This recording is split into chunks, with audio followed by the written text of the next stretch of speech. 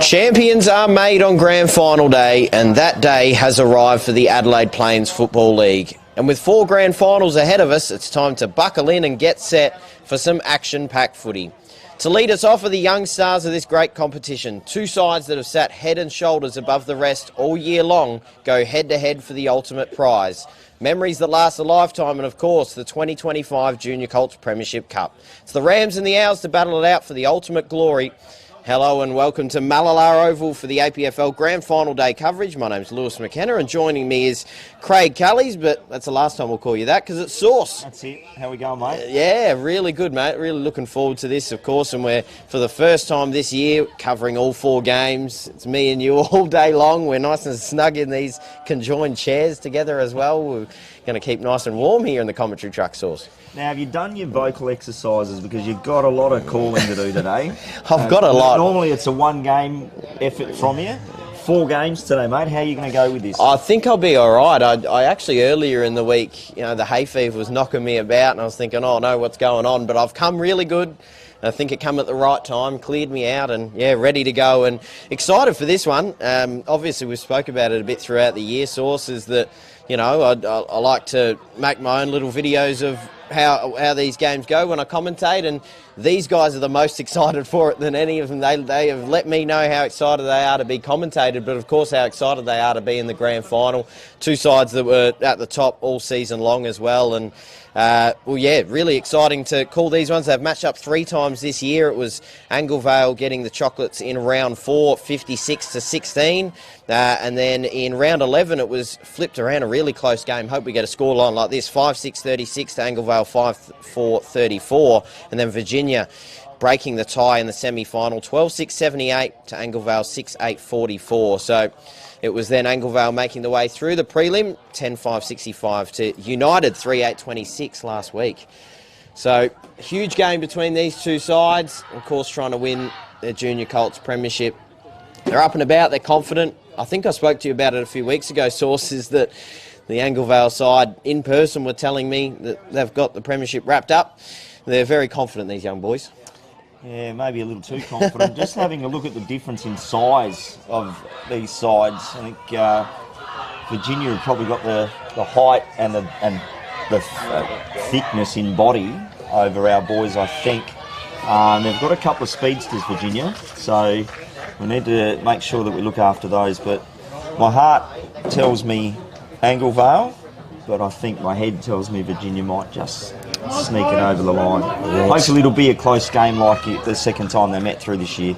Absolutely, we do hope that. And of course, you having your ties being the reserves coach for Anglevale as well, and having a good look at these. Of course, we spoke about, we've got the under-17s, we've got the reserves later on as well, and then of course finishing off with the A-grade grand final. One we've just circled as well is one Riley Everts, the co-captain for Virginia, has topped the goal-kicking list by some margin. 53 goals in the season, has absolutely dominated all year long. So APFL Grand Final Day at Malalar Oval about to get underway.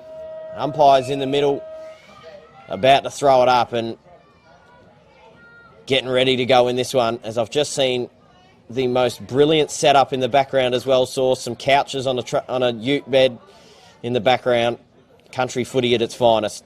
Absolutely. So, why wouldn't you want to be comfortable if you're going to be here all day? Absolutely. Where's our lounges? No, I know. We've got some conjoined chairs. So, flicked out the back. We are nice and undercover here. We have had a little bit of rain around, just sprinkling rain early. Yeah.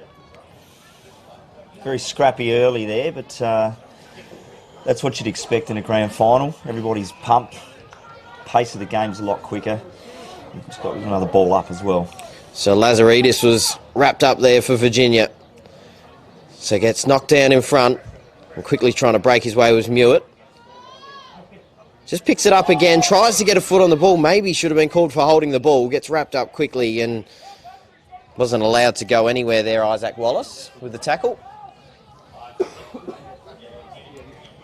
So the ruckman to go at it once again. Comes out the back of the contest, trying to hack it off the ground. Comes out the back, and there has been a whistle blown for a free kick here. So free kick going the way of Chase Bowman. one of Anglevale's consistently good players in this grade. So goes inside forward 50, a little too strong out the back, and the runners will now get onto it, getting the handball out, and now a little bit of room to go in towards goal, but goes out of bounds on the full from Bailey McLaren. So no score registered on the Sportal scoreboard to get us underway in the Junior Colts Grand Final here for the APFL. One thing that absolutely stood out to me, Sauce, and I've got it written on my sheet here down the sides, is the amount of these boys that go and play footy on a Sunday as well. Yes. It's incredible. And really, shout out to their parents in that situation for having to take them around, sacrificing their weekend for these boys. So, handball over the top, dribble towards goal, falls across the face. Has a chance to snap around as Mewett, but couldn't quite get it. Has another crack at goals and eventually sockered through there by Wabnitz. So the first minor score rushed through there by Virginia. Through for Anglevale on the Sportal scoreboard. And got the one solitary behind.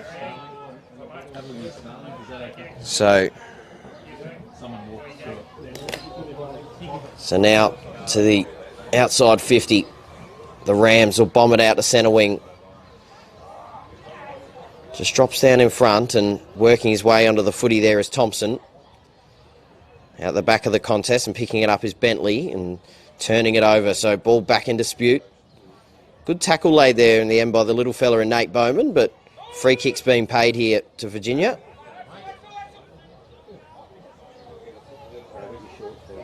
So the Rams looking for their first entry inside their half of the ground really. Go down the line, but mark taken. Intercepting was Caleb Dudley, been named 6 times in the best this year. He's a league representative as well in the under-13s for the APFL. Comes out the back of the contest and a handball over, and the Owls now through the middle of the ground. A long ball now dribbling inside forward 50, leaves a one-on-one contest. Pushing his way through and doing well there was Jason, the co-captain for the Rams. Just misses on the kick and goes a little further down the line. Maybe tackled without it there, the youngster in Bentley, but eventually dribbling over the boundary line. So both teams cracking in Source to start. Yeah, it's been pretty good so far. Good high-paced contest, which you expect in a grand final. Those are early nerves. Bit scrappy, but some good play here. Absolutely. Couple of handballs. So Virginia come out of the contest. Just bounces over the top, but breaking through, doing well. So Anglevale now with a bit of room just to break out the back of the contest. Just loses his bounce there, so I believe this is Mewett on the outer side. Had the defenders closing, so just has to pop it on the boot. So in fact that was actually Vergara. And the ball now here, just inside the centre square. A free kick's been paid here to Butler. So opts to pop one inside the corridor. Is a good kick as well, but just couldn't quite take the mark. Now working back onto the footy there is Mussolino, the co-captain, and near the paint of 50, they'll hurl it back up once again. So the Rucks to go at it. Gets punched down in front, and the Rams inside forward 50. A little bit of room here, but a whistle's been blown, and a free kick here. Once again to Bowman. So he's giving away a fair bit of height there, but he tackles well. So we'll go longer down the line. Dribbling towards the boundary, not able to be saved there by Clancy. As the sun's now breaking out here at Mallala Oval. It was last touch, of course, so free kick here to the Rams. Move the ball down the line, off hands, and comes out the back of the contest. Quickly tackled, though, to the ground there is Mussolino. So there's some good tackling in this grade so far. Absolutely, they're hustling in. So thumping it out of the ruck. He's got a fair advantage in there in the ruck as well, Archie Matthews. And there's been another free kick paid here. So umpire's heavy on the whistle here to start, but it's been a physical contest. You'd expect that. So he'll go long inside forward 50. Waiting for the leapers. Comes out the back of the contest. And Virginia now a chance. They can roll into goal, pop it on the boot and put it through. The first of the APFL Grand Final day to Anton Mussolino. The first on the Sportal scoreboard. Virginia get out in front.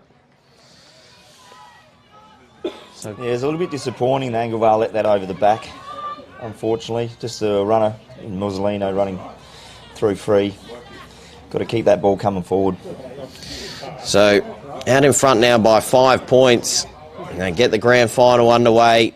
Virginia out by that margin, and been positive couple minutes. They've been able to lock it in their forward half of the ground and just hustle the ball forward, and it was well done by the ruckman as well. Archie Matthews just ascended in long. So I'll have another crack at it. Very early in this one, only 6.5 minutes gone.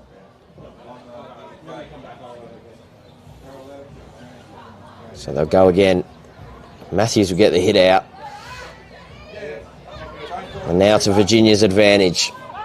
Clearing out of the centre once again, and another mark taken here by Musolino. So he's off to a flyer. Back inside forward 50 and just grubs along the ground, and there has been a whistle blown here for a free kick. So just off the ball it looks like, and free kick here going to the Owls. Didn't see what that was for. No, it was well after the kick had cleared the area, but Howe will get the free and waiting to get the ball back. So Luke Howe, also a league rep for the under-13s in the APFL. Just chip a ball over the top, and in the bright pink boots, he'll come to the near side. Couldn't quite take the mark, and now getting hunted down. Brilliant tackle there. Musolino's there as well. It was an awesome tackle there by Pelea. And they'll move the ball by hand now. Back inside forward 50. Kick into space. Musolino now working onto it. He's going to have another crack at it, but a ripping tackle. Fantastic tackle, and earns the free kick once again. So Luke Howe has been awesome in the last minute. Chipping ball out to Nate Bowman. Just looking to control possession here, the Owls. Local rivals in the APFL. We'll go a little longer down the line, but a ripping mark taken. So Musolino will go further down the line. Clears hands, and the Owls get possession. Just hack it on the boot there through Vergara. And into a bit of space, allows the foot race onto the ball. Thompson's there, he'll be first to the ball, and it was a really clean pickup as well. Gets a handball over the top, and they can go inside forward 50. Over the back, couldn't quite take the mark after getting the right positioning, and it's going to be another stoppage here. Deep in attack for the Rams.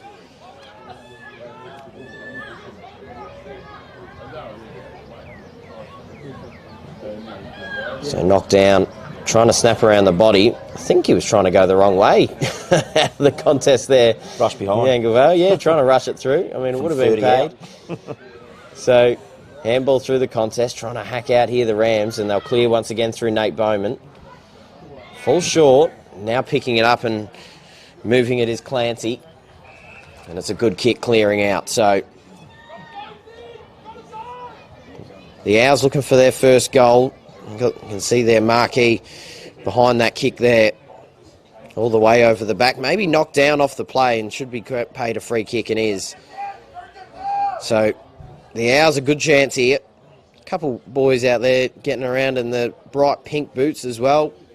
Standing out to the commentators. And another one here taking the mark. So I believe that's Jeng there on the outer side. Flicks one in and just over the hands of Mewett. Saving it though is Jason, the co-captain for the Rams. Dangerous kick though to the pain of 50. Just losing the ball there, and now taking it once again is Musolino. Now inside the centre square, ball in dispute. Back inside forward 50 here for the Owls. Ball goes to ground, and picking it up, trying to snap around the body. Just got a shoelace on it there, did Labrandy. Trying to fend off and got a handball away. Just trying the Owls here, and good tackle laid by Musolino. So 40 metres out, it'll be ball back up once again. Good defensive work there by Virginia, just to not let that ball get out over the top. So a good knockdown by the Anglevale ruckman. Just rips through the contest. Does well to evade a couple tackles. And now out the contest. Ripping his way through and marching through is Kai Butler. Well, handball over the top and go with a 1-2, but the handball was a little hot. He did well on the second effort to keep it. And just a chipping ball out, marked by Laddams. Just saving it before dropping it on the ground. So first versus second, these two sides. There's a wobbling ball into the corridor. It's a bit of a dangerous one as a pack sits underneath it. Laddams couldn't quite pick up the ball. Now the ruckman crashing through the contest was Matthews. And now just snapping around his body. One-on-one contest and a good mark taken in the hands by Tate Bond. Turns the ball over though. So Clancy will go back inside forward 50. Couldn't quite take the mark down in front. Good body work to try and get it. Running onto it now is Wabnitz, but just hacking it off the ground. Thompson gets tackled, drops the ball. Good tackle there by Bentley. And they look to play on quickly, go back inside forward 50. The first there is Jason. Gets tackled though and didn't have it for too long. What's the umpire going to say? He's going to ball it up right in front of the scoreboard. Good intensity from both sides to start this one, Sauce. Yeah, typical grand final, isn't it? Just everything's hard at it, fast-paced. A little bit of sloppy skill early because of the nerves, but good game nonetheless. So Wabnitz, intensity. Absolutely it is. Getting tackled to the ground, bit of push and shove afterwards as well, as you'd expect in a grand final. So Ruckman coming through, knocking it down there. It was Matthews, so we'll go again. Matthews just gives himself a run-up and to his team's advantage as well, thumps it out. They eventually clear. I think that bounced off the umpire as well. So it works to the Rams' favour. They have to snap around their body now, and this one is to space. Allows the runners to get onto it, but he got a bad bounce. Nate Bowman is there, quickly tackled. Ball spills out the back of the contest, and there's a siren to bring us to quarter time of what's been a bit of an arm wrestle to start this one. One straight goal to the Rams, one straight behind to Angle Vale. It's been an absolute scrap. We're going to go to a little bit of a break. That's 1 quarter down, 15 to go, Sauce. Lovely.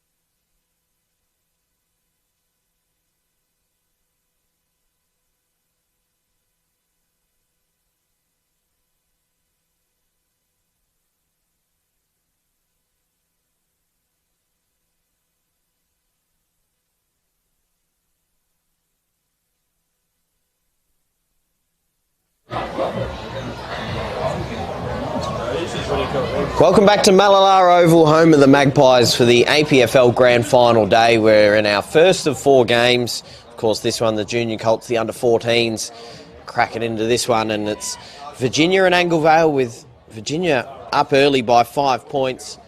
They've won 2 of their 3 fixtures in 2025, with Anglevale winning all the way back in round 4 by a decent margin as well. So thank you for joining us, of course, on your Saturday morning. We've got 3 more games after this one. My name's Lewis McKenna. We've got Dino on the camera and, of course, Source in the special comment seat as well. Or I should say the commentary seats, as they're welded together, and if we want to stand up, we've got to do it in unison. So ready to go here, second quarter action. Clouds are starting to drift away a little bit more as the day stretches on. As there's been another whistle blown here early. Free kick to the ruckman in Matthews. So he's a big kid, Archie Matthews, as most of them are these days. I say these days sounding like an old person, Source. Well, I can say that because I am. I'm twice your age. So a turnover to the Owls. Technically, you're probably twice their age. So. That's true, that's right. So in comparison, we're all a little old. There's a good mark on the outer side. Just protected the drop of the ball quite well right in front of our couches on the outer side. Brilliant looking set up there. They're set for a nice day. So now on the paint of 50, tackled down and free kick here to the Owls. So a positive start for Anglevale. Inside forward 50. Bodies have gone to ground, just a little too strong. Again, maybe gets tackled without it there, but umpire says play on. Dribble out. I think that's going to go through for a goal, and it is. So the first one here for Anglevale, off the boot of Bailey McLaren on the Sportal scoreboard. They now go ahead by 1 behind. There's some good movement there. Getting the ball in nice and long. Getting to about that 25-metre mark outside of goal. So, you know, obviously your percentage scoring from there is a lot better, and that's what happened there. Ball came to ground. An opportunistic little kick off. I don't think it was a kick off the ground. It was a quick pick up and just dribble. So yeah. Just an opportunist goal, making the most of it. So very early in this second quarter, Anglevale take the lead, 1-1-7 to 1 straight 6 on the Sportal scoreboard. So back in the middle. Look at Matthews just thumping it, as effective as a kick really, but just marching out and clearing out was Vergara. Had a busy game so far. Just puts it out into space, and picking it up is Bentley. Was able to get rid of it before he was dealt with and over the boundary. So once again to be hurled back in. I just want to know if they drove here with those couches on the back. I know I'm fixating on that a lot, Source, but it looks excellent. Well, that's really the only way they could have done it. I'm sure they didn't carry him in. Someone here in the town that hit up for a spare couch to bring it over for the setup. They've done all right. Mallala police might have turned a blind eye. So, hacking off the ground, trying to pick it up out of the contest here, but wasn't able to. So, now back inside forward 50 here for the Owls. They're threatening. Flicks out the back of the contest, and no player yet to able to pick it up, and sitting on top of it there is Tate Bond. I was talking about it before. A lot of these players for both teams playing on Sunday as well. Tate Bond represents Eastern Park Demons on a Sunday afternoon as well during the regular season. So, as well as a couple of his teammates as well, as Matthews is also one of those. Just getting the handball away and slung down after it as well. So, we'll get the free kick here, you'd think. It does. So Lazaridis almost kicked it into the man of the mark. Just decides to compose himself into the middle. Comes out the back, and Mussolino now will back himself out of the contest. Streaming towards forward 50. Ran a fair way after that first bounce, but eventually gets it on the boot. So a bouncing ball, just trying to have to control it here, Everts. Good tackle. Well done. Yeah, it was a brilliant tackle. Fantastic tackle there by Heath Tamas. So giving away a massive amount of size. Yep. So Everts, of course, the leading goal scorer. Yet to convert, but there has only been 2 goals here. Only 1 for Virginia. They'll now pop the ball back inside, and here he is, right on cue. Taking the mark, position 1A, and he'll get an easy set shot right in front. Yeah, very good team play there. The young fella didn't blaze away at goals. Did the team thing. Top of the square. Kick to the big fella. So they should finish with a goal here. If I'm not mistaken, kicked 6 a couple of weeks ago as well in this corresponding matchup in the semi-final. He's kicked 53 for the season, comfortably in the number 1 spot in the competition. And just saunters in, pops one through, gives Virginia the lead back as well by 5 points. So an ebbing and flowing contest continues here in the second quarter on the Sportal scoreboard. Yeah, it has been. Unfortunately, Anglevale got deep in their forward prior to Virginia running it back up the other end of the ground and scoring like that. Got to make every use of every inside 50, especially when it comes to grand finals. Scoreboard pressure is crucial, especially on a ground this size when you're playing under 14s. It is a decent sized ground, absolutely. So both teams having a fair crack at it now. So Everts joins Musolino and McLaren for Anglevale as the goal kickers in this game. But more importantly, they take the lead. But Anglevale still in the thick of this contest here in the second quarter. They've had plenty of the footy. As taking it there is Jason, just popping it up high in the air, and a good mark taken by Kai Butler.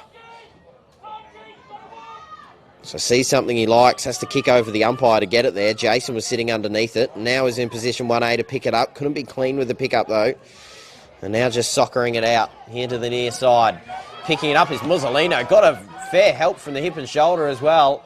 But a good mark taken in defence. Floating back was Ryder Bunker, a Central District's under 14s representative. Moves it out to Howe, who laid a couple really good tackles. And a dart of a kick to Chase Bowman.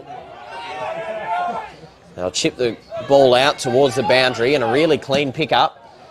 Just comes off the arm of the ruckman and couldn't quite get the clean pickup, and now shoved as he kicked it. He was able to get a kick though into the centre square. Did well to keep his feet and move the ball a little further on. That was Palea. Now into the middle of the ground. Just soccering it along. Neither team really for the last 30 seconds able to get any sort of clean pickup. It's just like a pinball around there at the moment. Yeah, very, very fumbly. So now Lazaridis trying to move it forward. Still getting fumbled about here. So both teams having a red hot crack. They're going to hack it off the ground once again. Now Virginia do get a clean pickup, but tackled well. Bowman picking it up and now hacking around the body. So now into a bit more space. One-on-one at the ball. Did well, did Ned Bowman to pick it up. Nate Bowman, I should say. And out a little wider. It just chips the ball in the corridor. And a good clean pick up. Out to Nate Bowman once again. Moves the ball by hand, but they're hunting here. Doing well to smother it was Isaac Wallace. Musolino now picking it up, who has been clean with the footy so far. Does graze a handball away, but called for holding the ball. So good tackle there by Chase Bowman. Has Nate Bowman out wider. Sends a ball down the line. In front, couldn't quite take the mark, so having to work their way back onto it. Did well there, Clancy, but couldn't quite keep it in the field of play. So out of bounds, but the last few minutes has been an absolute scrap source. Neither team able to get too much of clean possession. A lot of them blowing pretty hard at the moment. There's a bit of intensity in that. Not much rest between each contest. Everyone's working hard, just not quite getting the free moving going. I don't know. I mean, these kids have energy in spades, as all kids do. But the 50-minute warm-up could have something to do with that. I mean, they were out here early and often. So it's a good kick inside. Really good kick. So now streaming inside forward 50. Was able to break through the tackle. Maybe just ran his distance. Musolino's there once again. But another really good tackle laid, not allowing him to go anywhere, was Max Hoffman. So at 35 from home. Held back up once again. Coming over the top and tapping it down. Just breaking his way through a tackle was Musolino. And moving it through hands, and Bowman able to flick the ball out. Back in dispute. And they bomb it back inside forward 50 here. Everts was there underneath it, but it was just a little too strong for him. Taking it now is Chase Bowman. It's going to come right back where it came from. Back to a dangerous position once again. Down in front. Nate Bowman just drops down in front once again. They're trying here, the Owls. They're just doing everything they can to try and clear out.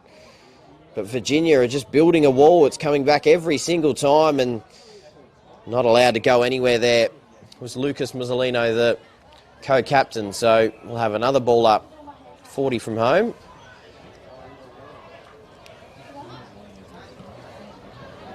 So neither ruckman able to get too much of an advantage. Just lost it as he was tackled. Comes out towards the umpire, but able to get some real crisp hands away. Just dancing around. Did well there, Jax Cotton. Now pops it up towards goal and gets knocked down in front.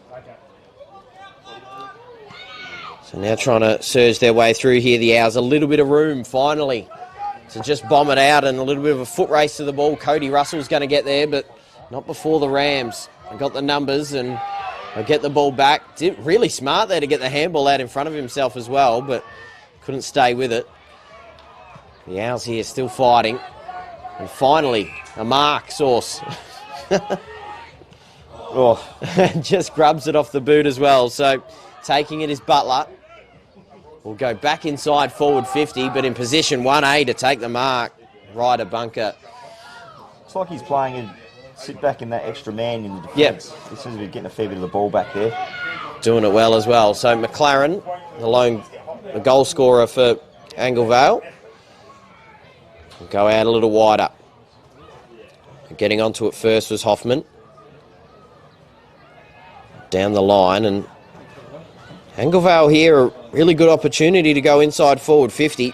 Picking it up and having a run is Russell. Up towards goal. It's a 2-on-2 contest and flying through, knocking it over. Doing well there, Kai Butler. So through for a minor score on the Sportal scoreboard. And now brings it back to 4 points. Yeah, much better movement there. Down the wing, down the outside.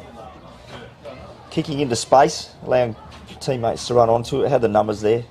And then got deep inside 50. Just couldn't quite finish off and take a mark. So 2 straight 12 to 1-2-8 on the Sportal scoreboard.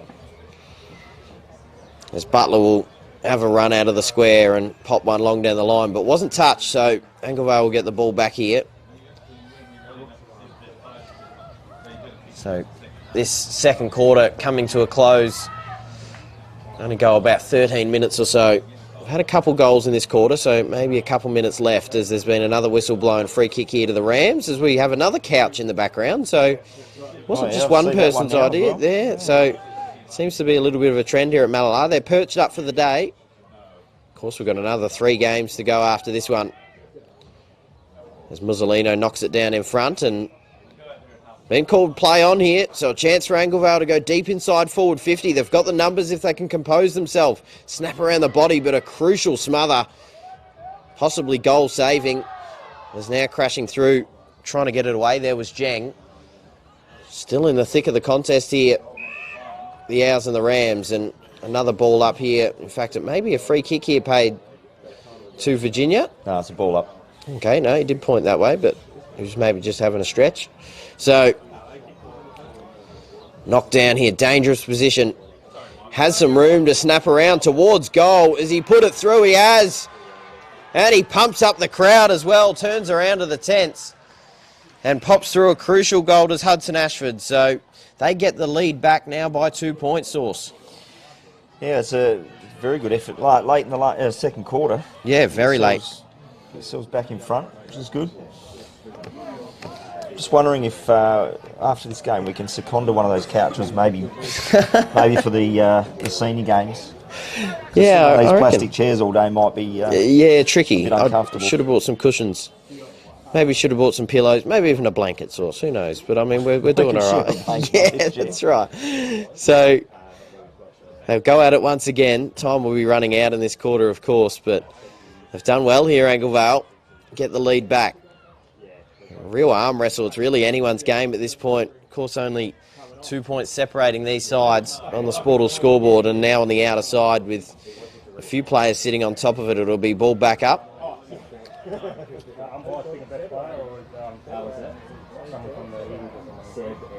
So eventually over the boundary line, centre wing to be held back in. Thank you to all the stream partners as well. Dartfish, the Sportal Scoreboard, Classic Clashes, Filming Footy, Archies, of course a pair of Archies and a custom by ORTC beanie will go to the player of the game. High Five E-Bikes and Kimberley Accommodation Group, as that's the siren to bring us to half-time. And a huge matchup, and these two teams are having a bit of push and shove here as well. And have a look at the little fella in there. The smallest bloke on the field is having a dig at the biggest bloke on the field. And that's excellent. They're still having a bit of a crack here, these two sides. And the one that's got the most to say about it, Nate Bowman, number 5 there for Angle Vale. He's fired up here at the moment, as are both of these sides. So we're going to go to a half-time break. Angle Vale Owls up by 2 points on Filming Footy.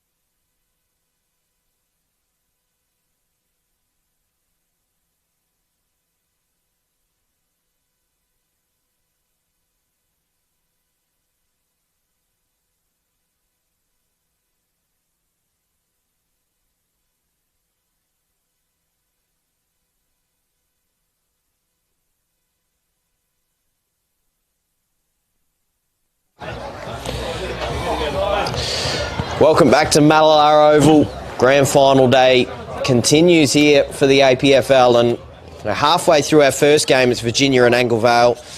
In what is, you see the scores on your screen there as well, it's 12-14. Just switching leads so much in this game. It started out with the first behind in the game going to Angle Vale, but since then, Virginia have been the only team to actually score twice in a row. So they're going at it, both of these sides, cracking in. It was a scrappy second quarter. My name's Lewis McKenna. We've got Dino on the camera and Sauce here in the special commentary chair. And what have you picked up in the first half, Sauce?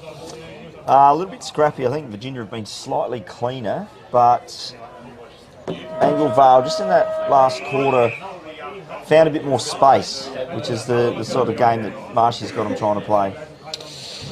So, of course, don't go anywhere after the game. We'll have the post-game presentations as well. Of course, presenting all the medals, the Premiership Cup, and as well the best on ground. But as they get that set up, I'll present who I thought my best on ground player is as well, or who we thought saw. So we've had a discussion at half-time about who that might be. Still plenty of time. As the chippy Nate Bowman, number 5 for Anglevale, was one of those players that come up in our conversation, but still plenty of time to play out. As taking the mark and quickly getting to work here is Thompson. Move it on the outer side. Here he is again. Yeah, so Nate Bowman pops it on the boot and couldn't quite take the mark there, Matthews. As there has been a whistle blown here, but I believe Anglevale have received the advantage to go inside forward 50, or towards the paint of 50 at least, and couldn't quite get clean possession. As they just knock it out the back of the contest, but it's going to come right back, but bumped as he kicked it. Maybe just got a shoelace on it. And tunnels out the back and eventually onto the boot of Macheda. Through the middle of the ground and able to find a chest. So this is Musolino once again. Both the Musolinos have been impressive in this game. Comes over the back and there's another Musolino onto the ball this time. Bowman's there under the contest. Just takes his hands off the ball and really smart there from Bowman. Got held onto, so he receives the free kick. He sees an option and it's a well-executed kick to Luke Howe, who's also been quite handy for Anglevale in the back line. So has some short options, decides to go a little longer to a one-on-one contest, just comes off hands over the back of Jaden Mewett. Picking it up though is Musolino. In fact, that was actually Macheda. And eventually tackled close to the boundary line. So right inside the boundary here, in front of the commentary truck, will ball back up. It's the rucks to go at it. Matthews taps it out the back. Mewett picks it up, but he's quickly set upon by a couple Rams. So a couple metres away from the last stoppage will go again. So Matthews just takes it straight out of the ruck, handballs it over the top. Lazaridis couldn't quite take it. Musolino crashing through. Eventually picking it up and just flicking it out, and he'll hack it on the boot there, Howe. A 2-on-1 in favour of Anglevale, and there has been a free kick paid here against Axel Holland. Not really sure what that was for, actually. No, I'm not sure. So Mewett will get it inside forward 50, but sitting in the hole and taking the mark is Wabnitz. So he'll move it out wider. Cotton's there, gets clean possession. Pops it down the line, and Musolino chased hard by Bowman. Good tackle by Bowman as well as he picked it up. Geez, he's doing incredibly well, the youngster, in this game. And just outside the centre circle, will ball it up once again.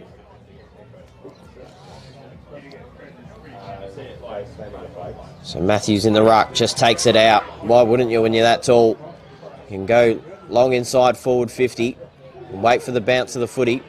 It's going to clear straight back out though through ours and through the boot of Heath Tamas. But now a chance to go back inside forward 50 once again here for the Rams. A high ball. Sitting underneath it there was Musolino, but good tackle. Maybe awarded the free kick here as well, and in fact it was a high tackle. So the Owls will get it back through Kobe Cummings. Dribbling ball, couldn't quite get it to his intended target. Looks like they may have turned it over here, the Owls. Musolino got the handball out of the contest, and it is a bit of a one-on-one. You want to try and keep your feet in this one if you're the Owls. And eventually close to the boundary line, dribbling over before Lazaridis could keep it in. It's gone back to being a little bit scrappy. There's been portions of open footy, but you see every time the ball hits the ground, it just gets a scrap. No one picking it up cleanly. So taken down before he could kick it and called for holding the ball. So quick call. It was a quick call, and Everts will take it. We spoke about his goal-scoring power. So now we see a couch on the roof of that car. There's another couch. I there we go. Missed that. So we've got couches everywhere on the outer side, but more important than the couches is this kick here for Everts. Try and get the lead back here for the Rams. Calculated approach towards goal. Doesn't quite have the distance covered. Still in a dangerous spot though. Drops down in front of the goal line and just trying to rush it through. Eventually getting there. Does it? No, just stays in. So staying with it here, the Rams. Has a chance at goal. Snaps around the body, but through for a minor score. So couldn't quite get it there in the end. But just the first minor score of the game here for the Rams. It's 2-1-13 to 2-2-14 on the Sportal scoreboard. Off the boot there of Kai Butler. So they'll clear out here, the Owls. They'll use the outer side, and it was a good kick, but wasn't marked in the end. He'll stay with it and dribble along the ground. Comes out the back and they move it through hand. It's a much better running game at the moment. Yeah, it is. Running in support of each other. So the ball moving forward handball. So Mewett goes inside Right forward 50. Yeah, it was a good mark to Bunker. Played on. He has played on. Has the room now to go towards goal as well. This will be a crucial kick. He's popped it through. Pumps up the crowd as well. And an important goal for Anglevale. They now move out to a 7-point margin on the Sportal scoreboard. Didn't get much response from over in that pocket, probably because that's the Virginia crowd. Oh, the confidence of youth. They love it. And Bunker through for a goal. Really confident as well. I mean, set shots, when you allow pressure to come into it, you go back on the mark, you try and take a set shot from 30 near the boundary source, it's always going to be a tricky kick. Why not play on and back yourself in? Yeah, absolutely. Especially on such a big ground.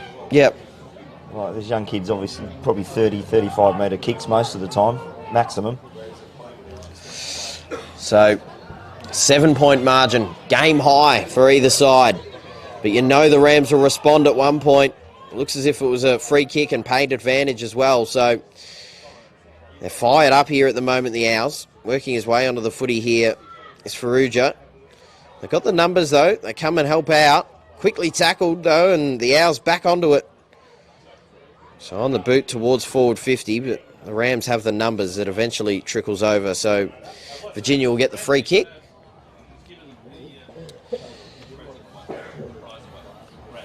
Heating up this contest here at the moment. So a tricky ball in. Picked up by the ruckman, able to get a handball out. They're hunting and dribbling, and it come off of the umpire there, and they don't know what he's paid a free there for. In danger, but there was no one over the ball. And the only person that kicked it in danger, I think, was the umpire himself. But anyway, it's a free kick to Virginia. So they'll go a little longer down the line. Oh, and a brilliant mark taken. Standing in front of the pack there was Anton Mussolino. So bombs a long ball towards forward 50. Just bounces up, props up, and Cotton now gets it. Gets a handball out. Trying to pick the ball out of the contest, and no player's able to get clean possession here. So it looks as if we're going to have another stoppage just inside the paint of 50. What's been really good by both sides in this game, their tackling. It's just been so hot. Yeah, absolutely. No time to do anything. So that's why getting out in space is absolutely crucial at the moment. And that's what Anglevale's managed to do in this quarter and the latter part of last quarter. Just getting themselves into space like they have again now. So it comes out the back, and now Virginia to try and calculate themselves towards forward 50. Mussolino wasn't able to take the mark. Just gets dribbled out in front, and picking it up and working his way around was Pelea. Flicking it out wide, and well composed there, Vergara. Goes out wider there to Dudley. And now Gorham. There has been pulled down maybe after he kicked it, goes out of bounds. So they've actually paid a free kick here to Anglevale. After disposal, I think. So it's probably really important here as well for Virginia. Not down by much, only 7 points. Obviously a very low scoring contest, but just to compose themselves, not do anything silly. Free kicks after whistle and all that sort of thing. Ooh. Oh, and that should be paid for a high free kick, and it is. So Cody Russell here, obviously a little too far from home. Gets a chance to go deeper inside forward 50. A little too strong for bunker. And now close to the boundary, hurled over. So Anglevale's intensity has definitely picked up in the last few minutes. Yeah, it certainly has. The confidence is a bit higher now. Running the ball well, moving the ball forward well. Everyone getting on and running. Matthews punches it down in front. Cotton couldn't quite get to it, so they'll go again. Right in front of the scoreboard on the outer side here that will see plenty of goals put up here today, no doubt, of course, for the APFL Grand Final day.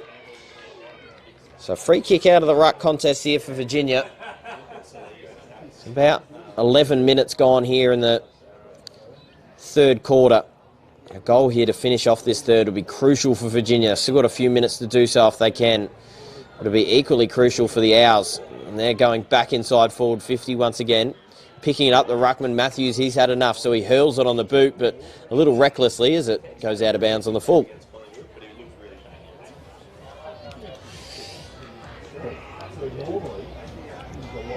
Can they stretch this margin out? They'll bomb it back inside forward 50 again. Waiting for the leapers up at the footy. Nearly taking the mark there out the back for the Owls. Couldn't quite get it. Breaks the tackle and dribbles a ball into the corridor. Waiting for the players to get to it. Breaking through, getting a handball out. And now under the contest was Mewett. Unable to go anywhere, but dangerous position here if you're Virginia.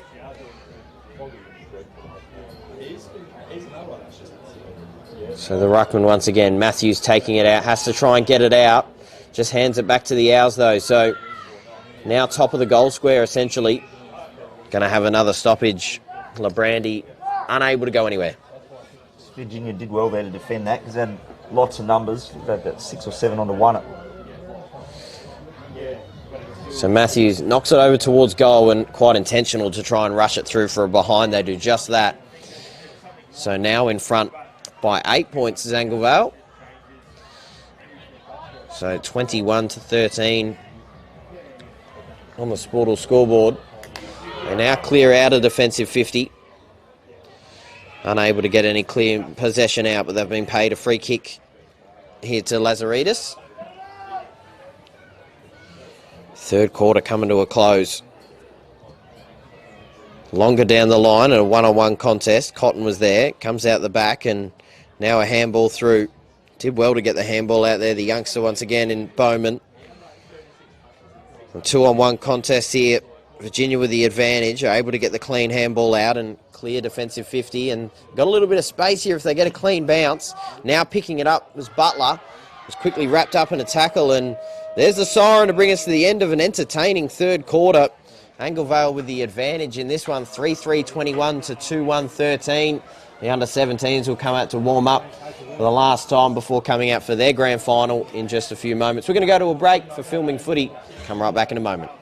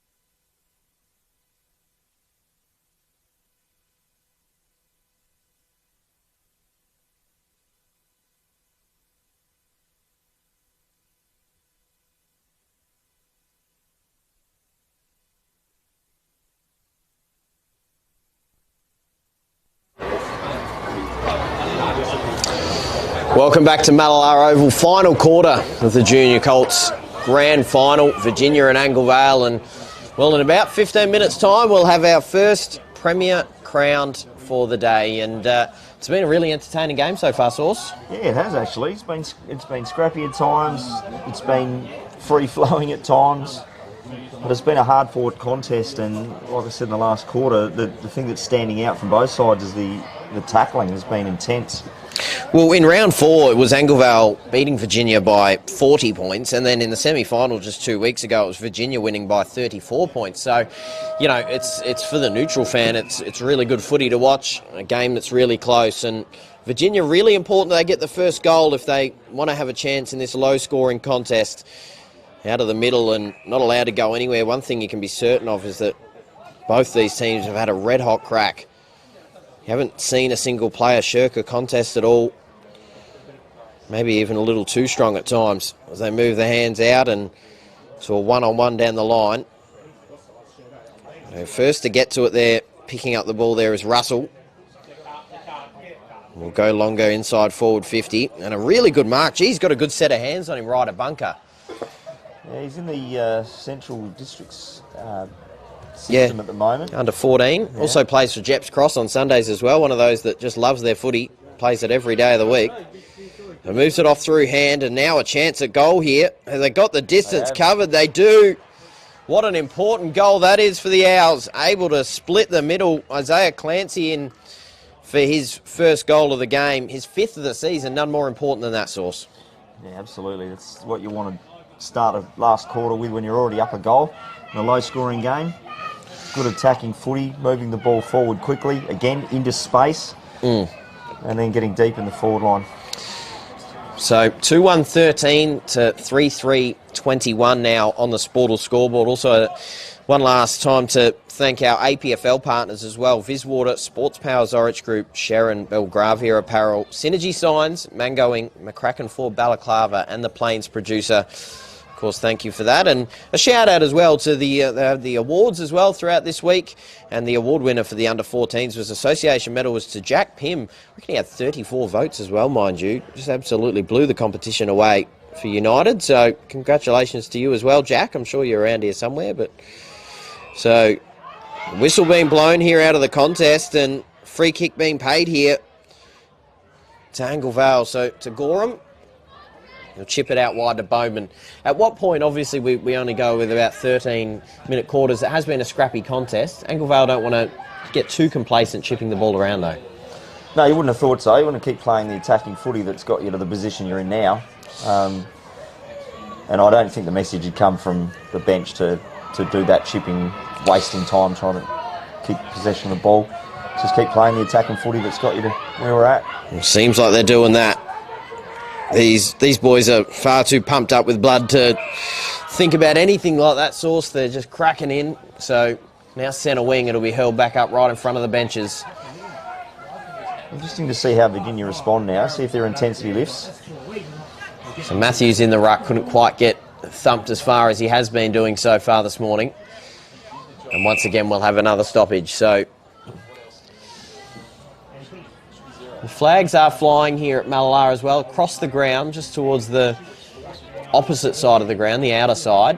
Not really favouring either team, though. So, once again, trying to rip his way through Mussolino this time, and umpire says you were held up. All these stoppages playing into Anglevale's hands at the moment, which is good. Absolutely. So, and that is a good tackle.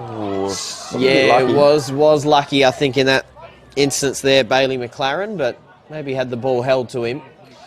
So rucks to go at it once again. Did well there, Chase Bowman, just to get it to ground. Matthews crashing his way through, and for about the 6th time in a row, we're going to have another stoppage here, centre wing. We've moved about a metre. Hasn't gone far at all. Chase Bowman giving away a lot of size in the ruck, so he's not allowing Matthews to knock it away, and we're going to have another stoppage there. So, umpire having another crack. Bowman did well there just to get a hand on it. Matthews is remonstrating with the umpire as well, not happy with it. Mark's taken here for Anglevale. So, just calms things down. He sends one inside, sees a player with a little bit of space, a little too hot for him though. That was Bunker, couldn't quite take the mark, and now Virginia have to compose themselves to try and clear out of the defensive 50. They move it by hand. So, I was having a look at the, of course it's not always relevant because a lot of these players are playing junior Colts only for the first or second year, but Anglevale have won the junior Colts premiership 4 years in a row, impressively, looking for their 5th in a row, and not the only club trying to do that today, as it goes through for a minor score. So now out by 15 points, a really handy advantage in this low-scoring game.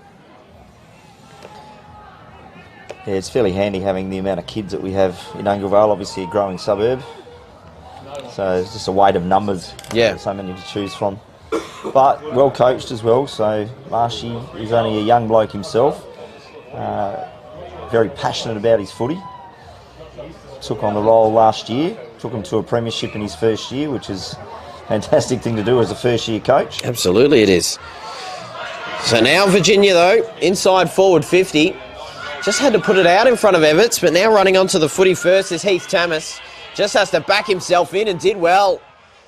Almost game-saving effort just to bend the back and break out of defence. Now out of defensive 50. And looks like it's going to come straight back in. Marching his way through there was Butler. But another intercept mark taken once again by Tamas. So a really good minute from him.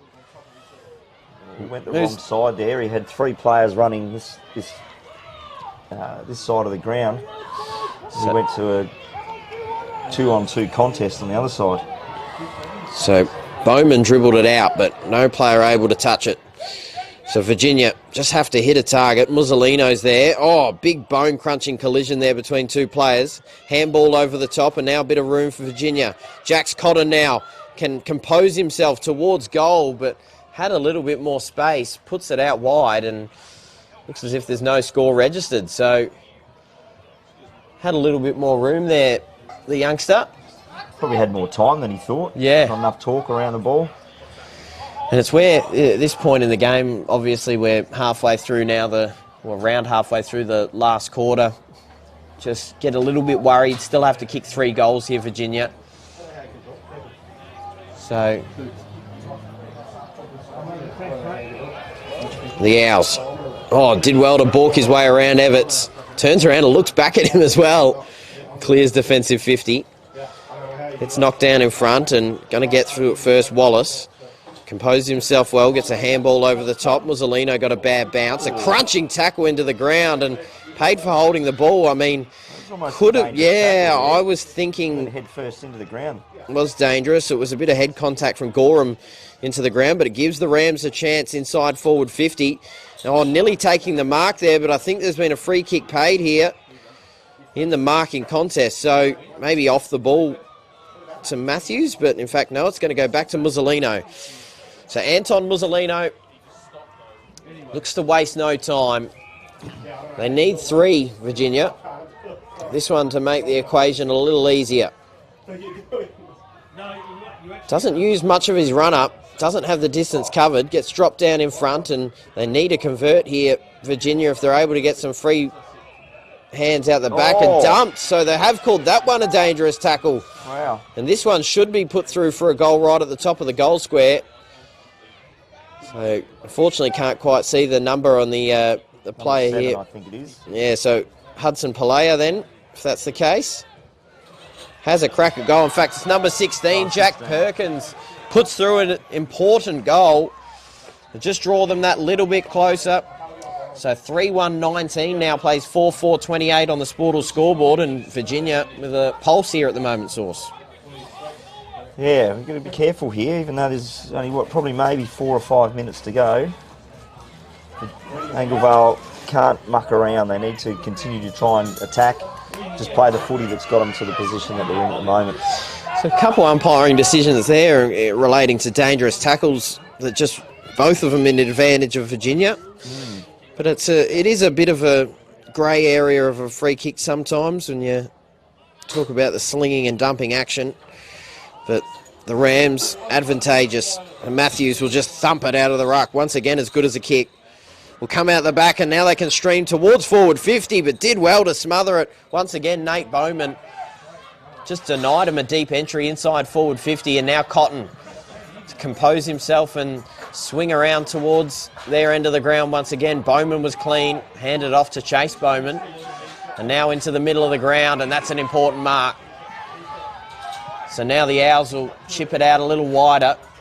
Just left a little bit to do there for his teammate in Ponty. So now a dispute here on the near side.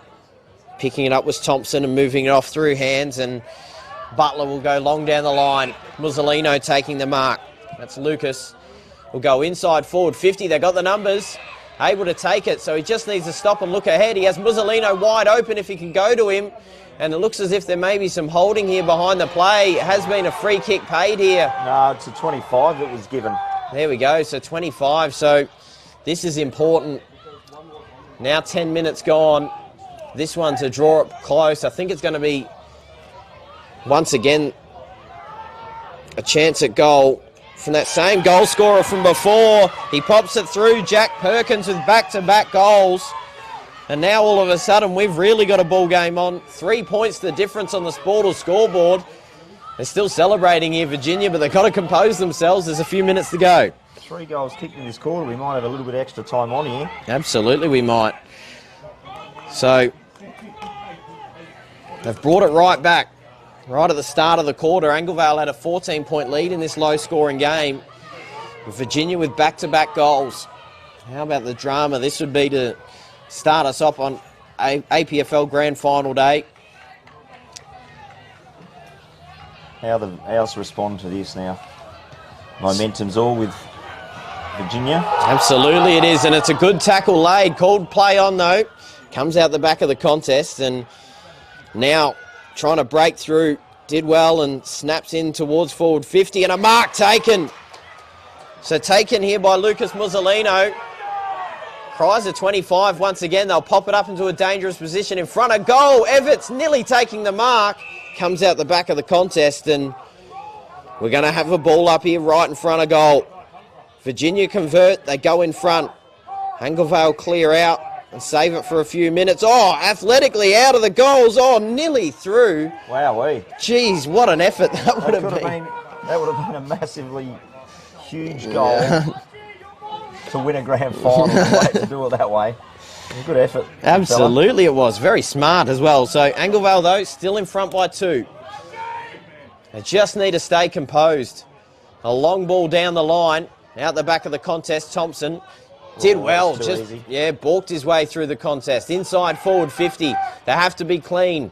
Handball out now in the ruck. Matthews ripped down.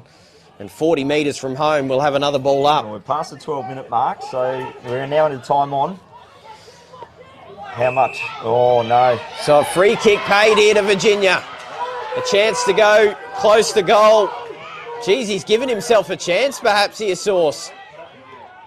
Can he kick a ball, the young fella? Inside 50. Oh, has he got the distance covered? He does! He's kicked a goal! He's put Virginia in front. Has that won them the premiership? In the junior Colts, if you don't mind, he's bombed a goal through from 48 metres. That's a huge lead, and that's a huge kick. No way, 3 goals in the last quarter. That is an incredible turnaround. What a goal put through. And he's been huge in the ruck all day, Archie Matthews, but no moment is as big as that. And to have the confidence in yourself, Sauce, with a couple minutes to go. Has he just taken the ground? No doubt about it in my mind. But still, some time to go here, Anglevale. They need to be quick out of the middle. They need to try get it on their boot. Cries of holding the ball coming from Virginia's bench. They now surge out of the middle. They're playing like boys possessed here at the moment, the Rams. Back inside, forward 50, looking for Everts. Now tackled. Bowman did well to get the handball out. They pop it on the boot, but they take the mark. So Kai Butler, you would think, will take all the time he possibly can here and try and shore the game up for the Rams. This is a kick from about 45 metres. Has this lad got that distance? Not sure he has. This one maybe a couple metres closer to home. Geez, Matthews is circling. You'd almost give it back to him. Yeah, you would. So May as well take all the time you can. That's right. Now in front by 4 points. Just a hush over Mallala Oval. If he can convert on this opportunity, they've done it, Virginia. Gets close to the man on the mark. Think he has the distance covered. He does, but pulls it across through for a minor score. So now they move out to a 5-point advantage, and Anglevale as far from home as they'd like to be. All the way up the other end of this very big ground here at Mallala.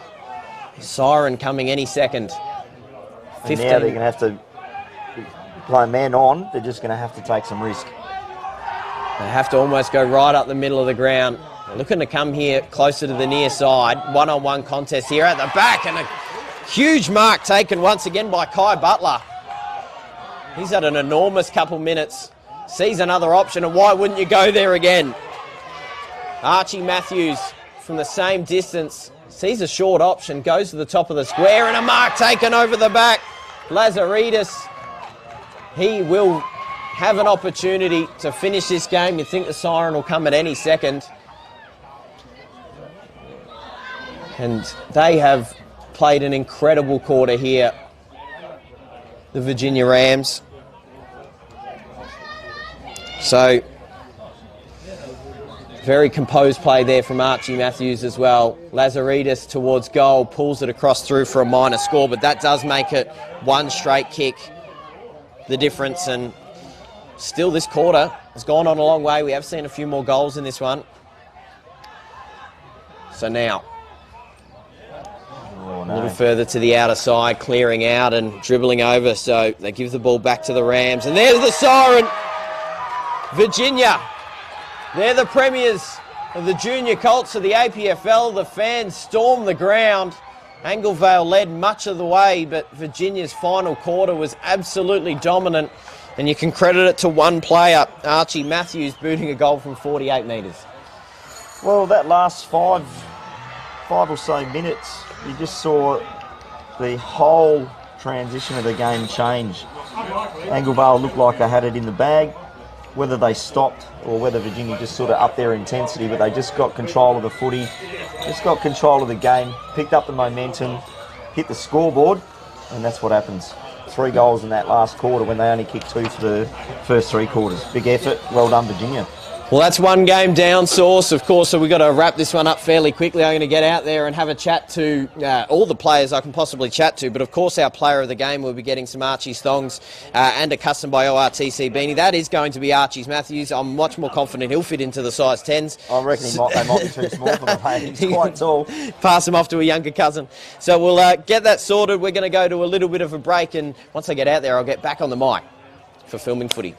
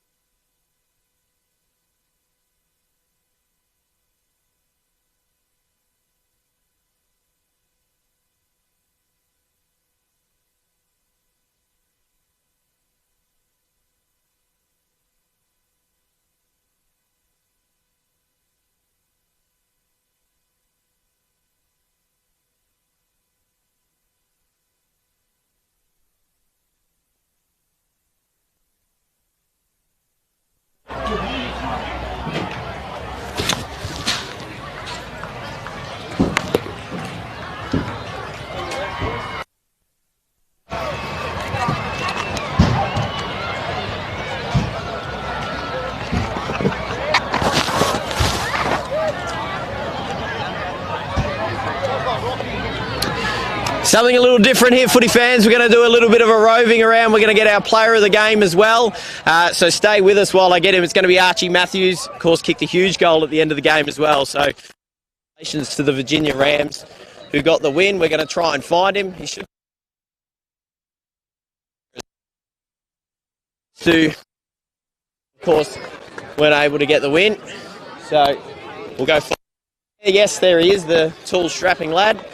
So we'll go get him over there. Of course, Virginia, the premiers, be super happy with their work as well.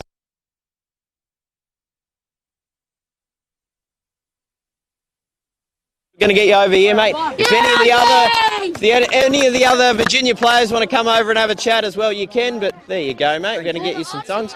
We're going to go have a look over here as well. So our player of the game, mate, you were excellent. But I obviously only want to talk about one thing only. That goal right there, mate. That was pretty good. Yeah, it actually did feel really good as well.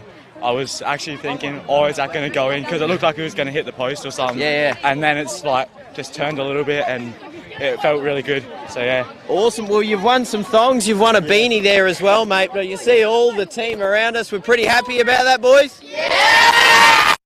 And there we go. So you've won the premiership. You can't see me on the camera anymore, but well done, boys. And congratulations, our player of the game, mate. And awesome. Congratulations, Virginia. You did an excellent job. I'll have a chat to a few more of you as well as we can. Let's get a photo. They're going to get a photo in here as well. And it looks like they've got the setup there as well for the post-game presentation. Congratulations to the Virginia Rams. They did an excellent job. We might throw to a little bit of a break. Dino on the camera there as well. He's going to turn us off for the moment while the presentation's coming right up.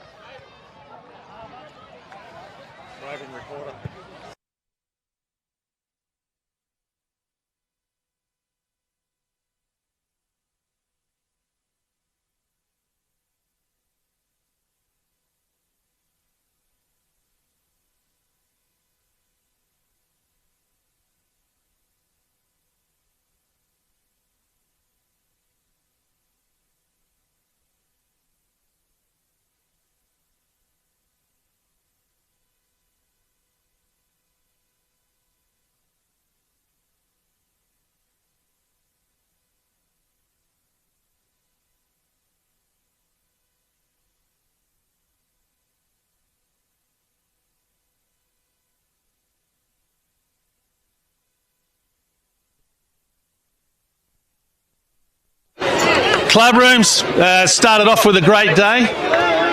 What a great way to start our the first game, and if it's a sign of things to come, we're in for a really, really good day. Commiserations to Anglevale, and big congratulations to Virginia and the lad who kicked that last goal there. That was absolutely brilliant.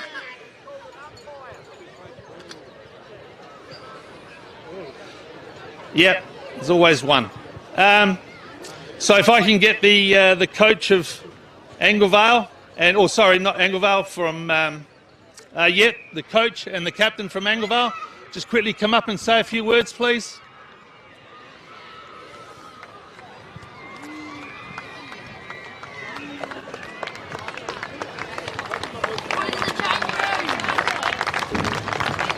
Well done, fella. Yeah, first of all, congratulations, Virginia. That's awesome.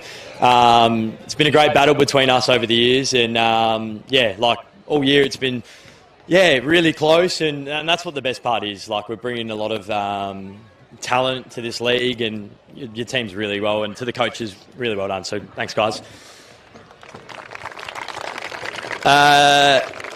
Second of all, the association umpires this year, Grant yourself, has been awesome. I think this year has been a real good step in the right direction for junior footy, and we've gotten a lot more at the games, and even you can see today it's awesome. So thanks, guys, and the umpires, well done. But yeah, last of all, our boys, it sucks. I've been there, but that's all right. You know, just heads up. We gave all our best. And we'll be back better than ever next year. So let's keep going. All right, cheers. Thanks, Mitch. Beauty. See you next year, I'm sure. We'll get Brad Bush. He's representing Eagles this year to name the best player. Thanks, Grant. Well done, Virginia. Best player today goes to the Anglevale Football Club, Nate Bowman. You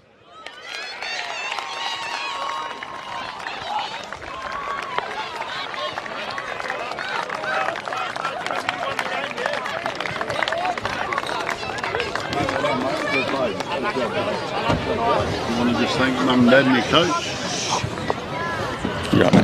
I'd just like to thank Mum and Dad, team. Virginia put up a good fight, good comeback. Didn't really expect to win it, but yeah, thank you. Well done, mate.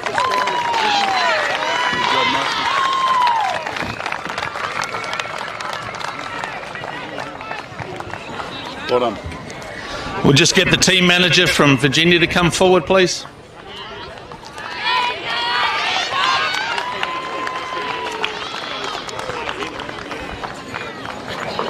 Here we go, fella. You want to just name the players as they come through, and if the lads can come in there, they're going to come through in some sort of an order, and you grab your medals and walk over to the other side.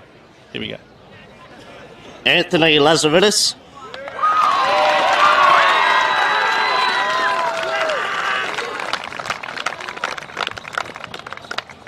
Christopher Nicol. Come over here, mate. Jax Cotton.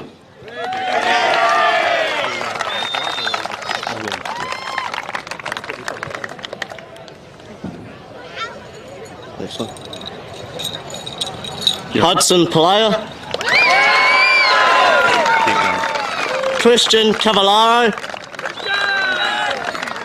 Jaden Delaney.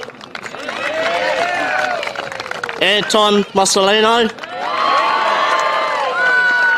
Caden Laddams. Isaac Wallace. Kai Butler. Kyan Thompson. Jack Perkins. Axel Holland. Caden Creek. Zach Hyatt. Toby Everts. Caleb Ferrugia. Archie Matthews. Yeah, I'm doing all the captains. Okay. Vince Machetta.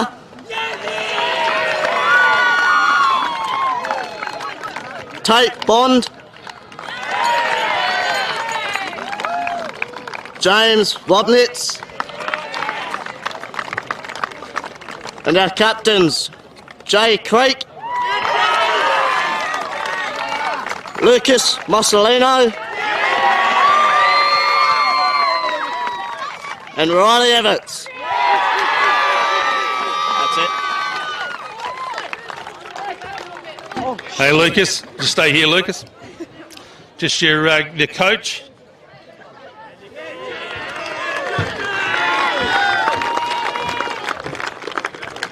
Let's grab a medal.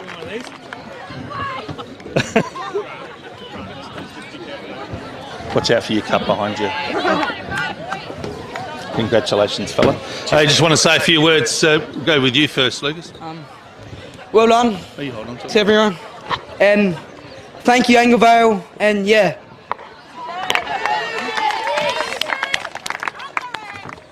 Thanks, boys. Good job, Virginia. That was a good win. And thanks, Anglevale, for the fight.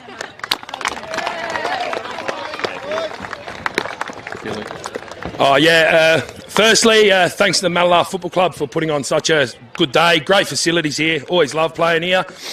Obviously, thanks to the association.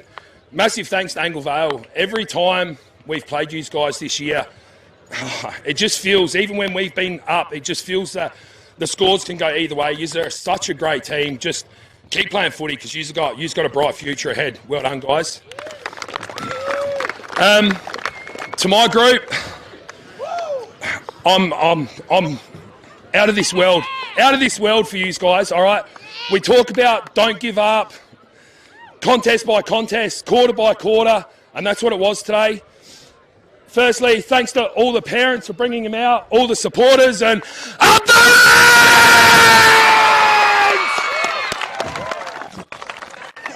Yeah, thanks, guys. Thank you.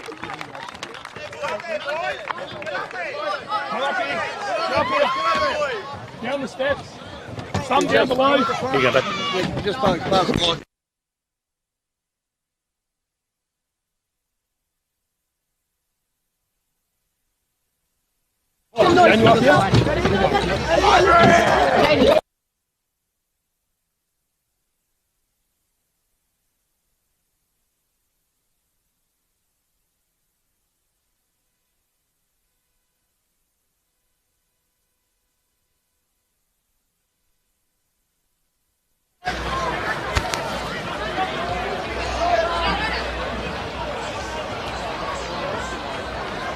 And where you?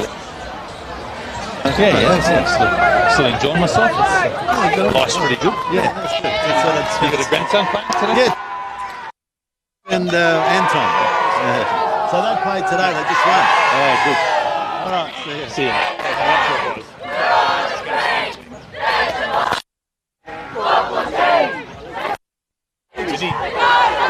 Did you hear that yellow? Oh yeah, fucking idiot. That's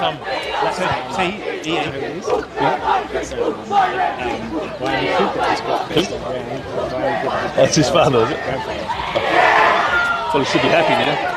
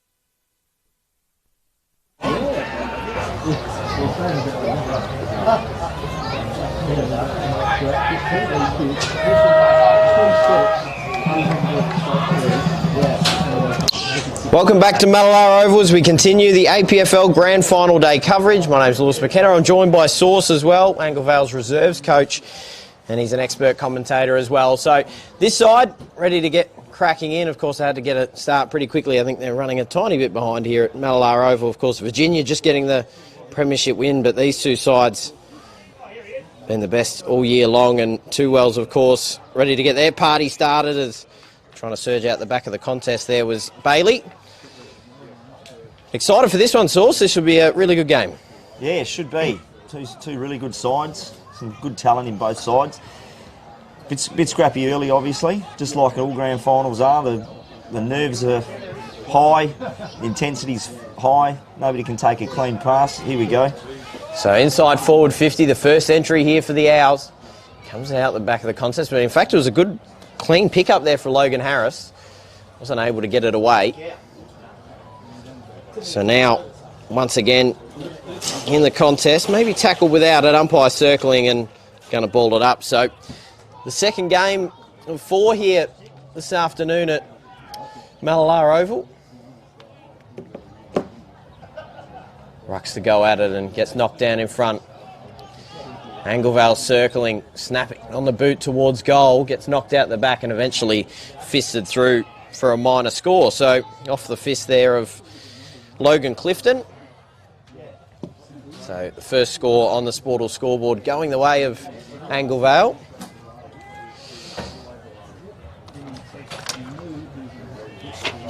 So the Roosters feature in all 3 of the remaining grand finals. And it comes all the way over the back. As to whether that was touched or not, I believe it was, so it's going to be hurled back in.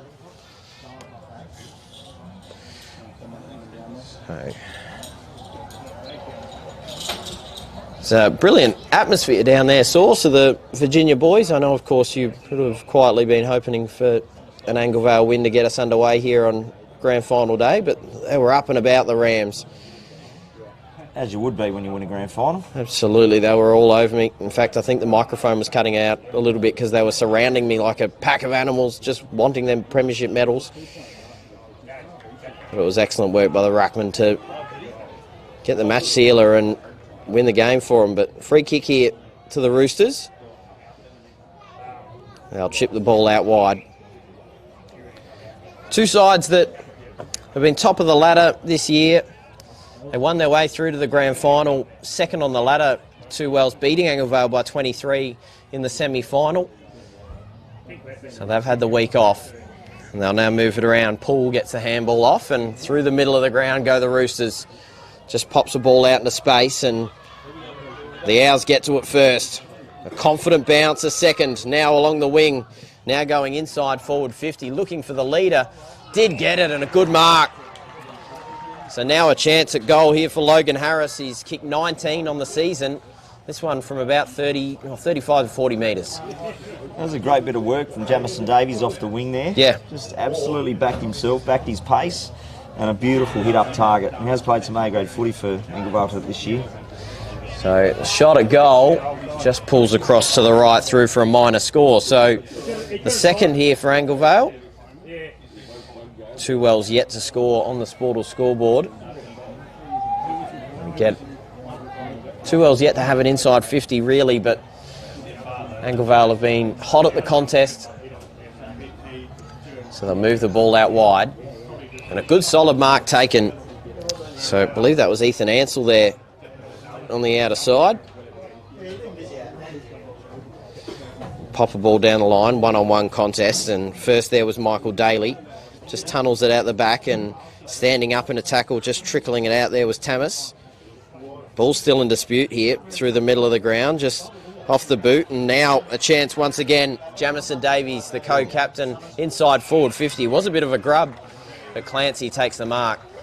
So this same spot here has to kick it from about 40 metres.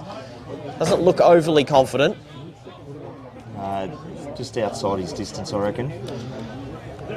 So he's played 1 A-grade game this year, Clancy.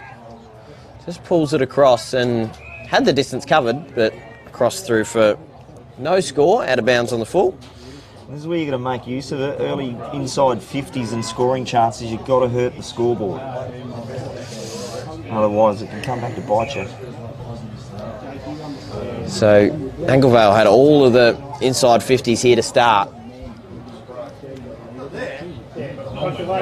So now they'll go to the paint of 50. Comes off hands and drops in front. Poole wasn't able to take the mark. Still hunting here, the Owls. Couldn't quite get clean possession out the back of the contest.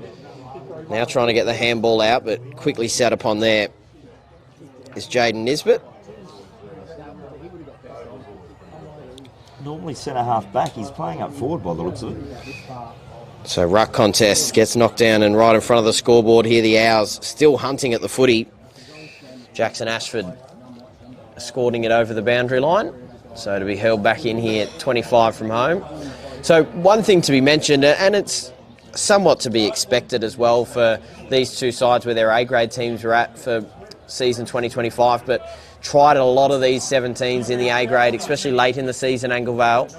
I wonder if that helps them take some experience. As a snap towards goal, they've put it through in the contest. I think that's Jaden Karkless to get us underway here. Had a crack at goals, and brilliant effort there from the Owls inside forward 50. They convert on their opportunity for the first goal on the Sportal scoreboard. So, Karkless, his third goal of the season, the ruckman, goes straight back into the middle. Doesn't often get that deep in the forward line, so maybe that's what he needs to do. Yeah, absolutely. He's proven goal kicker. Do it at the right time as well, early in a grand final. Puts it through, so the first goal scorer of this game.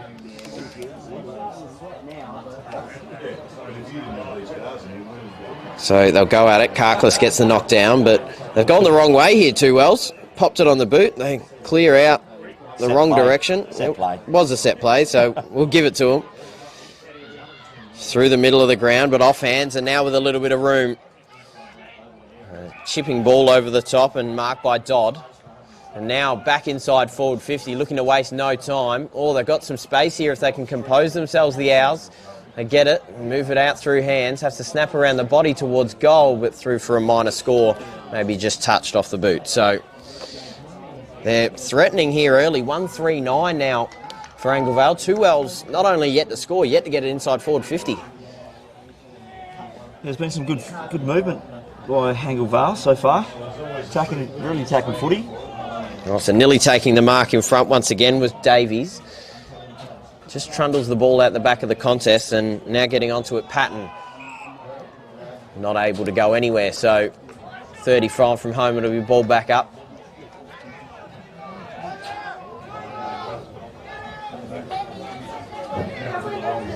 So, huge fist. Not really to any of his team's advantage. Now picking it up and trying to move it through hand there was Clancy. Snapping around the body. Has he got that online? No, just pulling it across was Nesbitt. So, peppering the goals here at the moment. You spoke about it before, Source, just making the most of their opportunities. 1-4-10 isn't exactly that. No, it's got to be scoreboard pressure. They'll come back to haunt you. But they'd be impressed with the positioning of this ball so far in this game. As we see A-grade co-captain Lockie Mitchell running the water on the outer side, helping them out. Yep. So, Two Wells just trying to find any clean possession. They haven't been able to chip the ball around at all. Right now, just inside 50, we'll have another stoppage.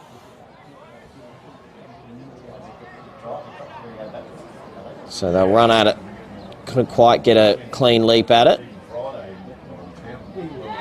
Ashford trying to move his way through the contest and diving on top of the ball. Maybe called for holding the ball here. No. So we'll have another stoppage inside the forward 50 here for the Owls. They only lost the one regular season game, did Anglevale, throughout the regular season. It was 15 wins and 1 loss. And they won through in the prelim final by 51 points over Virginia, so got there comfortably in the end. Yeah, the 2 losses have been to Two Wells this year, so it'll be interesting to see how we bounce back. So far, so good. May need to be balled back in here as Daly tried to get a little bit of room off the fist, but umpire says have another crack at it.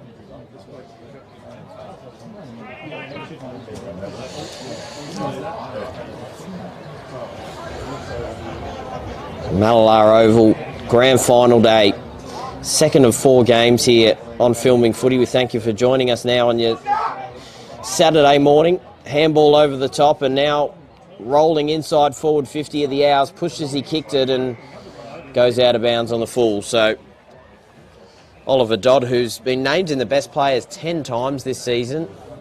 Probably didn't need to take that bounce, just needed to get a little bit of space on his opponent and then steady. Yeah. Just took that bounce and just got caught with a little push late. So a bending ball inside forward 50, sitting in front, couldn't quite take the mark. And now Two Wells with a bit of room to have a run. just pops a kick out in front of himself, almost Gaelic style. Just needs a nice little bounce up to himself. Couldn't quite get it. And now back inside forward 50 go the Owls. They'll snap around the body. They need a clean pick up there. Two Wells in defence. Couldn't quite get it. Now still in dispute. Snapping around the body. Ashford towards goal. And he's put it through. They are setting it on fire here to start Anglevale. They haven't converted all their opportunities in front of goal, but now up by 16 points early in this one. Yeah, very high energy at the moment. They're all running together, running forward together, so really good looking footy at the moment. I think the balance is much better on this side. We've managed to get Cooper Tamas and Kobe Sweetman back from Central District. Yes, that's right, yep. Two very, very talented players. And with Coop going back to centre-half back, it's let Nisbet go to centre-half forward, which is a bit different, but handy player. Adds some flexibility to the lineup, no doubt. Yes, so absolutely has. It's working so far.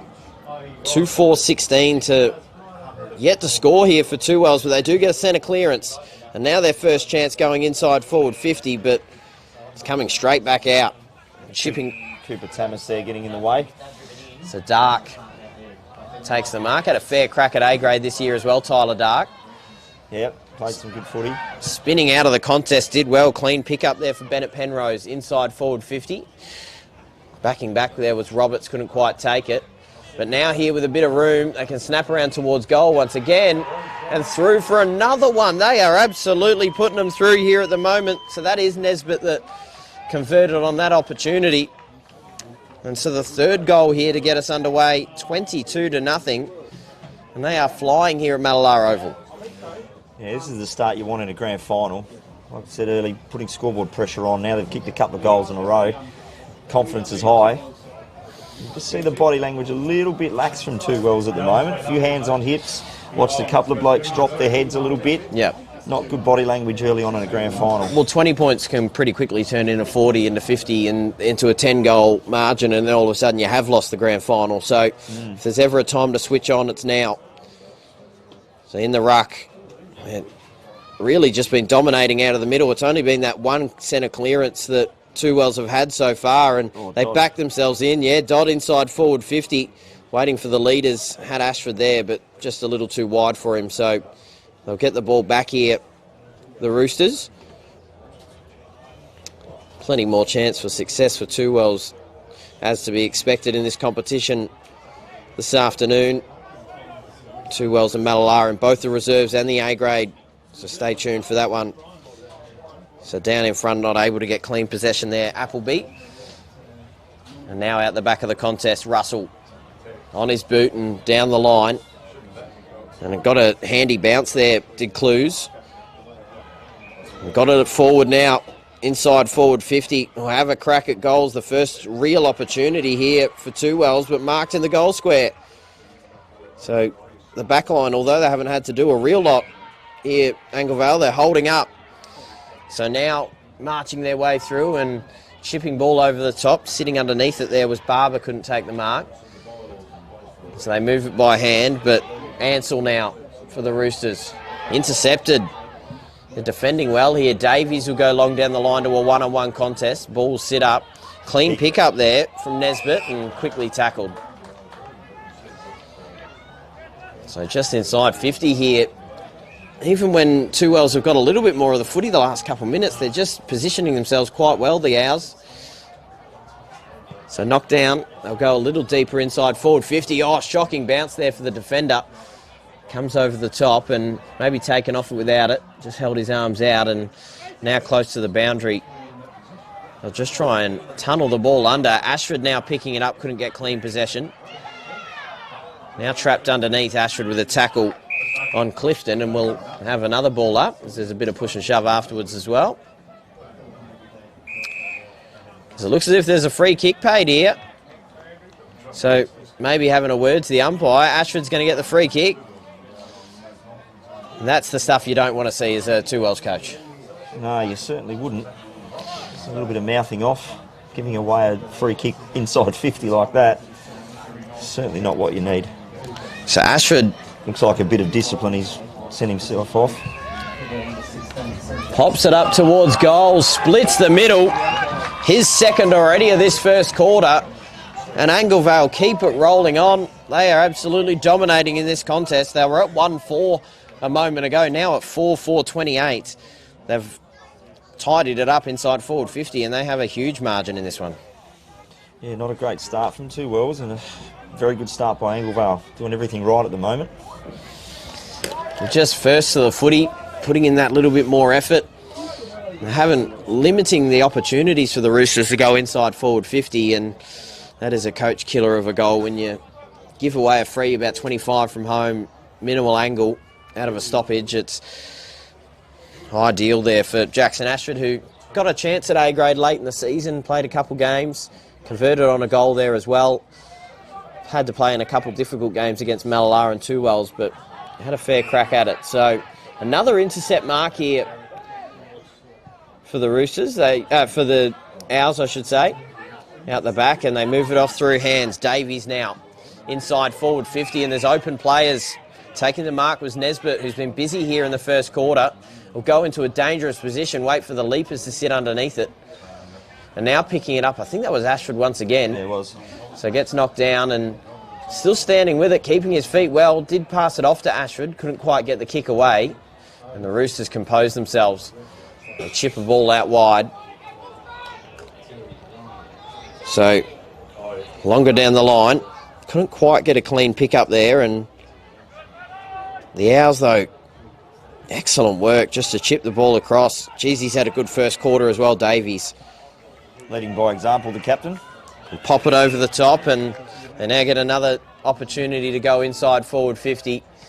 Oh, and a big collision there. No player able to take the mark. Ashford was leading from the front. Like handball out the back, and now a little bit of room. He'll stop and prop and pop it up towards goal.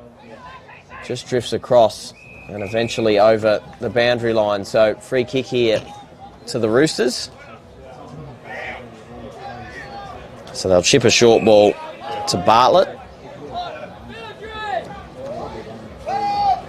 Logan Bartlett will go long down the line. Leapers coming over the top, couldn't quite take the mark. It was a good tackle in the end. Maybe should have been paid holding the ball. Didn't get a boot on it there, done. But now breaking out of the contest. Alex Poole played 5 games in the A grade this season, so he's a confident player, can go inside forward 50. We wait for the bounce. It just drifts across. Looks as if it's going to stay in, and maybe just getting a hand on it there was Michael Daly. Well, it looks as if... No, it is going to be a free kick there, so... Last touch, of course, to the Owls. So they look to switch it across, and mark taken in defence. I'll have to try and get an idea of who our number 13 is for Anglevale. There we go. So they've changed his number on me. And there's the siren to bring us to the end of the first quarter. The dominant first quarter there for Anglevale. 4-4-28. Two Wells yet to score, have minimal inside forward 50s, and it's going to bring us to our first break of the Senior Colts Grand Final. Come right back in a moment for the second quarter.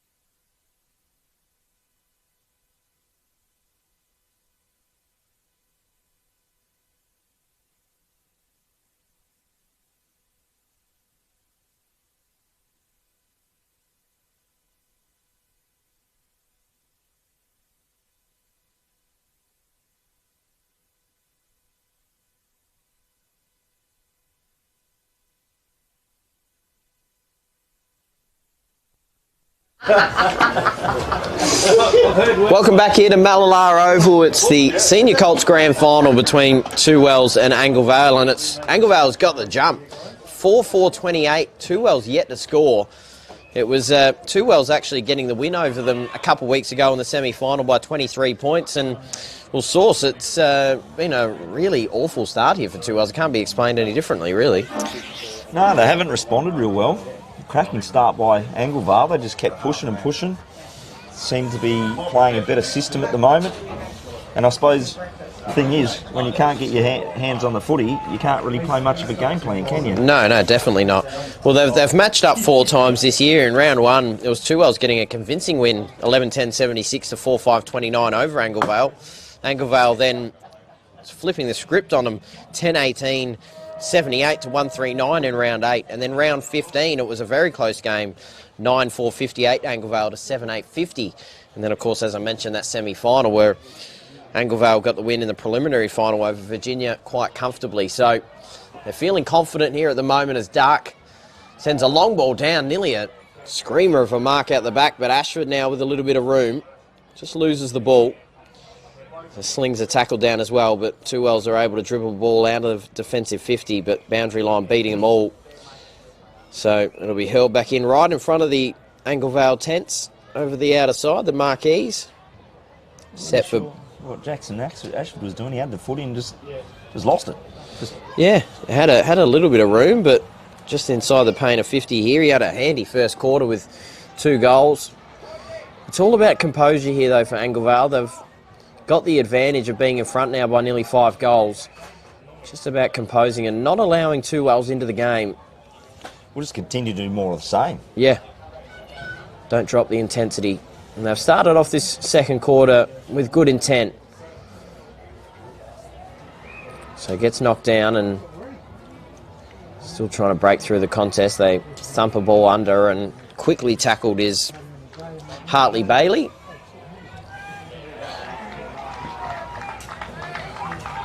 Sure what happened there. Yeah, a free kick in the contest. We'll send the Owls inside forward 50, waiting for the leap over the back, not able to take the mark. But now a snap at goal as he put it through the middle. He has. So that's our man number 13 that I got our numbers mixed up before. Kobe but Sweetman. Kobe Sweetman, there we go. So he pops it through for a goal. And that's his 4th goal of the season as well. None more important than that. He's a Central District under 16 as well. Improves his composure there. Did well in front of goals. And they're running away with this one at the moment, the Owls. I think both Kobe and Cooper Tamas only played the 3 games, just enough to qualify. Yes, yep. This year, and certainly making a big difference, both of them. Cooper's had a good start at centre-half back. Well, Kobe Sweetman just converting on the goal there. He played the three games, as you mentioned, for this under-17 side, but he was named in the best twice. So Yeah. goes to show the sort of player he is, as they're able to get the centre clearance here, the Roosters. They go inside forward 50. Their forwards haven't seen much of it here so far this morning. Kick over the back, but just sitting in the hole, well positioned. Taking the mark is Bennett Penrose. So chipping ball to the paint of 50. And mark's been taken here by Vergara. So they'll go longer down the line, and now picking it up and doing well to dance around there. The Roosters, but they turn the ball over. Now a foot race to the ball, trying to beat it to the boundary. So it's going to be a free kick here to the Roosters through Josh Patton. So he'll play on. One-on-one contest here out the back, and maybe just hanging on here. So a real chance here for the Roosters to have a deep entry inside forward 50. Just chip the ball out a little wider, but sloppy skills there. Goes out of bounds on the full.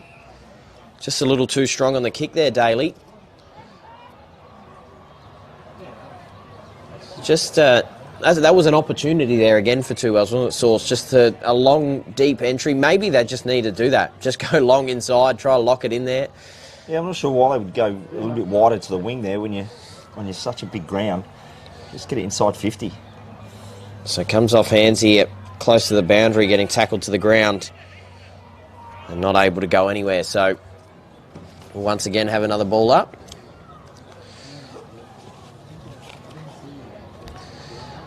So,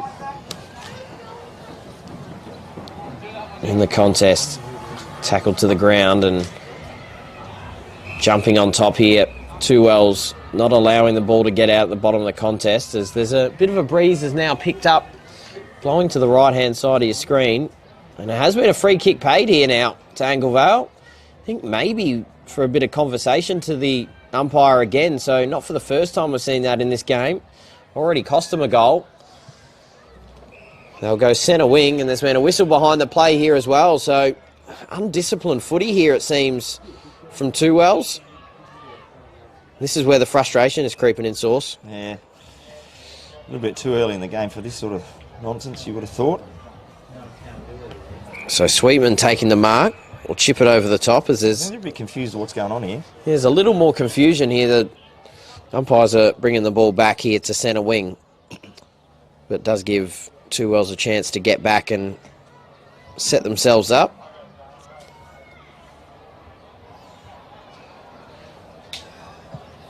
So they'll go longer down the line. Crashes down the back and got to compose themselves. Nesbitt now tackled to the ground, and they'll have a ball up here. Inside forward 50 here for the Roosters. A rare opportunity. Except we're inside 50 for Anglevale. That's what I meant. It's going to be a long day, Sauce. So, out the back. Opportunity for the Roosters to clear it. No, that's right. That's what you meant, didn't you? That's exactly what I meant. That's right, I've got you. Yeah. When you're calling 16 quarters of footy, it's always hard to remember exactly who's going where. So, they do try and clear it out now, but a little bit of a scrum here at the moment. Not able to go anywhere, and umpire will ball it back up once again, as clouds have definitely covered over Mallala Oval. Not expecting to see much rain here today. It said it was only going to be up to 1 mil. It's certainly a bit cooler too. I think it's just dropped a degree or two. Absolutely it has, but thankfully the wind is going in the opposite direction to us, as there's been a free kick here inside forward 50. I believe this may be Tyler Dark. Yeah, it is. With an opportunity here in front of goal, and this one will really blow it out a little further. He's walked out beyond the paint of 50. Man on the mark stands roughly about 35 metres. Pretty well straight in front, Tyler Dark. He had a fair crack at the A grade this year, has the distance covered, no problem at all, but just pulls it across through for a minor score. So on the Sportal scoreboard now, 35 to Anglevale. Two Wells yet to score. Bit of an avalanche here at the moment for the Owls. So they'll go to the pack, and it clears all of them out the back of the contest, and handball over the top.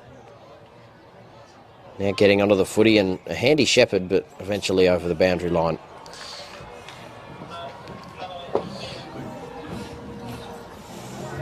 So, boundary umpire hurls it back in, straight up in the air from the ruckman. Bodies go crashing to the floor, and Two Wells just trying to clear this out. It's just getting locked in their forward half of the ground here at the moment, Anglevale. Sweetman pops it on the boot, just hangs up in the air. No player able to hang on to it. They move the ball out wider through hands, and quickly wrapped up in a tackle there is Bennett Penrose. So they'll have another crack at it here, Anglevale. Stoppage heavy game. So now back inside forward 50 from Sweetman. Leading up at the footy and trying to pick it off cleanly. They move it out through hands. Now they've got a room to have another crack at goal. That's Ashford once again for his third goal of this one in the first half. They just continue to roll here, the Owls. They've got a 41-0 start. I mean, they've been a handy football team, no doubt about it. They went 15-1 through the season. But you wouldn't have expected a start like this, Sauce. No, I certainly wouldn't have. I thought it might have been a little bit closer, but all credit to Anglevale at the moment, playing inspired footy.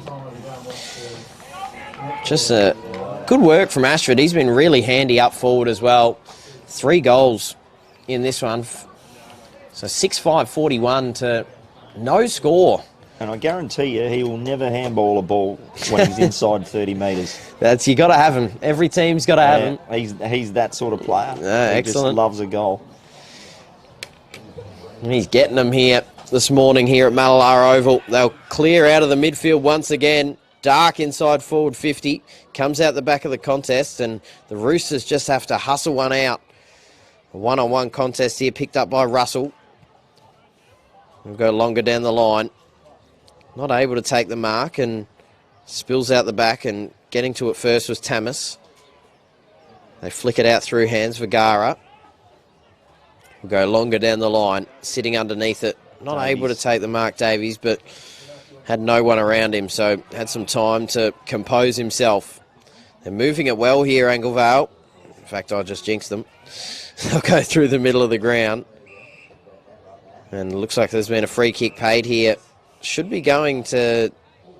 Oh, they went to go play on there, 2Ls, but they get a free kick out the middle of the ground through Patton. So they'll chip it out a little wider. So, chance to go towards goal. They have a fair crack at it this time, but through for a minor score, the first. There for 2Ls on the Sportal scoreboard. One place, 41.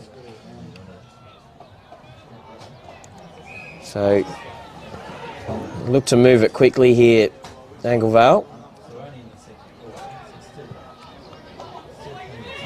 So they'll chip a ball through the middle of the ground, getting his way onto it, getting chased quickly by Poole, but he was good enough to get a handball off, and now inside forward 50.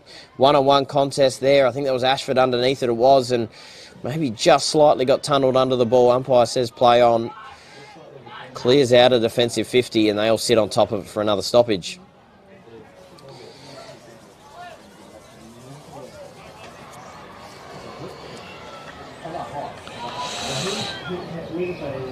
So it gets knocked down here. And there has been a free kick paid here to Anglevale, so a chance to go deep inside forward 50 once again.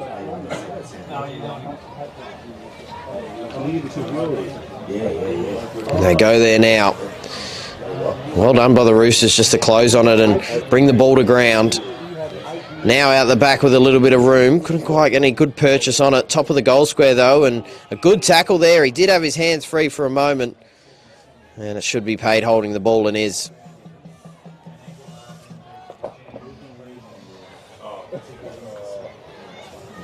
Had his back to the goals there. He just needed to get a handball out to somebody facing the goals.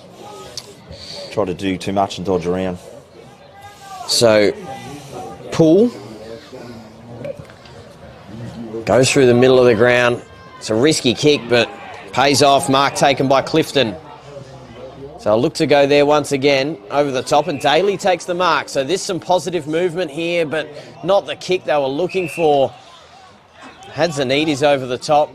Couldn't quite get it there. So they'll send a kick over and now allow Bennett Penrose to get onto it. 2-on-2 contest here. Dark's there as well, and neutral territory they'll have another stoppage.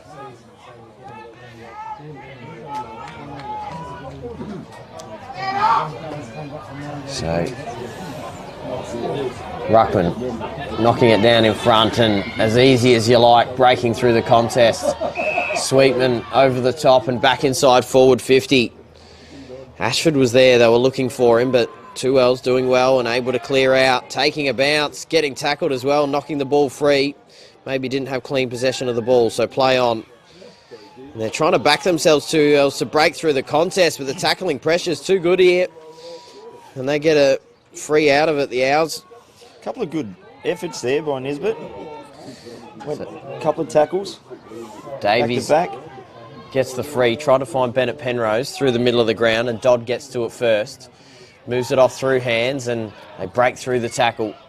They flick it out wider, and Sweetman on the bounce. Now inside forward 50, has an open player. Gets it there eventually. Tries to dance around and slung over the boundary line. Was a good tackle there. So, to be hurled back in once again. No. Oh, no, holding the ball. Yeah, fair enough. That was there. So they'll go down the line. Couldn't quite take the mark there, Davies. Dark was there, though. They move it off through hands, and now Bennett Penrose dances his way through the contest. Runner nearly got involved in it as well. They move it off through hands, now towards goal. Started on line, but just faded across through for a minor score. So 42 now. He's pushing across. Yeah, there is. You can see it there, exactly the way it swung. So Not quite able to convert there, Tyler Spinks. So, geez, it's a real uphill climb here for the Roosters, as it's a good shipping ball out of the goal square. They go longer down the line and good body work to take the mark. So, a little further down. And it's a good kick. And a mark taken by Clifton. They've had a couple reasonable passages of play. Daly was there wide open, but they've got the numbers here. So Two Wells can have a crack at goal if they can compose themselves. They put it up towards goal. Daly coming back with it. Just couldn't quite get it there. So not able to find the options inside forward 50. That's now 2 behinds here for Two Wells. 42 for Anglevale, as they have the short option, and marked by Kennedy. Just sprays it off his boot, but just stays inside. Dark gets to it first, and with a bit of room, cuts off the corridor, a 45-degree ball, and comes out the front. Junn's able to hack it on his boot. That's knocked down afterwards. That wasn't there. A bit soft, you reckon? He tackled him as he kicked it. So Clifton gets the free, man on the mark, about 45 metres. Logan Clifton, 7 goals on the season. Looks as if he's going to give this a crack, and with options very few, from the paint of 50, won't get the distance covered at all. But a good mark taken. Looks to play on quickly and convert the first goal for the Roosters on the Sportal scoreboard. It was a brilliant mark to Michael Daly. He's the second in goal kicking in the competition with 36 goals, converts his first. So, still got a lot to do, but positive. They've had a couple plays like that too, Wells, where they're able to string some uncontested ball. Of course, they got a free kick in that situation, but just having a crack at it, and maybe they need to target Daly a little more often. Yeah, well, they've gone a little bit more direct out of their back lines, coming straight down the middle of the ground. Shortest way home, obviously.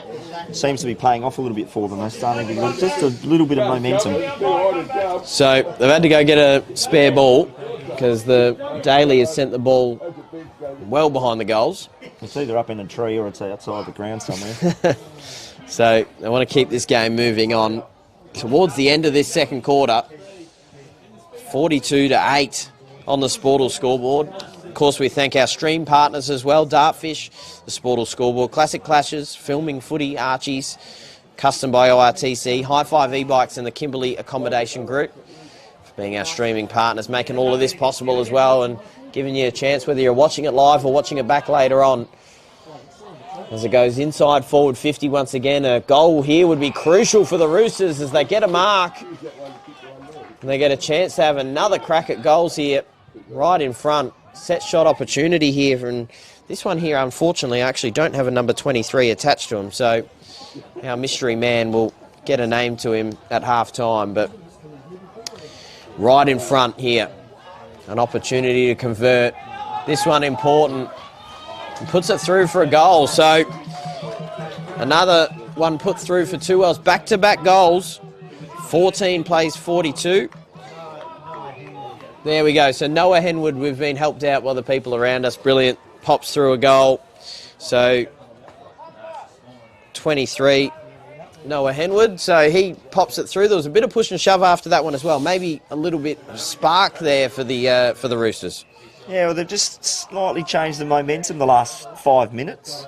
Like I said, some defensive run out of their back lines right down the middle of the ground. And they've just sort of a couple of little clearances here now, just starting to change the momentum slightly. See how Anglevale respond now. They can't just assume that with that lead that they can just cruise. They need to keep doing the hard work. So there's been a whistle blown here by umpire off the play, but looks as if there's no free kick paid. We're just going to keep it going. Late here in the second quarter. Ruckman taps it down, but they get another opportunity here too, Wells, if they can be clean with the footy. They just pop it on the boot, and now it's back in dispute. Dark's there, and as is Sweetman. Gets a handball at the back, and the Owls, a goal here just to stabilise and swing back momentum would be important going inside forward 50, but a good mark taken in defence there by Martin. So a little longer down the line, one-on-one contest gets knocked down in front. Davies did well and hands it off to Sweetman, who's been huge. Pops it up towards the top of the square, waiting for the leapers to sit under it. Drops down in front and snapping around the body towards goal. Coming back with it through for a minor score off the boot of Coda Maynard. So 43 now, plays 14 on the Sportal scoreboard.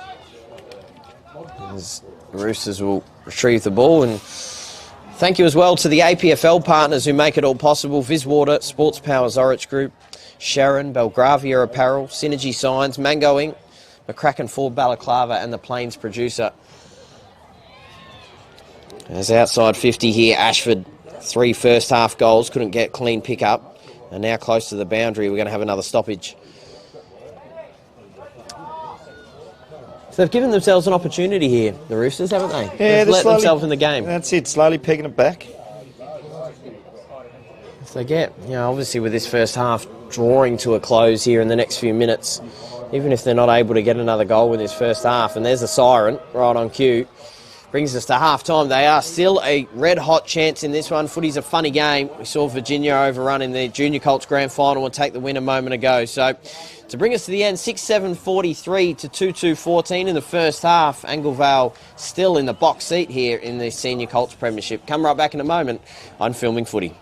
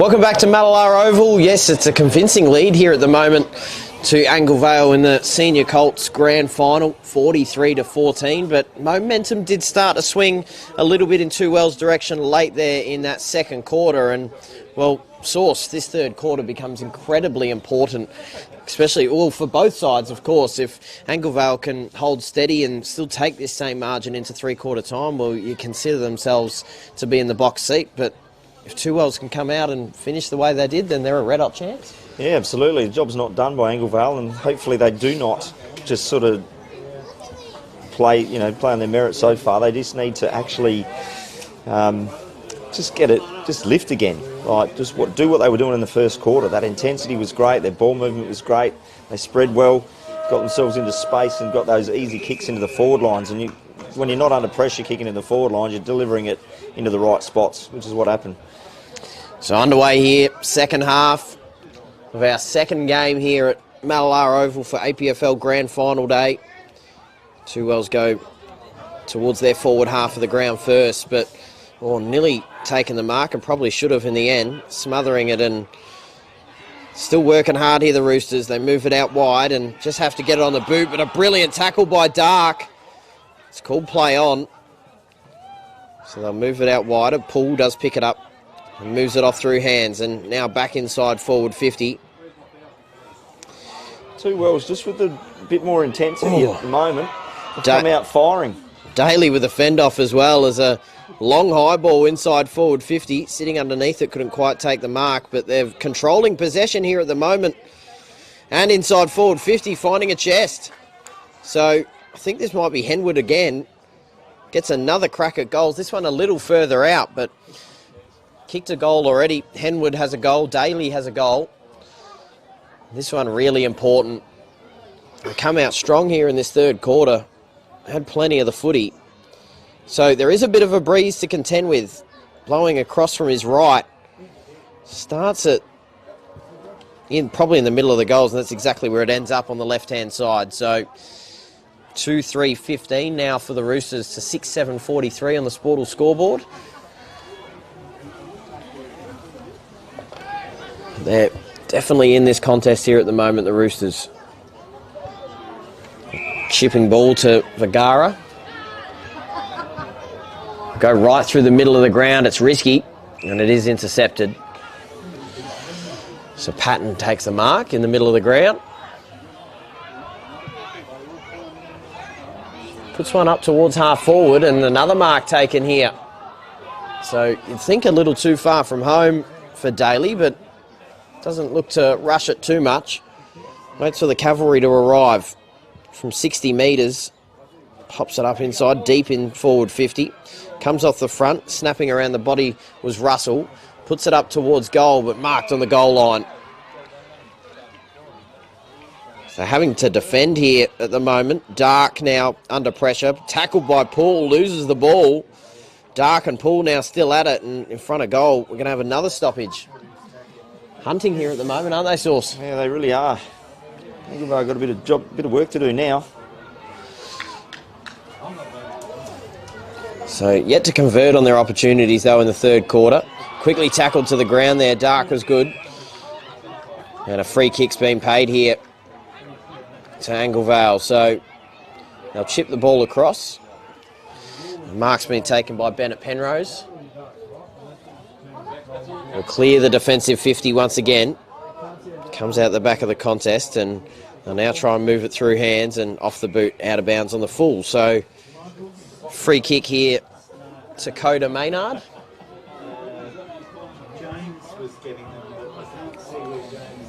So taking his time down the line through hands, and looks as if there's been a free kick paid here. It's an infringement off the ball to the Roosters. So they'll chip the ball across. It's a dangerous one, though. Couldn't quite take the mark there inside, and now just needs a clean pickup. Patton couldn't quite get there in time.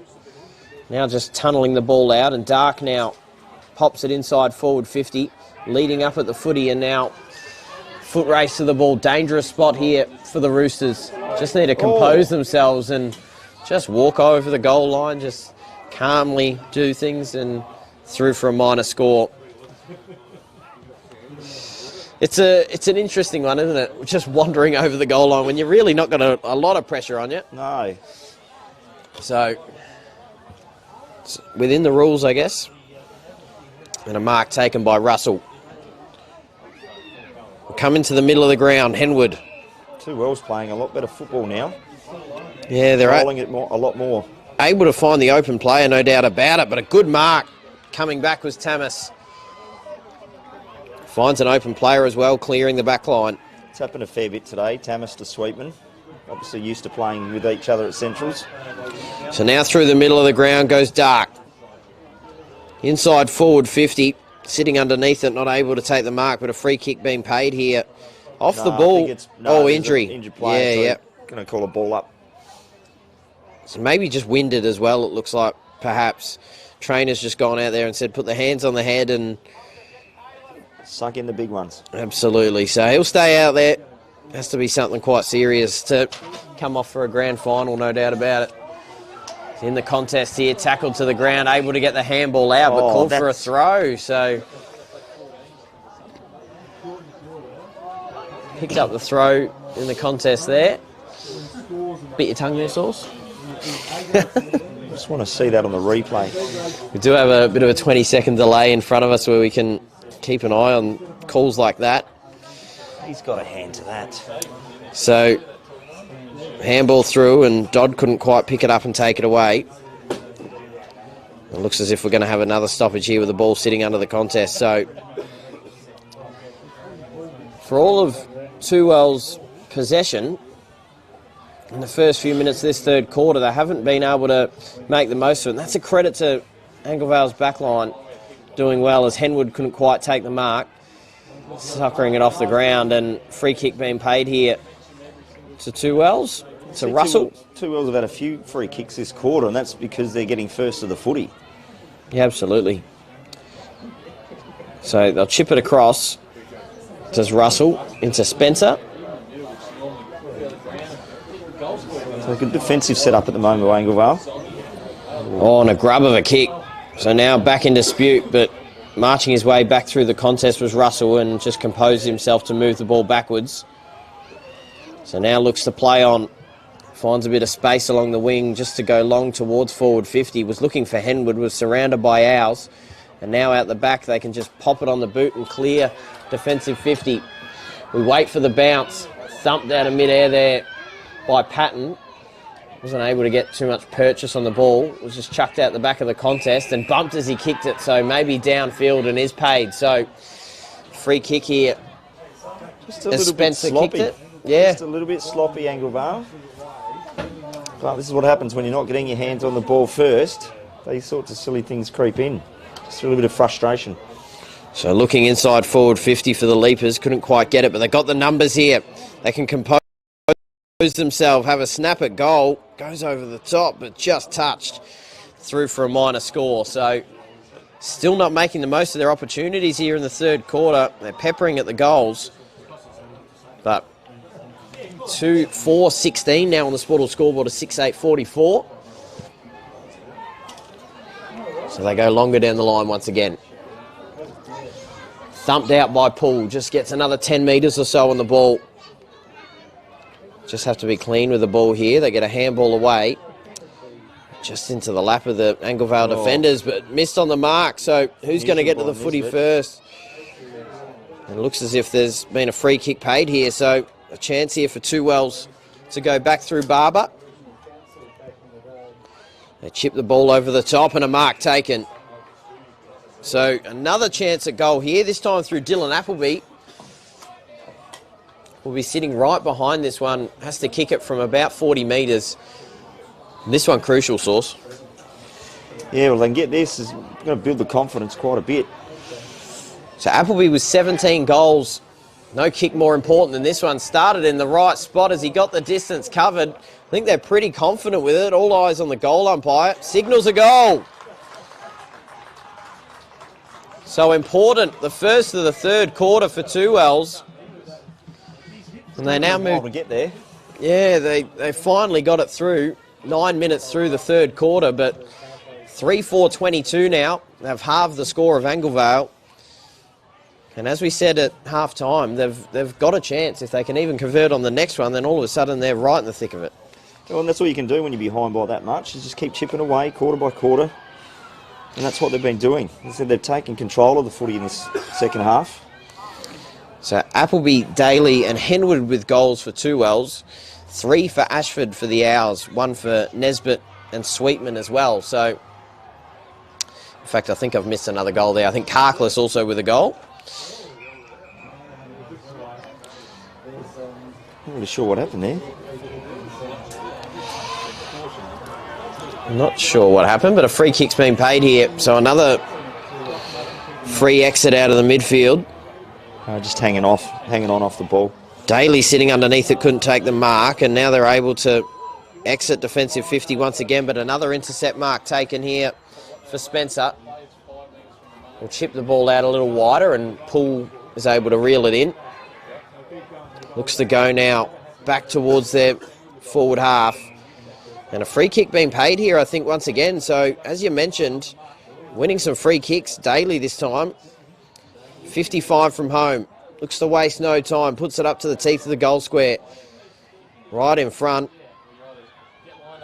And they clear out here, the Owls. A long ball out into space. Dodd's going to get there first, you think. Does break through, but eventually knocked over the boundary. So, once again, it'll be hurled back in. This intensity in this game starting to heat up a little bit, as they may have to give that one another crack from the boundary.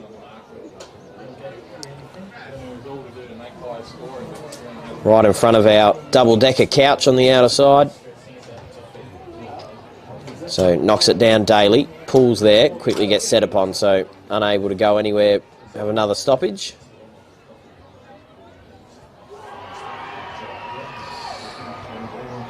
A huge day here at Malala. We've got the netball grand finals going on right behind us as well. The Adelaide Plains Netball Association is down in front here, and another whistle. It's been very whistle heavy this quarter, Sauce. And a free kick this time to the Owls. So they'll go longer down the line, sitting underneath and not able to take the mark. Dark is there though this time and just picks it up and goes to work. Sends one down the wing, and a big crunch. Oh, falling into the ground, taking some time to get up, unsurprisingly, after that one. It's a 1-on-1 contest now, deep inside forward 50.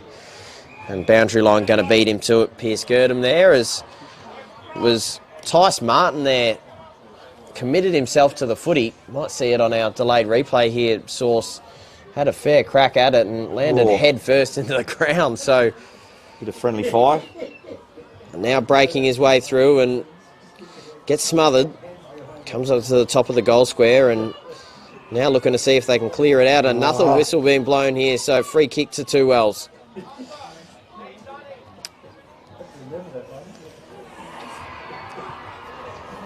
They'll chip the ball out wide, and uncontested mark for the Roosters.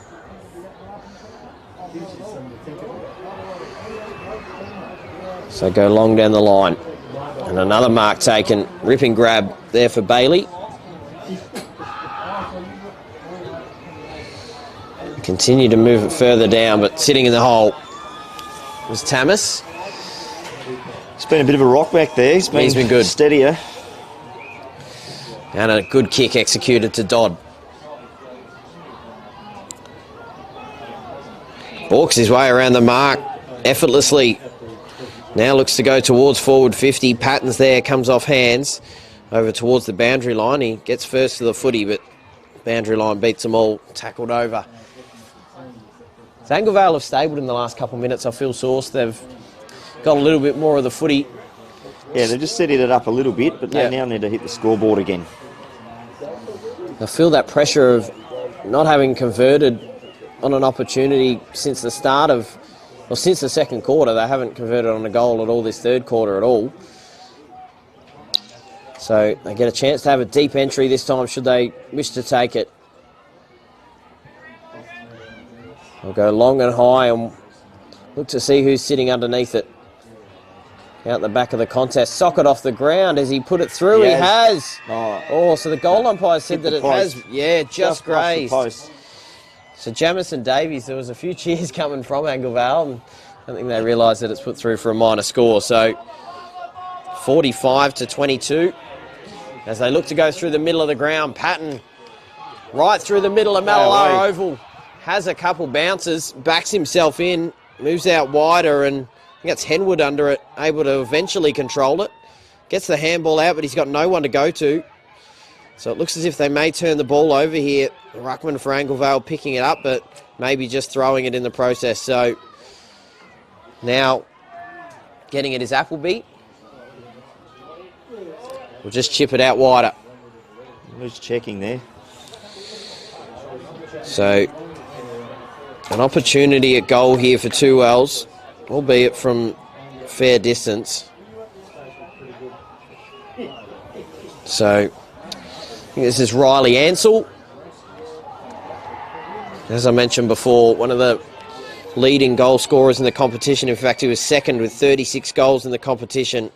Doesn't have the distance covered, drops short and comes out the back. So ball's still live here. If they get a clean pick up and pop it towards goal, they get a handball out the back.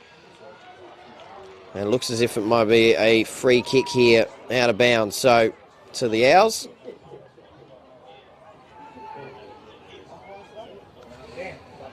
They get out of trouble there, Anglevale. They chip it out wider, pulls there, but boundary beats him. So momentum not really with anyone at the moment, you feel, Sauce? No, just a bit of ebbing and flowing now. I think we're in for a big last quarter. I reckon the energy will be very high. So handball over the top, but quickly hurled over the boundary.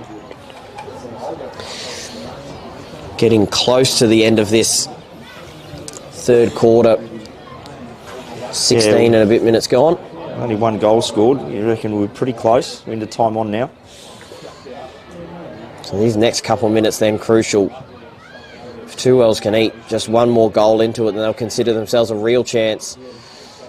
But if Anglevale can convert, in fact, there's the siren to bring us to the end of the third quarter. You're right on the money. Oh, and there's a bit of push and shove here afterwards as well. Card. Yeah, it might be a yellow card, and they're really into it.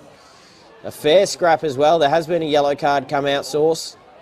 Geez, there's been some fist thrown in that one as well. That one's got some real feeling about it. So we're going to go to three-quarter time. We might see if we can see during the break, Sauce, exactly who has been ejected off. I think what will happen here is Anglevale might start with a free kick out of the middle. Yeah, absolutely. So that'll be one to watch here for the fourth quarter. We're going to go to a bit of a break. Of course, we'll have the final quarter of the 17th grand final coming right up on Filming Footy.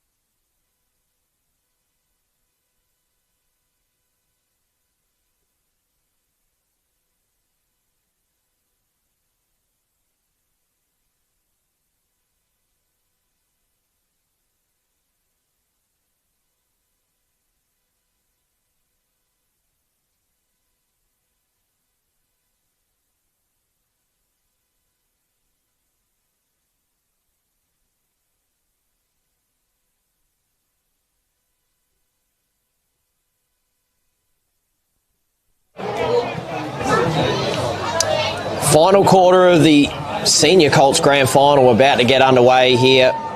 Two Wells and Anglevale. It was Anglevale who got the jump. In fact, they're actually out to a 41-0 start.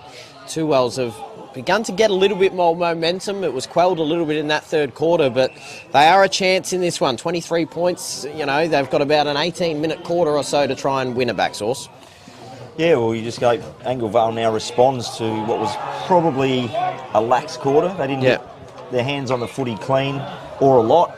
Two Wells took control of that quarter, and fortunately, the defensive efforts of the back six of Anglevale sort of held them to one goal. So just midfield just need to pick up a little bit, work harder, get their hands on the footy again and back themselves.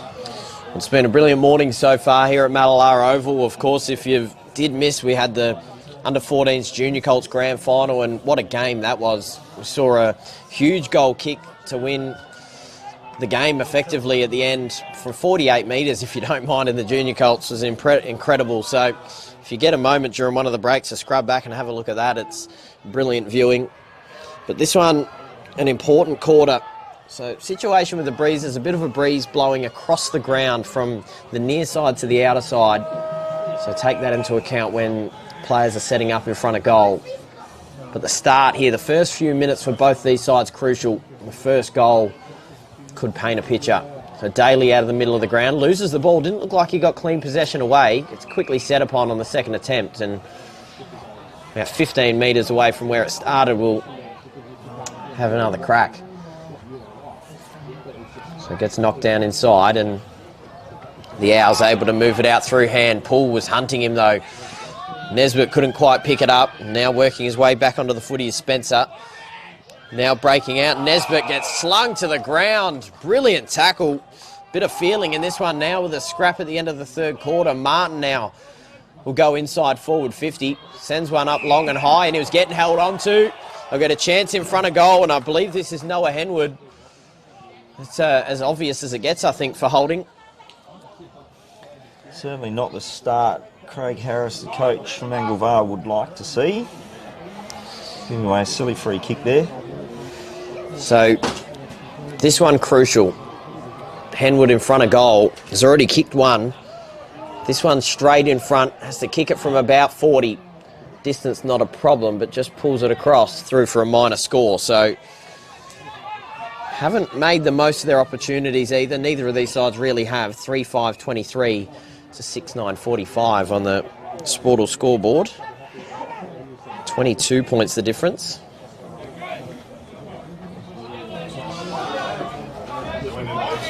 So they'll go long out of defence. Maybe tunnelled underneath it a little bit there, Daly. Maybe sold it as well a little bit and wasn't paid the free kick. Now Two Wells will try go back inside forward 50. Handball over the top into space, and the runners have to try and get onto it. Spencer's there once again. Is he able to get a clean pick-up? Was it socked towards the boundary line, and eventually scored it over there by Ashton Bennett-Penrose. League representative as well in the under-17s. So hurled in and probably should have been recalled, that one, but yeah, I think the players thought that's what was going to happen. Yeah, it stopped. But Bailey just had it land in his lap, and umpire says we'll just go again. But I guess it's a 50-50 ball in the end. So it just comes out the back of the contest, and now through hands they have to get clean entry inside their forward 50. It was good pressure there from Jamison Davies just to spray it on the outside of the boot. They did get a good bounce there, Cooper Tamas, to clear out a defensive 50. Bit of a grub of a kick and left a bit for Levi Mumford to do. But they're still with it here, the Owls, as they trundle the ball towards forward 50. They need a clean pick-up and they get it. Davies is there and now moving it through hands, a snap at goal. They put this one through for a goal, they haven't. So a minor score there for Anglevale. 23-46 on the Sportal scoreboard. It was Kobe Sweetman once again, one of the players of the game, no doubt, so far. Yeah, both Cooper Tamas and Kobe Sweetman have had a big impact on this game for Anglevale in their respective positions. So now going back inside forward 50 once again, well defended. Able to get the handball out though, and does get it on the boot, so it's going to be called play on. So if they can lock it in deep inside forward 50. Yeah, he didn't have it. That should be paid free kick there to Ty Clark, but they're going to hurl it in from the boundary instead.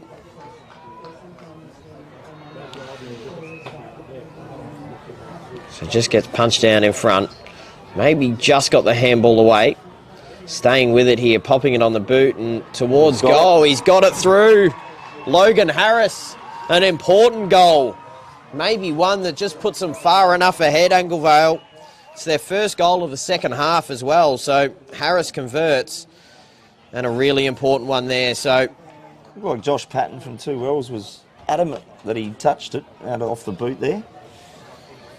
Appealing to the goal umpire and then appealing back to the umpire, but quickly get one of the umpires to have a look at the replay up didn't here. have it. Don't have that service available here at none of that one. So we'll go back into the middle of the ground. And a really important goal there on the Sportal scoreboard. It's now 7-10-52 to 3-5-23. First of the last quarter, they needed that, Anglevale, yeah. just to steady themselves a little bit. Considering they had a set shot opportunity just a couple minutes ago, Two Wells, it's a 2-goal swing. So now they'll have their tails up. Dark, quickly tackled by Poole. Game's certainly not over, but it's an uphill climb here for the Roosters. And this is the start of the game that's done it for Anglevale. Well, you see, in the last game, you can't just assume that it's just going to happen. Virginia kicked 3 goals in 3 minutes to win the game. A hacker ball out wider. Ashford will get to it first and did well to cross over his opponent. Basketball style inside forward 50. Just comes off hands and still in a dangerous position here. The captain for Anglevale is there trying to get the ball. He eventually does get it. He'll snap around his body towards goal, but through for a minor score. There's Jamison Davies. Handy point. Here's a handy point. So every score handy. So out to an even 5-goal game now. 23 plays 53.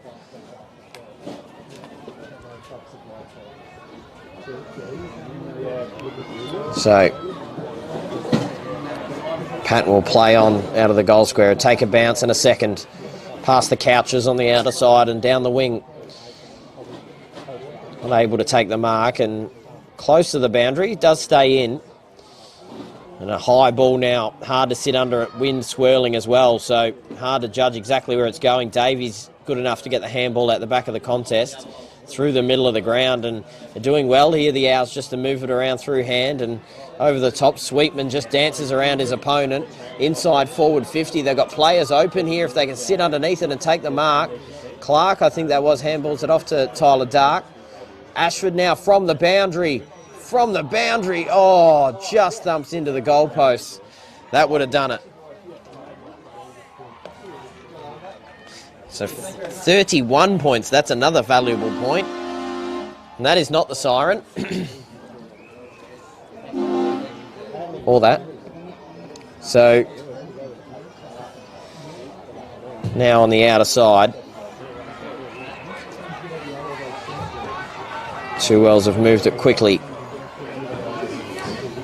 It's knocked down in front. And they'll hack around the body there. A little too strong and over the boundary eventually. They've steadied at the right time though, the Owls. Yeah, well, they needed to. They just allowed Two Wells to too much momentum. But I think just at the back end of that last quarter, the third quarter, they steadied a little bit. So they just carried it into this last quarter now.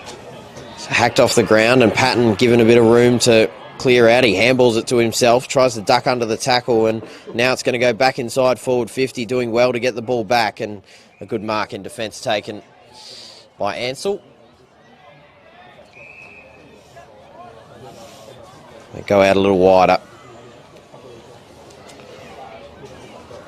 Russell. High ball now, a bit of a dangerous one.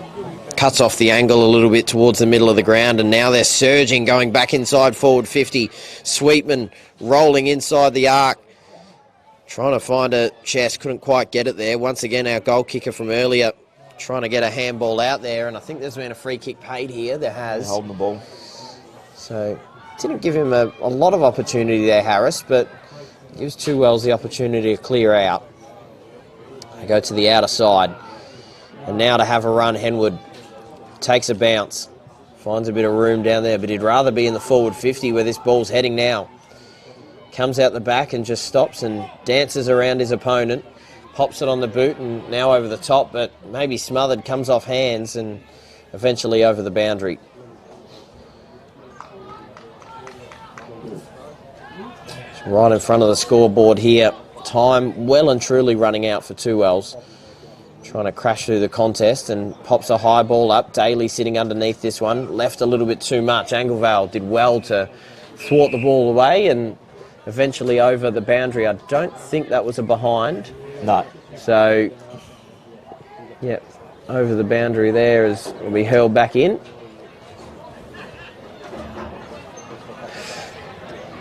Anglevale.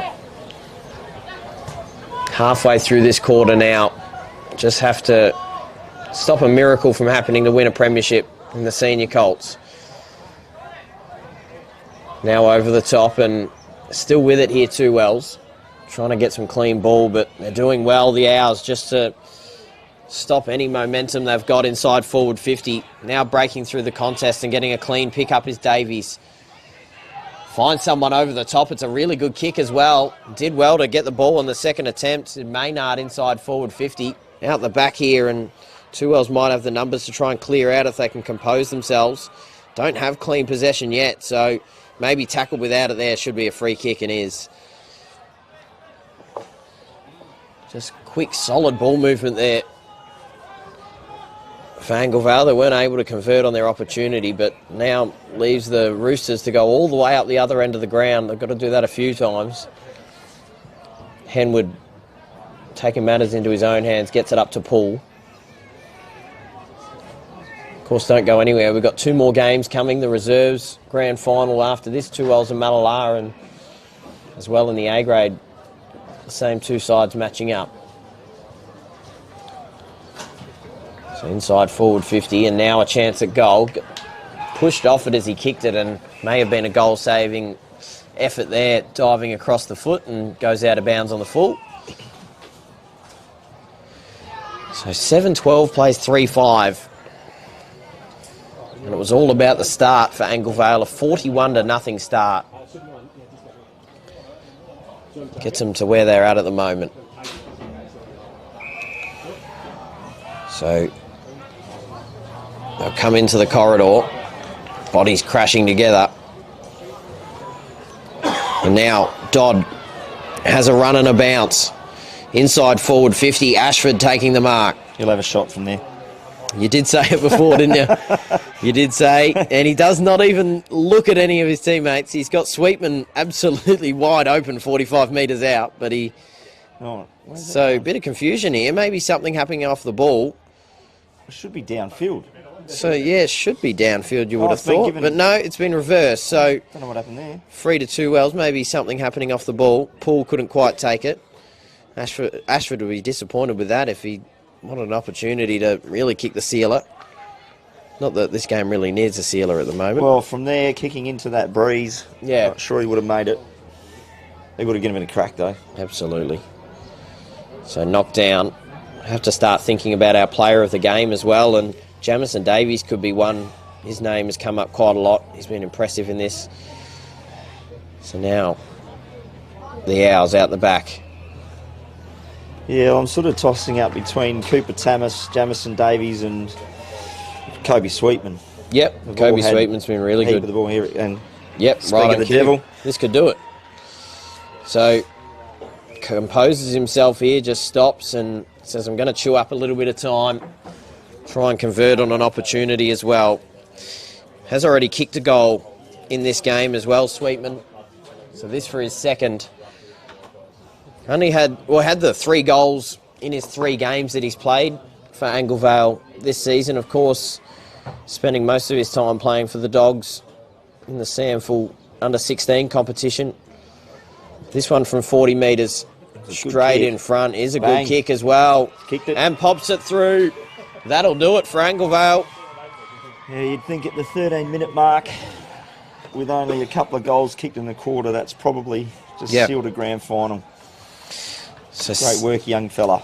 Absolutely it was. Kobe Sweetman's been fantastic. Heard the whispers all the way over here about who's going to win some Archie Thongs and decided to take matters into his own hands. Pops it through from 40. So an impressive performance by Kobe Sweetman and from Anglevale as well. The start for the game has absolutely set up this victory and this premiership for them. As you mentioned, we're now 14 minutes and change into the final quarter. Only a few minutes left in this one. It'll be hard for Two Wells to keep their heads up, but they'll give it a red-hot crack. They get a free kick here out of the middle. Tyler Dark's probably in the mix too. Yeah, he's been handy, absolutely. Unsurprisingly, some of those players that have represented at A-grade level have shown up on the big stage. So they'll chip a ball out wider. Dodd gets to it first. Really composed play from Dodd. Just waits for the opponents to arrive, dances around them. Chipping in the middle. Nesbitt's been good as well. It just goes out wider. And once again, they'll get a chance to roll into 50. Could have gone himself, but chips the ball out wider. Team Did play well there. Yeah, brilliant from Sweetman. And now he's free. Isn't And now he's barking for it. Yeah, he's going to get it back too. They are going to go towards him. Couldn't Tyler quite Dark take it. Finishes off. Yeah, and puts it through for a goal. Definitely game over now. Absolutely it is. They've turned it on here in the last quarter. Anglevale 66-23 now on the Sportal scoreboard. You see all the mums down in the corner there. I wonder if they've snuck in some champagne and they're popping the corks right as we speak. Absolutely they would be. Really happy with the work of their young boys getting it done. Ashford was really good in the first half with 3 goals, but Sweetman with a couple. Dark has been really good as well.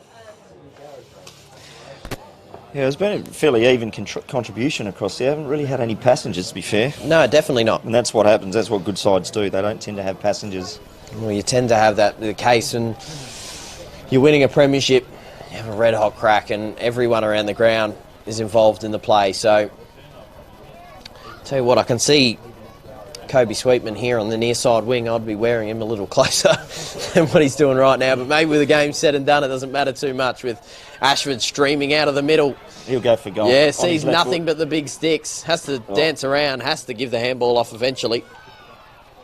And we'll have another stoppage inside forward 50. AJ Bergerman on top of the tackle there. 16 and a half minutes gone here in this final quarter. Bergerman couldn't quite take it. And once again, not going anywhere. So there was a moment there, the end of the, or some way through the third quarter, and even at the start of this last quarter, where Two Wells gave themselves an opportunity, but they've held themselves well here in the last quarter. So once again, a tackle and a free kick here to Anglevale. So it looks as if it's going to go to the captain and Jamison Davies, who's been really impressive. So the bright yellow boots from 45. It'd be fitting if the siren went right now with the captain with the ball in his hand. Not too far away from it. So the only thing that's extended this quarter out is the few goals they've kicked here late, just to extend the margin out. So from the paint of 50, nearly has the distance covered. In fact, beats them all, comes out the back and over through for a minor score. So 67 now, plays 23 on the Sportal scoreboard.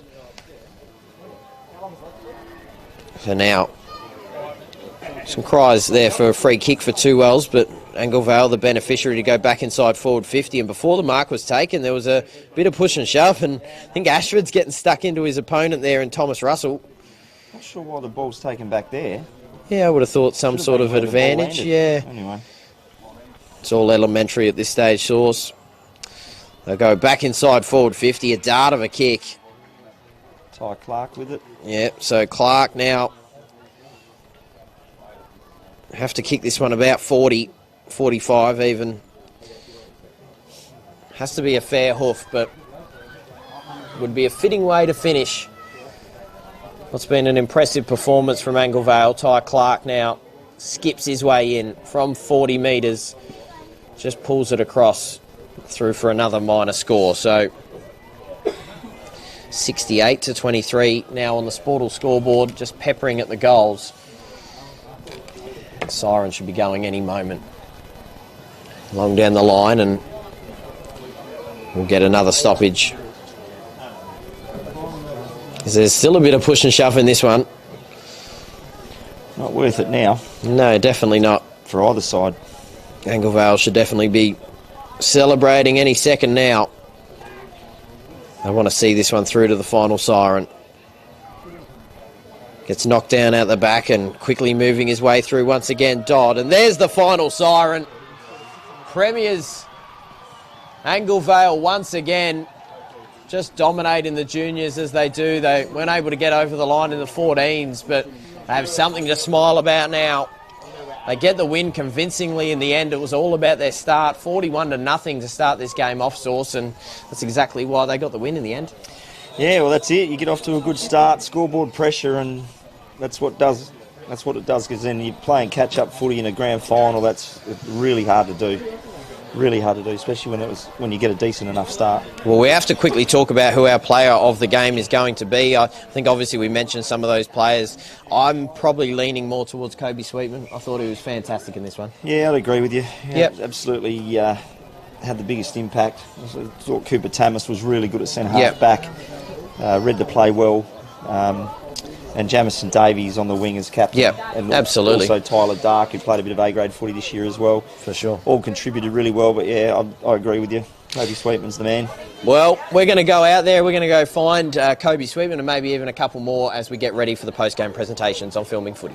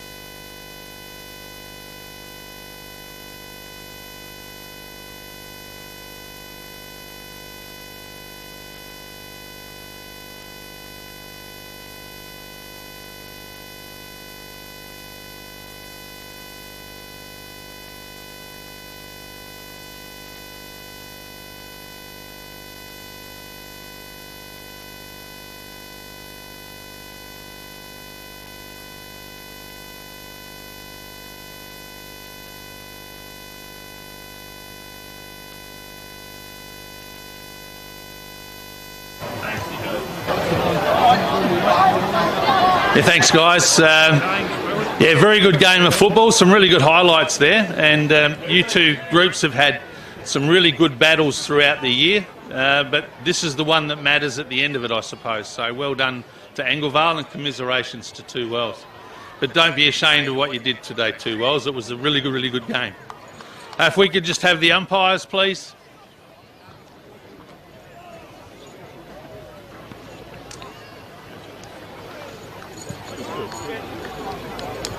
Yeah, hopefully your blokes moved a bit quicker than you did in the game, so well done.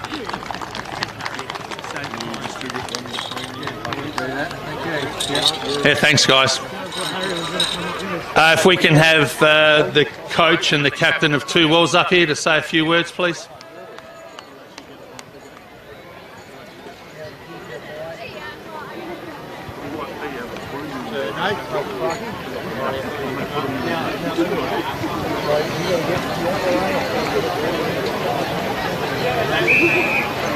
The ground a bit hard, is it, you blokes? Thanks, Michael. Which one? Both of them. Just take Both? them. Yeah. One more time? Just saying thanks for everyone. Saying thanks for Mum and Dad. Oh, yeah. Thanks, Anglevale. Good game. Great playing yous all year.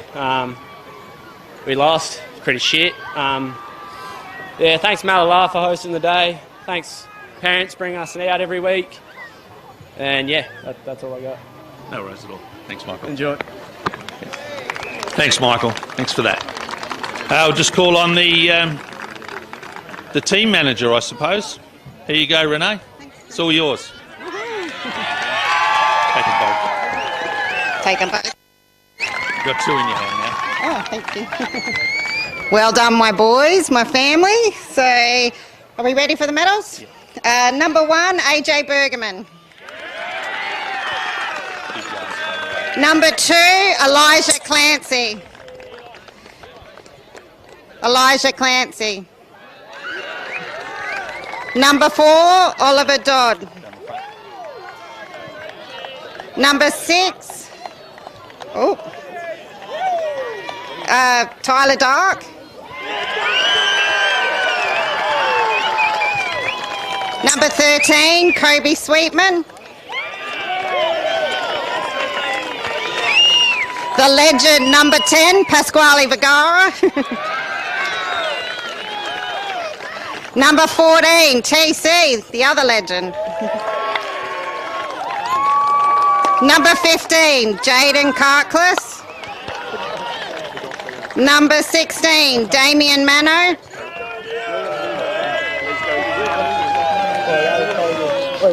Number 18, the weapon, Jackson Ashford.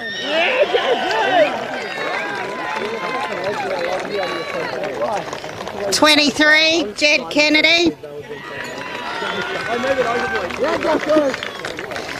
25, Jaden Nesbitt.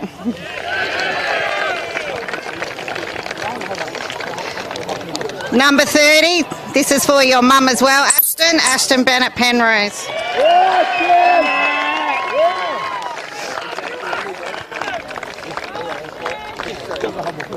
Number 31, Cooper Thomas.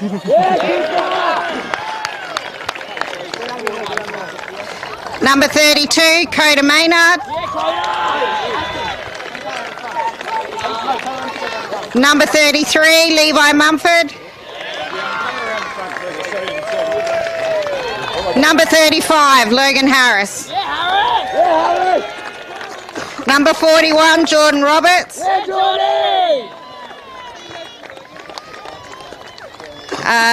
Vice Captain, number 11, Zach Teal. Vice Captain Tyler Spinks, number 5. And our ultimate leader, number 9, Jamison Davies, captain.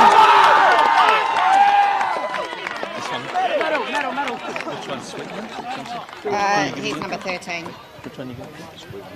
Number 13, Kobe Smith. We've got an Eagles fella here to name the best on ground. Bushy. Thanks, Grant. From the Anglevale Football Club, Kobe Sweetman.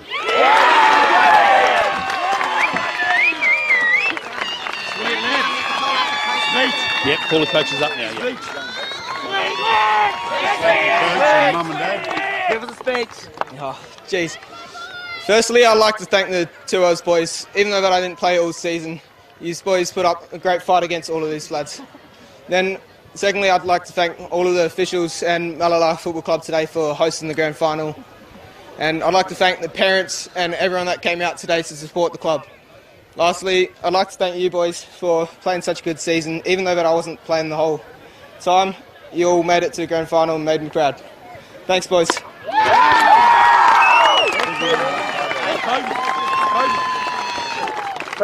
Now call up the coaches. Tyler Ferris.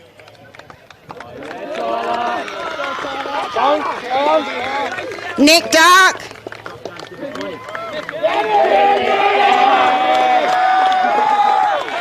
Harry Pennell.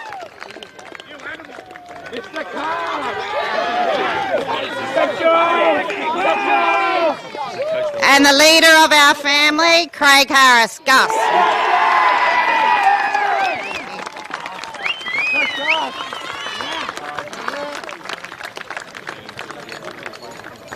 Here, Craig, come up here. Away you go. All right, firstly, thanks to Two Wells. As always, it's a battle with you blokes.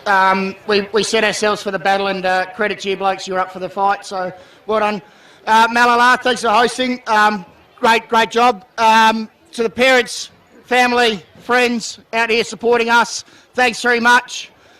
To these 21 blokes here, plus the ones that were unfortunate to miss out, it takes a village. All right, we all got there together, so don't feel that you've missed out on part of this. We're all in this together, so thank you, and yeah, thanks.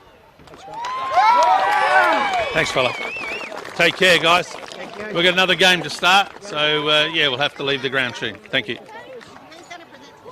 I would just come up here for... I need a running sheet. Come up, mate.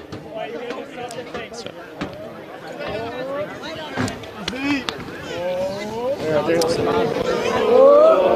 Here you go.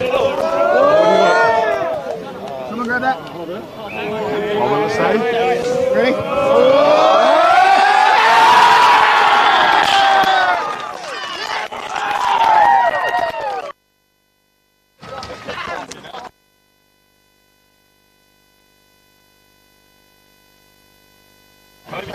Thanks, man.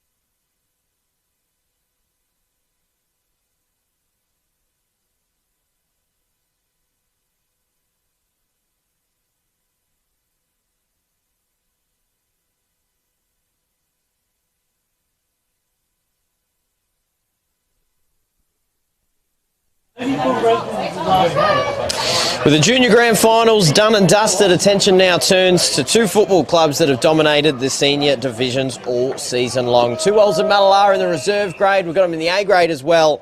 Welcome back to Mallala Oval for the reserves grand final. These two sides, the third of four games here as well. So these two sides sat atop the ladder all season long. My name's Lewis McKenna. I'm joined by Source as always, and these two sides will be well known to you, Source, as the Anglevale reserves coach. Yeah, well, I got to see Mallala firsthand last week, and they absolutely destroyed us, and probably with our best side that we've had all year too. So I'm just going to back Mallala in a close one in this way, if they can bring what they brought last week. So going inside forward 50, snapping around the body, through for the first perhaps, but just pulling across through for a minor score. So we're underway here at Mallala Oval, of course, on their home ground. The Magpies through for a behind.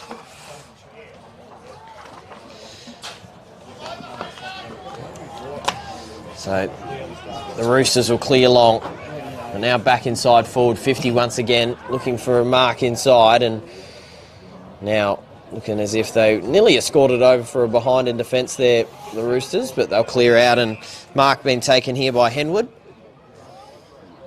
Now through the middle of the ground, but intercepted. So they'll chip a ball out wide, and maybe just clipped after he marked it as well on the pain of 50. So he'll get a chance here, Hayden Gartner.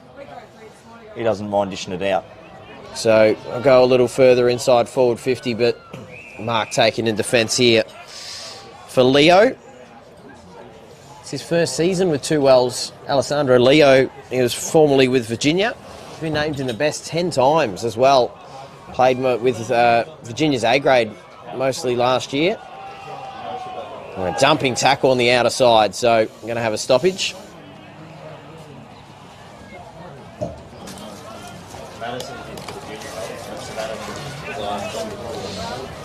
So, right in front of the joyous Anglevale marquee on the outer side, just celebrating their under-17s premiership win.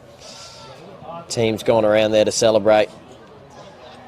So now, the Roosters trying to clear it out. These two sides met a couple of weeks ago, and it was 2 Wells winning comfortably in the end. There is a little light drizzle falling down as well now. Very light. So once it again gets knocked down, they'll hack off the ground here. The Roosters coming back with it, not able to take the mark there on the outer side, and gets thumped over. So it'll be hurled back in. Yeah, it's just one way you can't put the ball in high like that into the forward line while Montgomery's there. He's just such a great defender. So 2 Wells will have to pop a high ball on the boot. Looking to see who's sitting underneath it. Just bounces up high, and it's knocked down in front. Handball out now. With a little bit of room to go back inside forward 50. Bouncing ball just spills out in front. And they compose themselves well through Taylor just to clear out. And now eventually picking it up well as Camplin. Just chips it up a little further, but kick was a little too strong. Trying to go back inside forward 50. They do well to move it through hands. Now quickly tackled. Should be holding the ball and is. So tackling pressure's up to start here for the Magpies.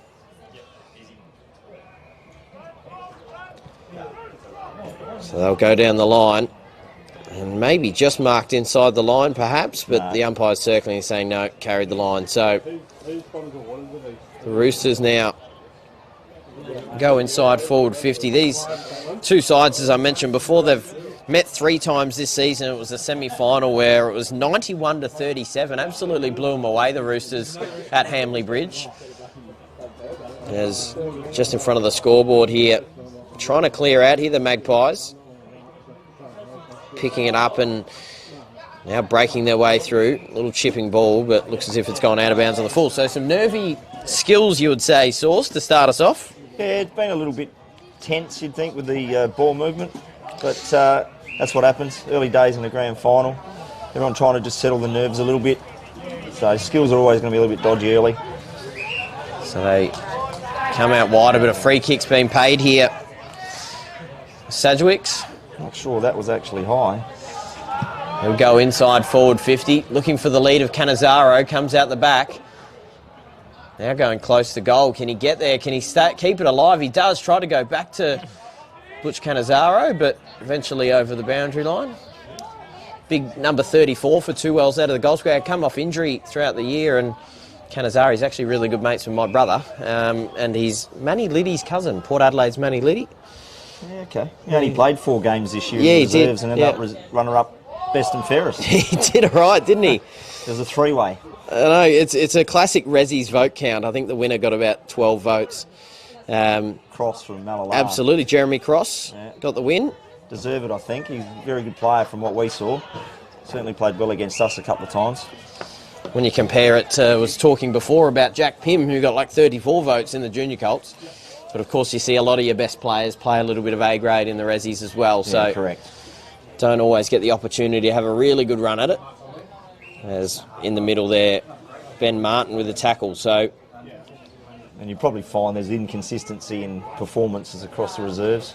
You would do, yes. Yeah, some more ageing bodies, some younger as well. Just finding footy here and there. Yeah, finding their feet out of the junior program as well. But both these sides, of course, obviously in a very good space with all 4 of their squad teams in the grand final here. As gets knocked down out the back. Malala thought they had an advantage there, but it's going to be a free kick to be brought back through to Gartner. It looks like he's hurt his shoulder or wrist or something. Yeah, he's holding it quite proppy. So we'll go long down the line. Maybe just saved. In fact, no, he wasn't touched at all. So before Redpath could get there, 2 Wells will get it back. I was having a look through some of the reserves, premierships as well. 2 Wells last one in 2019. They've got 3 players left from that day, 6 years ago in their reserve side. Thomas Julian, Bradley Calvert and Brian Mason played on that day. And of course Malala looking to go back-to-back in the reserves. Got plenty of players that played on this same day last year at Hamley Bridge as Mark's taken... Yeah, let's not talk about that one too much, shall we? That's right. Yeah. So going inside, comes out the back here. They might have the room to pop it through goal. He does. The first goal on the board here for Malala in the reserves grand final through Kieran Watson, his 7th of the season, and they're on the board here, the Magpies. Yeah, they just seem to have a little bit more ascendancy at the moment. They've just sort of settled a little bit better. A lot more hands on the footy. So Malala go in front by 5 points. Through the first few minutes in this one, it was a bit sloppy to start. But now, back into the middle of the ground in the first goal of the afternoon for this one. So, if you have just joined us, we had 2 games before this as well. Virginia winning in the junior Colts, which is so far the game of the day, no problem at all. I think it'd take some topping, to be honest, Sauce. And then, of course, the 17s, where we saw Anglevale get up quite comfortably in the end over 2 Wells. 2 Wells have still got plenty of opportunity to try and convert on a premiership. A couple more games as they go streaming inside forward 50. Malala making it difficult to start. And they get a set shot opportunity at goal here. And they'll have another crack at it. So, good ball movement here. This is Barker. So Barker now, the co-captain. Well, not Barker, sorry. Mitchell Barker is not the co-captain. But he'll have a crack at goals anyway. And puts it through. So back-to-back goals. 2 goals in 2 minutes here for the Magpies. And that's the start they wanted. It's the start they didn't get 2 weeks ago at Hamley Bridge. No, looking much more composed at the moment. Their ball movement's really good. Not panicking with it. Kieran Watson set that one up as well. So he's had a kick, he's had a goal and a goal assist now. So they move out to an 11-point margin to start this one. Barker and Watson with a goal apiece. Of course, as I was talking about before the premiers, well, they've got a lot of players that are around in that 2024 premiership. They've got a few players that are still around from their 2021 and 2018 reserves premierships as well. There's a free kick out of the middle here. So the Roosters now send it right in the direction of the umpire. does well to get out of the way in the end. But they chip the ball here, intercepting Taylor. We'll go down the wing. Oh, good mark. Oh, and it is a good mark. Floating across, taking a mark was Redpath. So, chip the ball out wide, and it was a well-weighted kick. They are threatening in forward 50 here at the moment. It's going to be Jeremy Cross, the association medalist, to have a crack at goals. Looks like he might be going around the corner here, Sauce, perhaps, or he's shaped that way, but no. He did shape that way, but he's going to back himself in with a drop punt. As a coach, that's what you prefer to see. Absolutely. None of this around the corner nonsense from a set shot. So, 18 goals in the season. None more important than this one. Started out right, does fade across. We've got a little bit of a breeze blowing that way still, but through for a minor score. So 13 plays 1 on the Sportal scoreboard. So I'll spread it out wide to the Roosters. Now underneath they'll get to work. Just coming out there was Julian to centre wing and eventually over the boundary.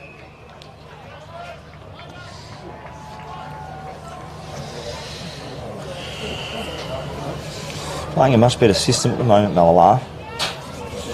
Well, like we mentioned a couple of weeks ago, it was the biggest indicator of how these two teams would match up. Malalar did get a win in the regular season against Two Wells just by 5 points, but they've been knocked off a couple of times by Two Wells this year, and they've responded much better to start this one in the game that matters the most. Yeah, well, I thought towards the end of the season, we beat them in the last round, which I knew they didn't have their full side. They rested quite a few players that day. But then seeing them in the second semi against Two Wells didn't look like how they'd normally play. And then last week come out and absolutely destroyed us and probably should have won by more than 51 points if they had a kick straight.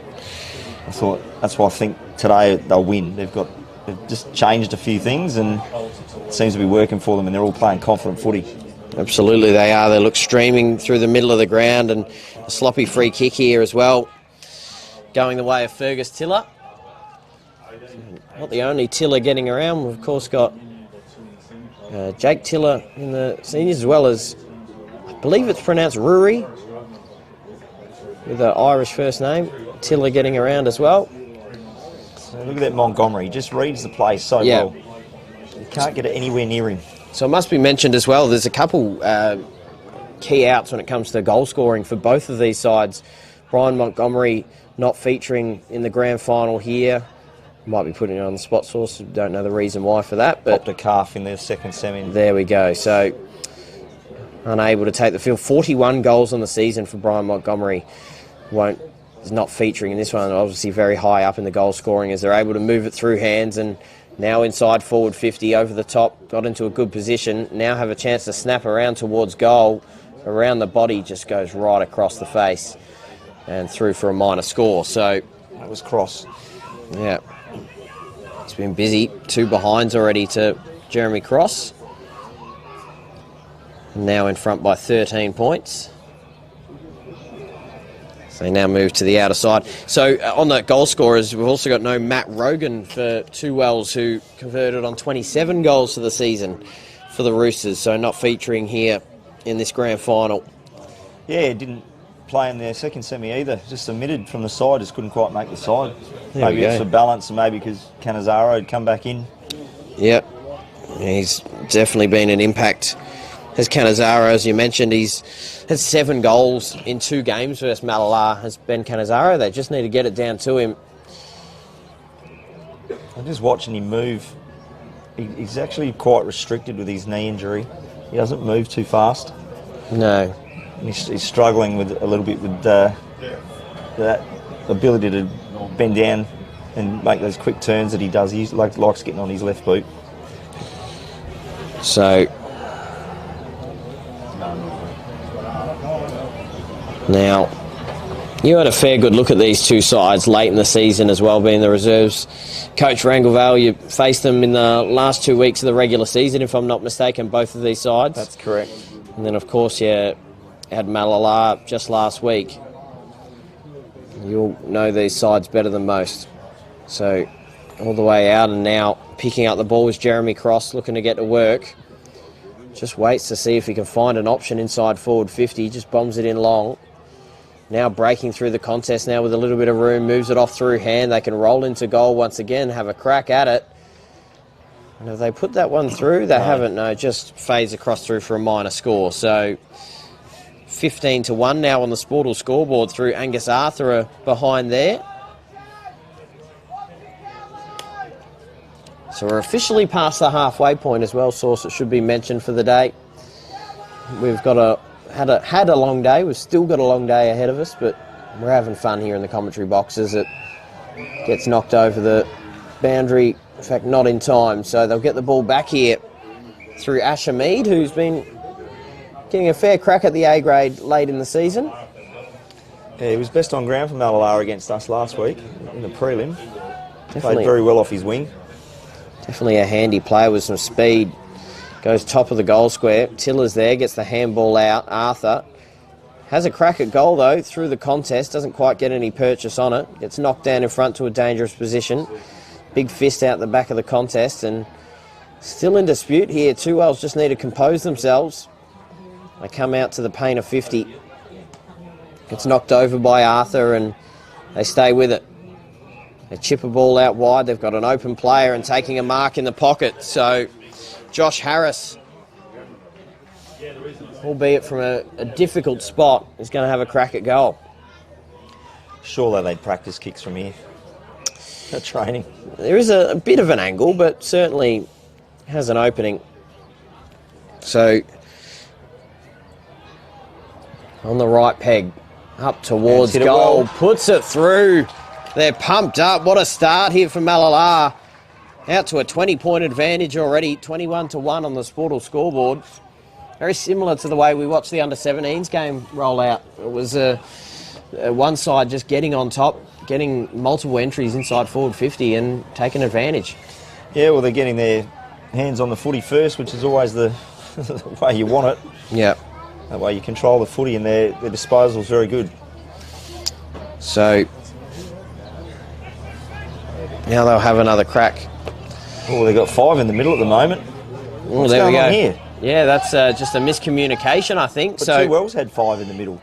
So what? I'm not sure what's going on there. Oh, was there? There we go. Oh, so okay. Free kick paid.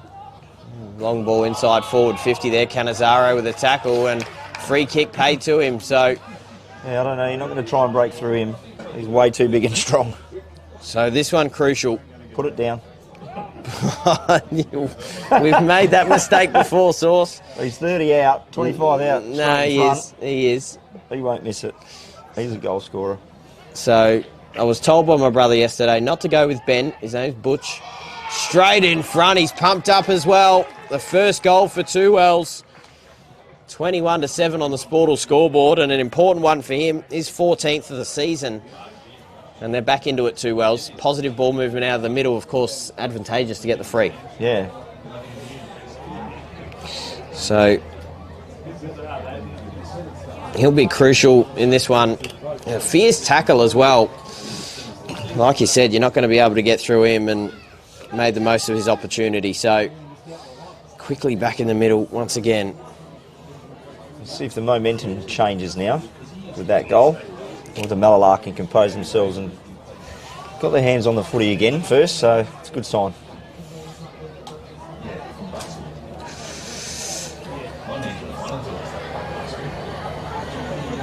So 14-point advantage here for the Magpies.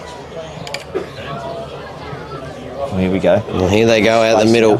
So if they can just have a clean pick-up out of this one, draws a bit of contact from the Malalar defender coming to help.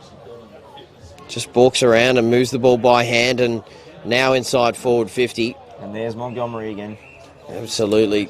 Good mark from Montgomery, just in the right place at the right time.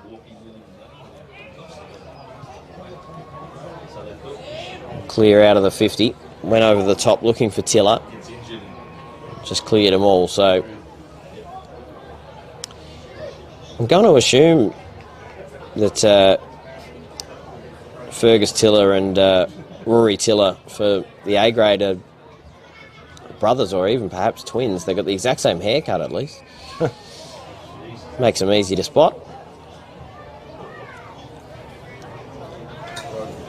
So a free kick here to the Maggies. They're brothers, and it's interesting that they're dark-haired when their dad's one of us.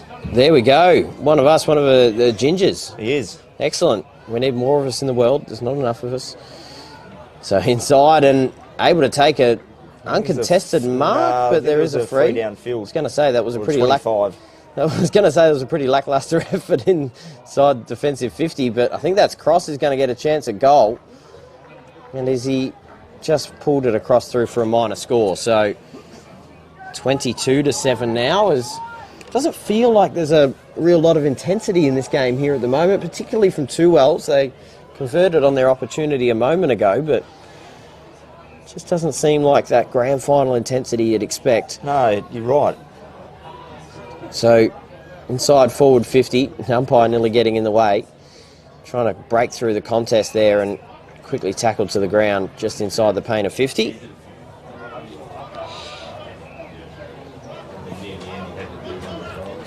So knocked down and once again not going anywhere with Jeremy Cross underneath the contest.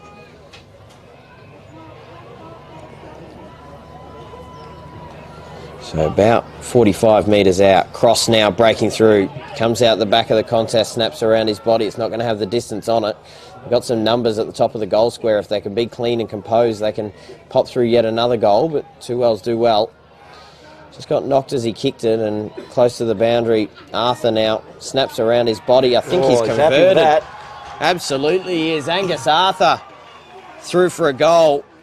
His first of the afternoon, and they're rolling here at the moment, the Magpies, 28-7 on the Sportal scoreboard. There's a brilliant work there from Arthur. He had 8 goals for the season coming into this one. He's been named in the best 7 times as well, so one of their key influential players. So goal for Barker, Arthur, Watson, and well, both Watsons, I believe, in this one. So I think we might have Thomas Julian's hurt himself. Come off and he's throwing tape everywhere and looks like he's hurt an arm or a shoulder or something. So that's a blow for 2Ls. Now going inside forward 50. And eventually rolling over the boundary. Brings us to quarter time. 22 minutes gone in the first quarter was the mark for the first quarter there. 117 to 4-4-28. Malala with the advantage on filming footy. Come right back for the second quarter.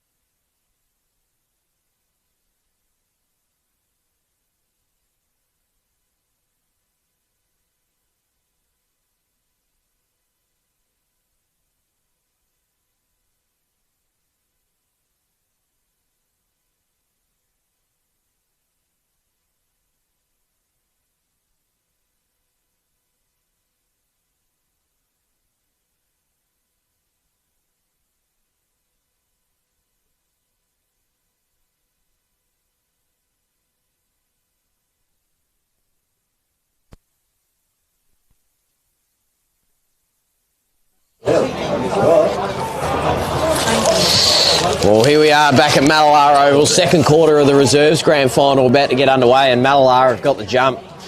4-5 to 1-1 on the Sportal scoreboard. We've got a good advantage here at the moment, 28-7. My name's Lewis McKenna. I've got Sauce next to me as well. I'm going to give him a few minutes to finish off his lunch, and I'll waffle on about this game as we keep going on. Dino on the camera as well, doing an excellent job. Of course, it's a long day here at Mallala in the third of four games. We've got the big one after this one, the A-grade premiership between Two Wells and Mallala as well. So two very successful clubs in 2025. As we've got another player running straight through as well. So not for the first time. Looks like we might have another free. So Mallala should get the free kick here. No? Should do. No, they've held the siren up. So it was. They've given it to him. Well, they have given it to him. So there we go. Well, it's set properly there too well. So they get a free entry inside forward 50, and wasn't the prettiest looking kick, but Redpath was underneath it, able to take it. So now a high ball up towards the top of the goal square, but sitting underneath it, and it was an awkward one, but Calvert did well to hold on. Just chips it out wide. And now they'll go a little further down the line. Good kick in the end to Buchanan.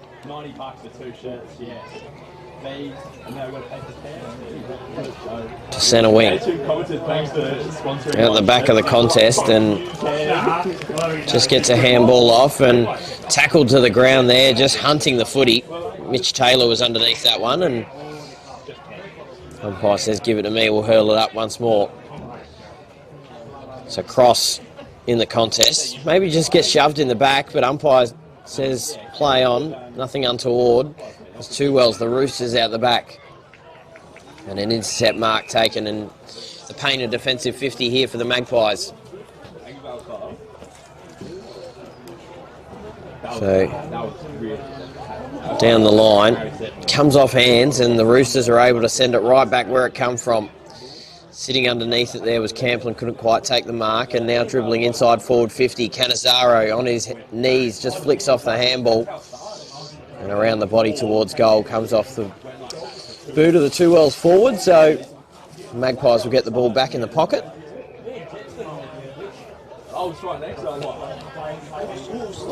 So shout out to the Mallala Footy Club as well, who've looked after us here. They've got us lunch sorted as well. I'm looking forward to half-time of this game, being able to tuck a little bit more into my burger. But how'd it go down, Sauce? Perfect. Yeah, brilliant. Chicken burger here, brilliant. There's an intercept mark taken here for the Roosters, so they'll get a chance to go back inside forward 50 once again. Comes off hands and comes over the back. Tackled down to the ground and close to the line. Asher Meads there, and as is Montgomery. They're arguing there that it should have been a free to the Roosters, but they're going to have a conversation to the boundary umpire, it looks like. I think they're going to hurl it back in. Mallala have been very strong in defence at the moment. Their intensity's been excellent. Canizaro in the ruck knocks it straight down. Socket off the ground, but playing goalkeeper there, Montgomery just clears. And eventually over. So right in front of the Mallala marquee. On the outer side of the Mallala bench.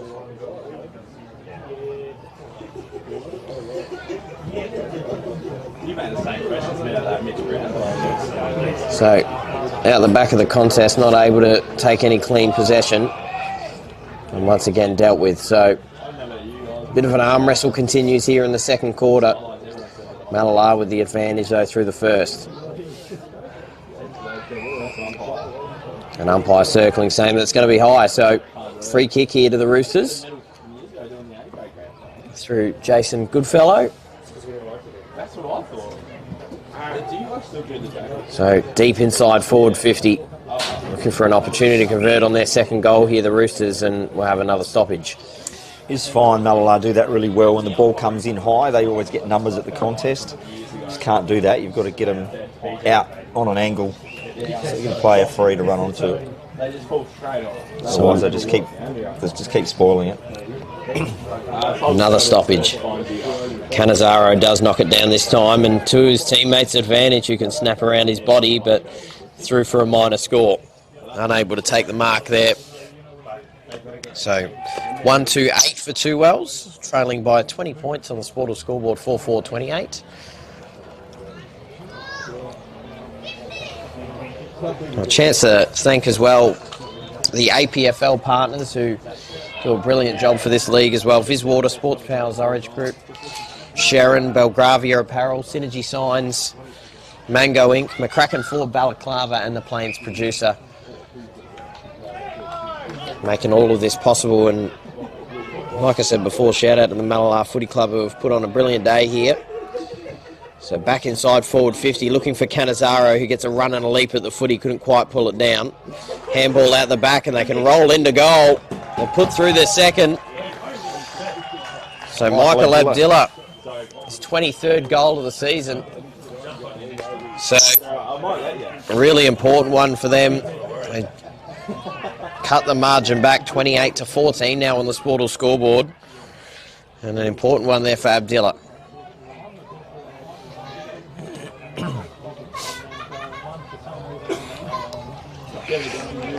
So back to 14 points. It's that forward 50 pressure, isn't it? Two Wells, they were able to get repeat entries inside forward 50 source, and they reap the rewards. Yes. Yep. That's the difference, isn't it? Get hands on the footy, get the ball moving your way. So Cross out the back of the contest will send it over here in front of the broadcast truck. Just drew a hip and shoulder to Tiller, and it was to their advantage in the end, but Cross now picks up the loose ball, handball over the top, and now looking to handball it off inside to Ashermead, rolling inside forward 50. Just comes off hands, and now a loose ball over the top. Players fighting there to get to the ball first and trying to clear out. That should be holding the ball and is. Oh, he's giving it the other way. Oh, really? Nothing wrong with that tackle. That was a pretty perfect tackle. So getting the free here is Leo. Almost tried to play on there out of the contest, but get a look at it. We've got a 20-second delay replay in front of us. Oh, that's a bit stiff, Sauce. You got to watch it on our replay. I was coaching it. I respect your commentary skills to remain impartial. You've definitely come a long way this season, Sauce. Well, you just got to call it as you see it, don't you? That's I'm not right. here for Anglevale, I'm here for... No, that's right. So, commentator. Doing an excellent job as well, as you have done all year. Or maybe just tripped up. So should be a free kick. They haven't paid it, but definitely some contact. Although it was unintentional. Maybe, yeah. Just caught a bit of grass on the way through, is the theory. In the ruck contest there, neither ruckman able to get any clean hands on it. Out the back there, Mead now in a one-on-one contest, and now picking it up out the back is Gartner. Trying to move it out through hand. It's going to be holding the ball, so the Roosters will get the advantage. See, their intensity's just lifted a little bit. They've got a few stoppage clearances, which they didn't get in the first quarter. They're just starting to control the footy a little bit more now, Two Wells. Wasn't paid far enough there, but they now get a chance. Taking the mark inside, it's Tyler Ballas. Now gets a set shot opportunity.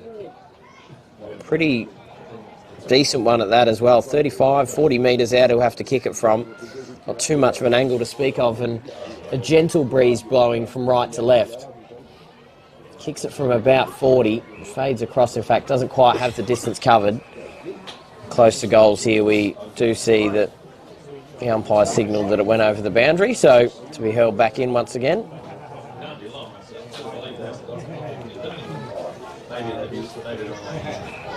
Plenty of footy still to come. Cannizzaro uses his body well in the ruck, couldn't quite get the footy. We're going to have another ball up. You can see when players aren't confident in their body, they just drop easy takes like that. He's usually really clean, Canners. I just think he's not quite confident in his body on that knee, so just fumbling a little bit, just that little bit of self-doubt. So now out the back, and Mead just pumps it out of defensive 50. Tiller not able to take the mark. Still in dispute here. It's a 2-on-2 battle as the Cavalry now arrive on centre wing. Just dropped a couple of balls in the last couple of minutes, Tiller. Just needs to compose himself a little bit more. So gets knocked down. We'll have another stoppage.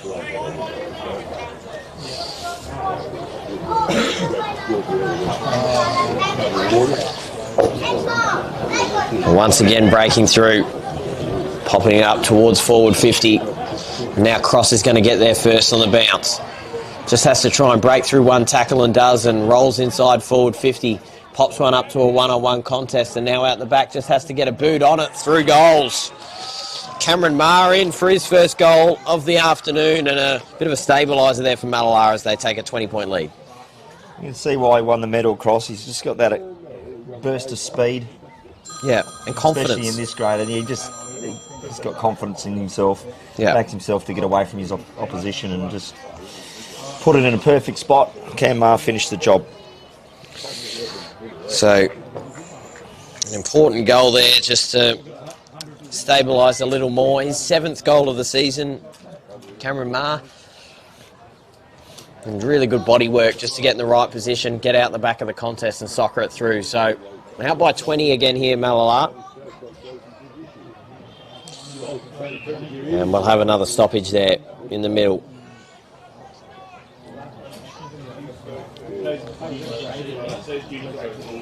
So, handball out the back here for the Roosters. Oh, and a brilliant smother. Fantastic, just to keep it in this neutral position. They stay with it here over the back, and now with a bit of room, just handballs it out in front and looks to get to work. Just Peter Sekafine. Looks as if it went over the boundary. I think Mallala are getting a free kick here. Yeah, they do. He's called that deliberate or not. Not sure what the free kick was for. Josh May gets it. Played 9 A-grade games this year for Mallala, so well trusted at the club. Go longer towards forward 50 out the back. Couldn't quite take the mark, and they rebound here. Just goes over the top and eventually over the boundary off the hands of Tyler Ballas, but in fact actually last touch, so free kick here to the Magpies. Quickly through Jack Evans. Pop it up towards forward 50 once again, but they've got the numbers here, the Roosters. Chip it out wider, and now once again they're just playing a bit of turnover ball here at the moment. Mark taken by Redpath. Quickly go inside forward 50 and move the ball by hands. They just have to be clean with the footy now. They'll snap around towards goal. He's got it. No, touch. No, it's a touch, so through for a minor score. 35 plays 14 now on the Sportal scoreboard, a 21-point advantage for Mallala.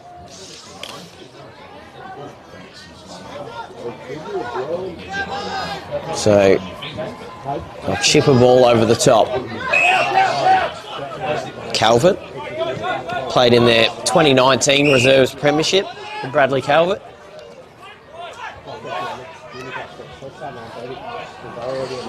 So, good defensive setup here. Mallala. Mason. This is a good setup. Just forces him to take a kick down the line to a one-on-one. It's knocked down and sitting in the hole, couldn't quite take the mark there. And they now have to retreat through the middle of the ground, and they've now got some numbers here if they look to get to work. Sedgwick's just didn't see maybe what he liked ahead of him in the middle of the ground. So go a bit further up. Canizaro at the back, maybe had his arms chopped, but they're still with it here, 2 Wells. They can dribble in towards goal and pop it through. Campo doesn't often miss those. He's an opportunist. He knows where the goals are. An important goal from the playing coach, Matthew Camplin, in for a goal there. His 33rd goal of the season, his first of the afternoon. They're staying with him here, 2 Wells, as to be expected. They're a champion football club, as we've seen all season long in the A grade, and these two sides, well, they could barely be split all season long. You would have been keeping a keen eye on the ladder as well. Often only separated by percentage, and little percentage at that as well, Source. Yeah, well, we were so far off it early, I wasn't really worried about it. It was up top. I was just worried about us trying to make finals. You snuck in there and you made a good fist of it in the end. Unfortunately not here on the final day, but I'm sure you'd be pretty proud of your team's result, as Canizaro has a bit of a push and shove afterwards as well, but it's going to be a free kick here. Obviously trying to get him into the game by putting him in the ruck now. So I go inside forward 50, and looks as if there may be a free kick paid here on the arc. So a little too far out the score, not overly confident with this range. Just drops a kick in, and it's a handy kick. It is a good kick. So Kieran Watson will have a crack at goals. Already kicked one here this afternoon earlier in the game. This one to extend it out back to a 21-point margin if he can convert. That was good footy by, who was it? Who was the kicker then? Oh, look, to be honest, no, right in front of us, we maybe just missed it, but was handy. No, because he was too well set up defensively there. If he had gone long, it would have just... Oh, brilliant tackle there in the pocket. Gives the Roosters the ball back. Yeah, it would have just played into 2L's hands, so he held the ball up and then just went that short option, which was good. So 2L's now. This is getting later here in the second quarter. Nearly 16 minutes gone. We'll go long out of defensive 50, but ball now lands in dispute. Now working their way under the footy, but a free kick's being paid here. As the umpire circles, it's going to be a free kick to 2L's. Have to bring the ball back.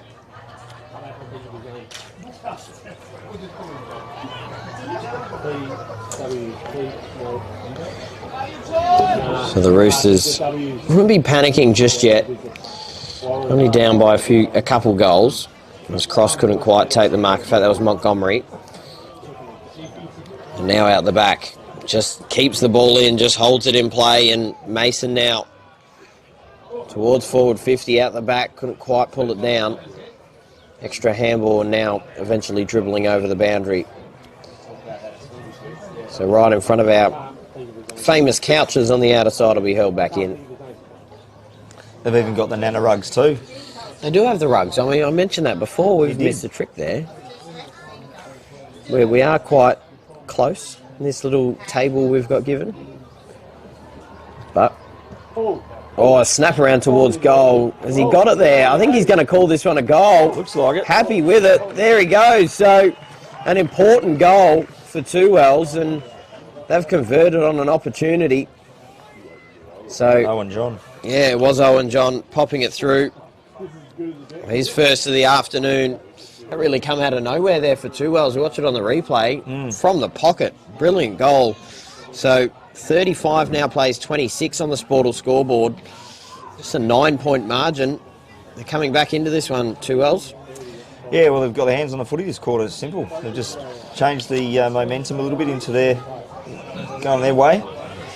Malala haven't responded to it as well as they probably could have. So the rucks go at it once again and spills out another 5 or 10 metres as have another ball up.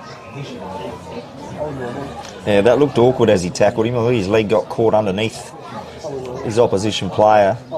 Cross, yeah, struggling a little bit. Comes up limping at the back of this contest, the association medalist. As Malala go inside forward 50, going back with the flight, couldn't quite pull down the mark. Oh, and drew a bit of contact to the head. Should be a free kick, and is. Patrick Keynes just drew some contact, had his head over the footy and got rewarded for it. So interesting, the umpire sitting inside the centre square called it, not the one closest to the actual incident. So not too much angle to speak of. Only from about 35 metres has pulled it across through for a minor score. So an even 10-point ball game now. Needed that one as a bit of a steadier. Malala. Missing opportunities. Just want to introduce you to one of my. So now they'll chip the ball out wider. It was a bit sloppy. It was sloppy trying to find Calvert. And now had enough time in the pocket. He did have enough time just to clear it out.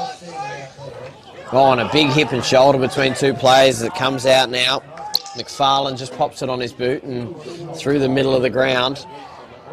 Both teams just going at the footy hard at the moment, but I'll jump on top, and now it'll be a ball up here inside the centre square, just in an advantageous position here for Two Wells, just to try and go back inside forward 50. Cannizzaro takes it out of the ruck and pumps it deep inside. Close to the boundary now, they're going to have a crack at goals from a tricky position. It was never really on from there, you'd think, from Abdillah. Puts it out of bounds on the full. You see Two Wells are starting to get a little more uncontested footy, which is why the momentum's slipping back their way. And that's Cannizzaro, that's what he does out of the ruck. He just uses his big frame and pushes the opposition ruckman out of the way, grabs it out and goes long. An intercept mark here taken for Brodie Smith-Curnow. So, very tall, lanky lad inside forward 50. One-on-one contest, nearly picked off, eventually is, but chased down. Where's the voice? Yeah, needed to be spoken to. They'll play on from the contest, go towards goal, and they've popped through. Yet another one. Brian Mason this time hits the scoreboard for Two Wells and just draws it that little bit closer. Now just a 4-point game. Just composed himself really well, Two Wells, in this quarter. I just said the ascendancy has gone back their way, a bit of momentum, a bit more intensity, and as I said, a lot more ball uncontested. So when you're getting uncontested footy with the skilled side that they've got, hitting more targets. Well, they've been impressive in front of goal as well. They've been able to convert on their opportunities. Only 5 goals, 2. On not a super windy day, but there is a bit of a breeze blowing, so they've been tidy in front of goals. It makes a difference, and that Nullarbor have had their chances. This is what happened last week with us. They kicked 13 goals, 19, and some of those shots they missed last week were fairly simple. So hopefully bad kicking doesn't cost them this week. So quickly jumped on. I've seen a few goals here in the second quarter, so maybe a little bit of time left here in the second quarter. 18 minutes and time on, so we're into the 22nd minute of this one. Tiller gets a handball out. It was a shifty one as well to Taylor going inside forward 50. It's a great kick. Lacing out Mitchell Barker, streaming out of the goal square, and this one really important for Malalar. Yeah, leading goal kicker, I reckon he's big chance to kick this. That's what he's paid for. What he's paid the big bucks. That's right. 44 goals for the season. Number 1 in the competition for the reserves for the APFL. This one an important kick. Puts it up high and splits the middle. So an important goal, his second of the afternoon. And there has been a whistle here as well. I've heard the words free kick paid as well. So it's going to be a free kick out of the middle here, I believe. Oh, they would have been celebrating and they've gone something like F yeah.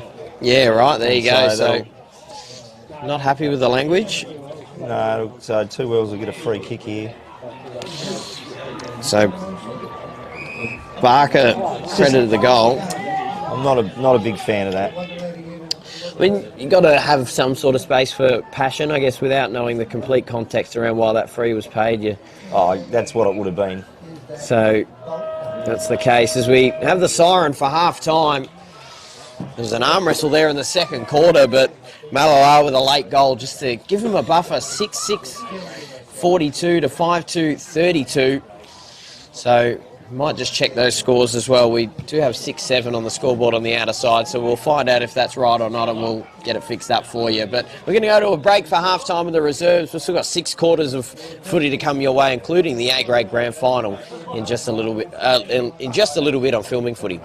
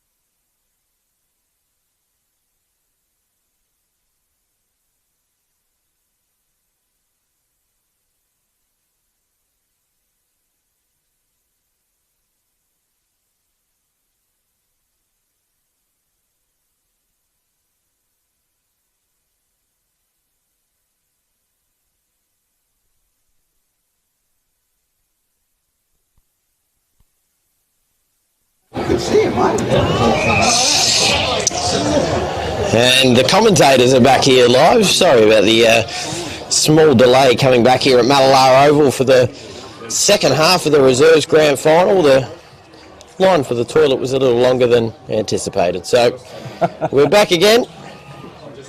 Made it back in time, which is brilliant. So just in time. And now they'll get a chance here. 2 wells where they really fighting back into the contest during the second quarter. It was a late goal though to Mallala, which gave them the advantage. So they moved the ball out through hand here, the Magpies. 2 wells got numbers around the ball though there.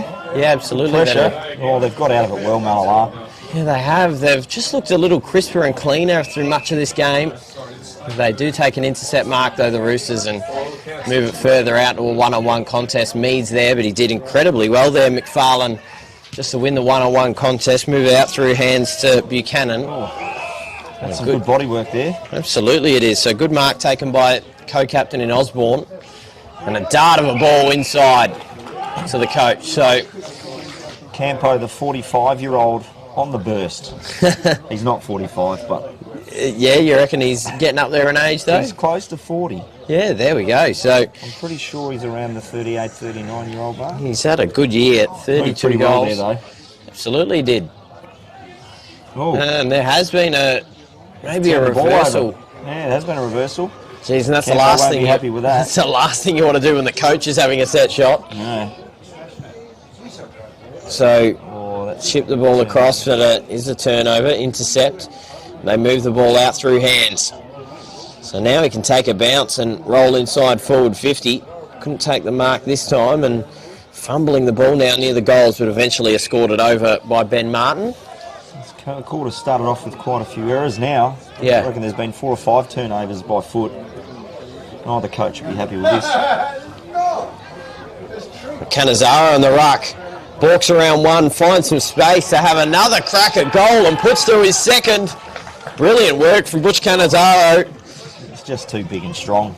He was brilliant in the ruck contest there. So to get the third quarter underway, they draw a little closer, 42-38 on the Sportal scoreboard, and he's had a handy game up forward. And another whistle here. So I heard swearing again. So going to Mallala this time. So again, 2 wells celebrating for kicking a goal. So it looks like it may be going there. Looks like Angus Arthur is setting up potentially for the free kick to receive the ball here. Supposed to be the ruckman. Yeah, so he's playing in the ruck. Has to be the ruckman. They do hand it off now. I don't understand it. Not heard by the crowd. It's just a little bit of well done, boys, in amongst themselves. Yeah. Should never be given a free kick. So Tiller. There's a lot of Tillers running around. That was Thomas Tiller that time. Around the body and into the forward 50. Collected though as he jumped on top of it and trying to get it out, but close to the boundary they'll ball it back up.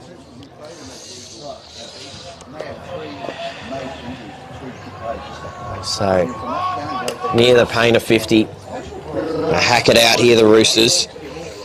Out the back of the contest trying to break through there was Taylor. A one-on-one hit battle here and not able to go anywhere there, Peter Sekafine. So if you have just joined us, we had 2 junior grand finals on before this one that we called. It was Virginia winning the junior Colts in an incredible game of footy, an incredible finish. Virginia storming home. Anglevale getting the win comfortably in the end in the senior Colts grand final as well. And this game looks as if it'll be a pretty decent one as well. It's been Mallala got the jump to start out, but 2 wells have worked their way back in. Yeah, they just keep chipping away, 2 wells, which is all you can do when you've given up a big lead, a reasonable lead at the start of the game. I've seen that twice here already, this morning and this afternoon. We've seen just teams burst out of the gates and get a handy lead to start, but this time around 2 wells, as they couldn't do in the 17s, drawn close. 1 on 2 there, but did well to bring the ball to ground, did Osborne. They now send it back the other way. Did well to break through, did Taylor. Moves it off through hands, and now just eventually getting the kick away. Nearly got tackled down to the ground in the process, and juggling taking the mark in defence. So they'll chip the ball out wide. I'm waiting for the bounce. Gets knocked out of the back, and Tiller gets the pick up. Handball's out the back of the contest. Meads there, couldn't quite get a clean pick up. One-on-one here, and ripping his way through. Back into another stoppage here at centre wing. This is what finals footy does. You know, Asher Mead would normally pick that up clean and just be off. But grand final, just fumbled a little bit, nerves. So Baker sends one down the line and fisted over the boundary. Not overly contested, but they say that's going to be legal. Trifopoulos punching it over. So for Rucks to go at it. Gets knocked down in front by Tiller and unable to go anywhere. Lachlan Corbin.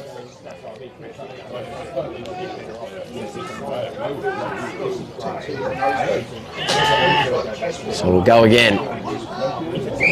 Still unable to go anywhere. So given that we're going to have stoppage after stoppage, a chance to say thank you to our stream partners at Dartfish, Sportle, of course the Sportle Scoreboard, Classic Clashes, Filming Footy and Archies, Custom by ORTC, High Five E-Bikes and Kimberley Accommodation Group. And there has been another whistle blown, a bit of push and shove here as well. Free kicks being paid to Malala by the looks of it. So umpires certainly having their say on the contest here at the moment, Source. Yeah, I'm not sure what it was for. He didn't give the ball back to the umpires. He just chucked it away. So whether it was for that or something else in amongst it, I don't know.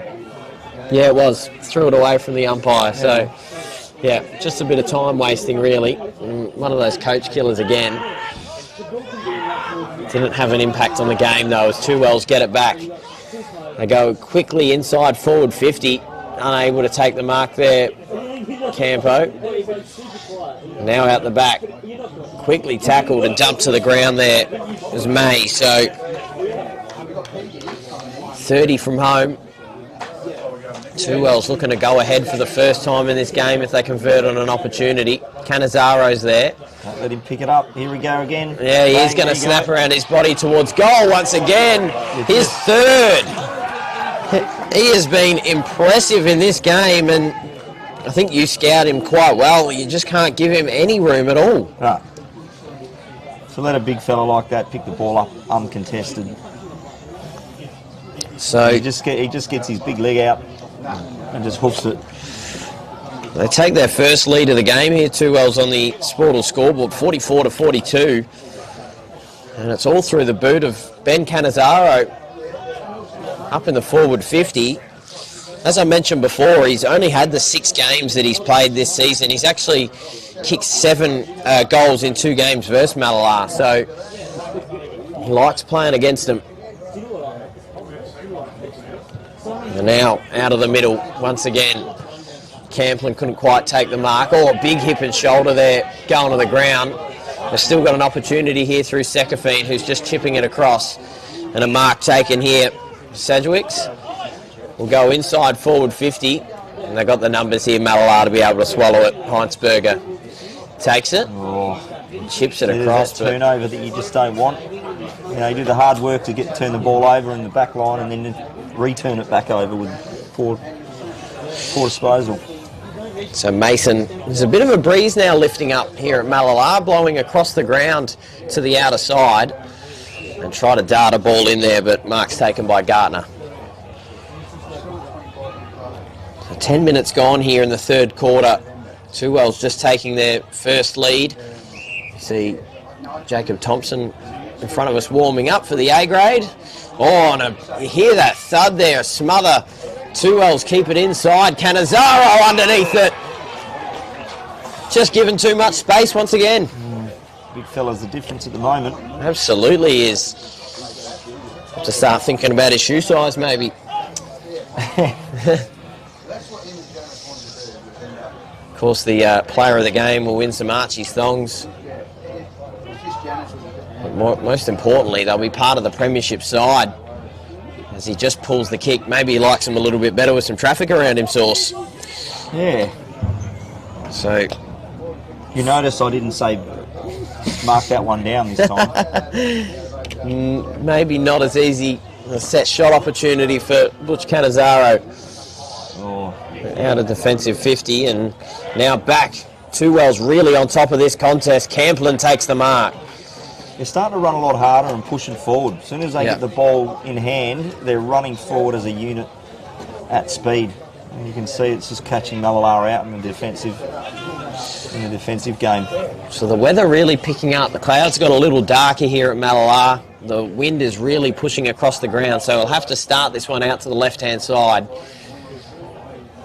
But he's a known goal scorer. He'll know exactly what he needs to do. Does start it out there, brings it back. That's experience there. Has he put it through, though? A few of them were quietly confident, but maybe just grazed the goalpost through for a minor score. So he hit it pretty well. Absolutely he did. Looked like it was doing all right with the goal positioning of the goal umpire, but through for a minor score. So they take a 4-point advantage now, 2 Wells. Malalar had led the whole game until just a few moments ago when Cannizaro converted on his 3rd goal of the game. So, boundary umpire collects the pill and hurls it back in. Out the back of the contest and eventually picking it up, getting chucked to the ground. About 60 from home here for 2 Wells. Malalar really get the feeling they need the next goal in this contest. Just to regain any sort of momentum at the moment, they don't have any in the tank. They do move the ball through hands. They hack it out in the middle and have to rely on the bounce of the footy. McFarlane grabs it and sends it right back inside forward 50 once again. Oh, a mark to Camplin. No, it's not Camplin. Oh, it's not Camplin. So the Sedgwick's there right in front and he'll get a set shot opportunity from 35. But this one a really important kick at goal source. So 17 goals on the season. Pretty well straight in front. On his way in, kicks it from about 35 to 40 metres. Has he brought it back through for a goal? He has. Goal umpire confirms that he has snuck it through. So they now move out to a 10-point margin of their own, 2 Wells. 42 plays 52 on the Sportal scoreboard and converting on the opportunity there for his 18th goal of the season, Marek Sedgwick. Yeah, Malalar have lost all momentum from what they had early in the game. They sort of held it off a little bit last quarter. They were pretty even, but now 2 Wells have just started to get their game rolling really well. Their intensity's lifted.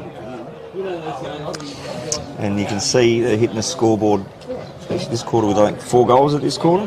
Yeah, they've absolutely started rolling in. I believe it is 4 goals. So they do get out of the middle, though, Malalar this time. Going inside forward 50. Couldn't quite find the chest of Mitchell Barker this time. Just gets escorted out of defensive 50. It's been handy. Tyler Ballas has had plenty of the footy.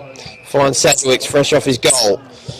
Chips it over the top and couldn't quite get it in the lap of his teammate as he was wanting. Camplin gets a handball out. Ballas and Sekafine and now Camplin.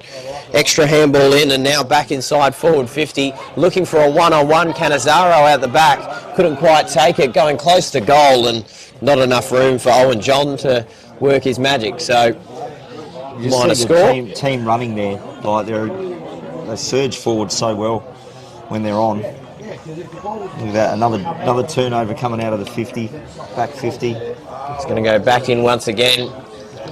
Sitting in front of the contest, taking the mark in defence. So the Magpies look to clear. They really have to just put a band-aid on it here at the moment. They can't have another goal go up against them. Sekafine will go inside forward 50. And a mark taken once again. Owen John saw an option short. He has had plenty of options inside forward 50, but maybe just looks to compose himself here. He was never going to really pass that. You just got to look like you're unselfish. Correct. You've just got to at least... That's exactly what he did. Yeah. But anyone who knows him knows he was never going to pass off. He's always going to have a shot. So 20 goals for the season, including one here this afternoon. Deep in the pocket. Oh, he slotted it. And that's why he didn't want to pass off. He knew what he was doing. Absolutely, that's an important goal. Now out to a 17-point margin. They have turned the tide on Malala this game. Malala got out to a 21-point advantage in the second quarter, and they have just absolutely flipped the script on them. 59 now plays 42. And it's a little bit of warning signs here for Malala now, Source. I imagine Daniel Griffiths, the reserves coach for Malala, would be absolutely seething in the box right now. He would not be happy with what he's saying. It's a hard position for a coach, isn't it, when you have this sort of situation where you're just bleeding goals. You're almost watching a grand final get lost in front of your own eyes. And you can't do anything about it. You can just move magnets. Yeah. You can send the runner out as much as you want, but unless the intensity's there from the boys on the effort, field, yeah, and the disposal is correct, and kind of just thinking, you just can't do anything. You're just sitting there going, well, what else can I do? Just kind of thinking about the spray you're going to give him at three-quarter time, really, aren't you? Yeah, I don't know whether he's a sprayer, but he could be. I don't know. If there's ever I usually coach against him, so I don't actually do what he says. That I do. I know he would not be happy with what's going on at the moment. If there is ever a time for it, you can see several goals in the third quarter. Call it the premiership quarter for a reason. Cannizaro is still trying to break through. Just can't get tackled to the ground at all. And they'll have another stoppage here in this really dangerous position. You've got Ben Cannizaro in the ruck. He almost needs someone to stand on his hip. He just tries to... a good tap there. But he usually just tries to take it out of the ruck and just bang it on his left boot, which has been effective for him so far today, 3 times. So move back to Taylor. They chip a ball across, and now Harris through the middle of the ground. There's a one-on-one ahead. Has to get a good bounce there to Barker. Couldn't quite get it there, and we're going to have another stoppage here just outside the paint of 50. So I reckon what's changed a little bit is Cross hasn't been on the field.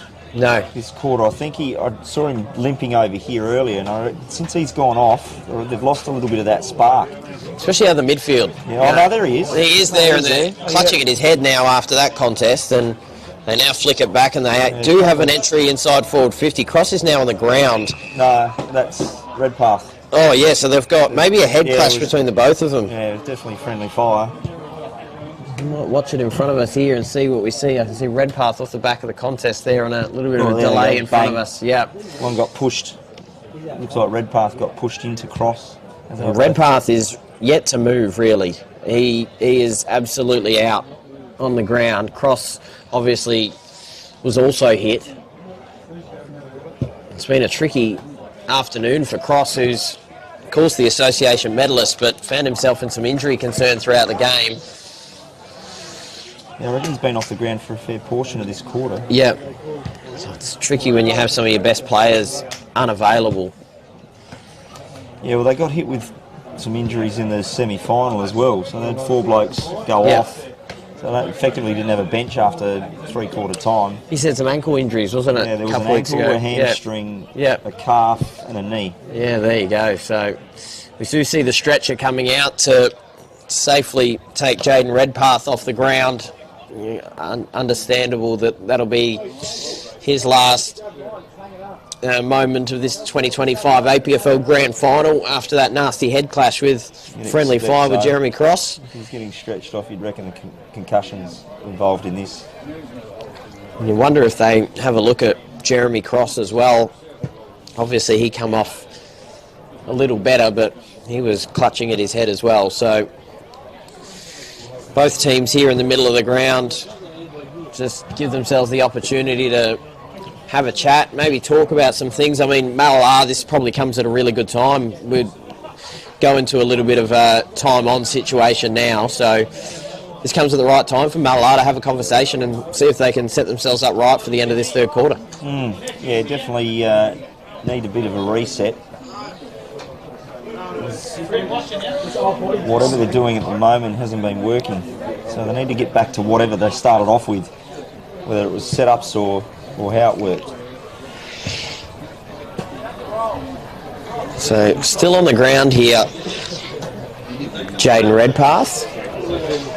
trainers getting out to him, making sure they just deal with the situation safely and they're able to get him off the ground without any further concern.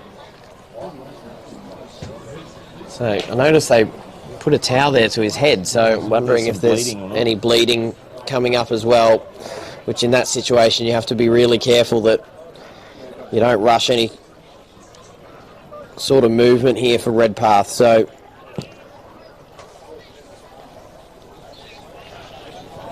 the stretcher now, so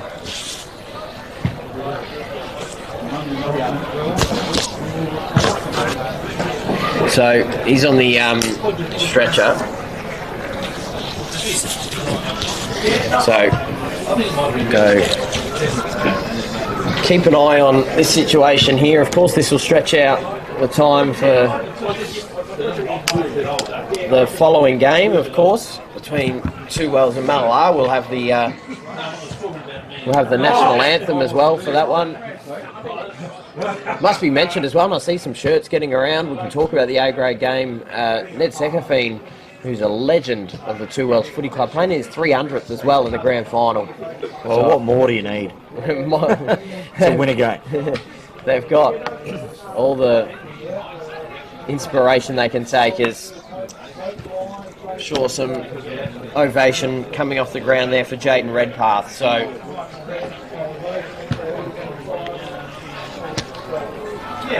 finally, unlucky way to go out of a grand final. Yeah, so certainly a bit tricky. So ball currently sits here with Two Wells in defensive 50. Had 22, nearly 23 minutes gone in this third quarter. You'd expect there'd be a few more minutes left with that lengthy kind of delay. And now under the contest, unable to go anywhere. So 17 points the margin to Two Wells.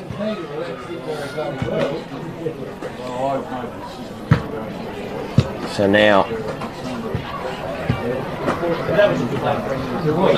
they go long down the wing and eventually over the boundary.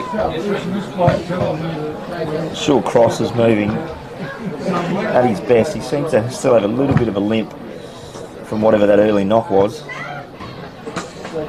So they hurl it in. Important couple minutes here for Mallala if they're trying to respond. Oh, he's giving it too. Yeah, so free kick here. Chance here for Mallala to go inside forward 50. Thomas Tiller goes long. See, they just fall into Two Wells' trap there by going long into their forward line. They need to be shorter than that. Sekafine, Montgomery's underneath this one and has been a whistle blown, a free kick to him for a little bit of holding off the ball.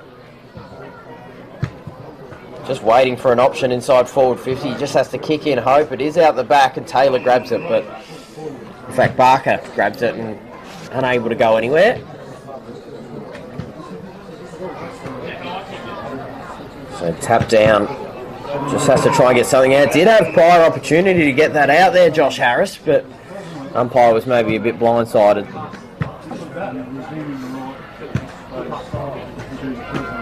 The fists are down in front. Handball out the back, and they continue to march their way out here, Two Wells. It's a handball out the back there, Tiller.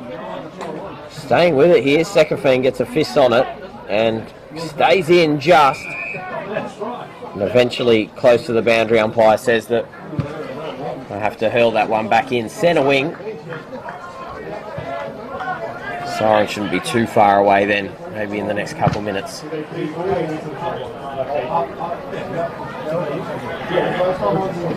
So gets knocked down. Big fist there from Tiller over the top, just trying to get anything going here for Mallala inside forward 50. Cross gets the handball and gets it back for a 1-2. Goes over the top to Asher Mead. Now just needs to compose himself. He's running away from goal though. He puts it through for a minor score. So couldn't make the most of their opportunity there. Mallala now down by 16 points.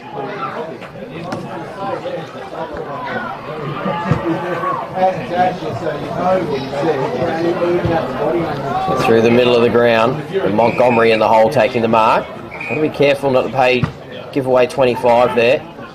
Chips the ball over the top and couldn't quite get it up high enough to be allow his forward to take the mark, and a tackle there from Buchanan. That was a much better kick in forward. Don't let two Wells get under the footy in numbers. So the siren brings us to three-quarter time. It was an important quarter there for Two Wells to get out in front and get the lead. 16 points in front now. They're in the box seat, but Malala still well and truly in this one. If they can hang with it and take the win and try and win back-to-back premierships, or Two Wells take it back off them and win their first since 2019. We're going to go to a break for filming footy.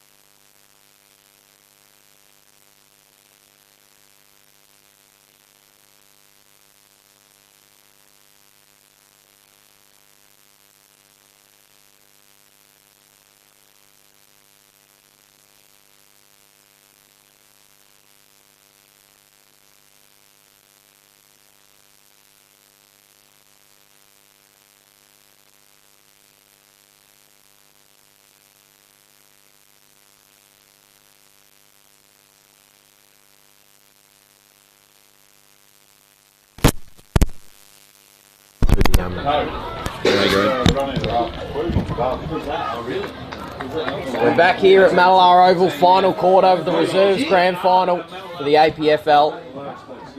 In the middle, these two teams are going to go at it and try and set the tone, win themselves a premiership, and then set the tone for the A grade as well. You have to excuse me, I just finished off my burger in my short break. So, centre square. It's been a long day here at Malalar, but we're loving it. Grand final footy at its best. There's a free kick here in the middle for Osborne. Two Wells had a brilliant third quarter. Chips the ball out wide. Sadowicz sees something short, but had a little bit too much on it. Comes out the back, and the Magpies, a risky ball in the middle of the ground. They saw Mead there, but a little too strong for him. So they now move the ball by hands, and Asher Mead now with a handball to Arthur. Goes inside, forward 50, and well left in the end.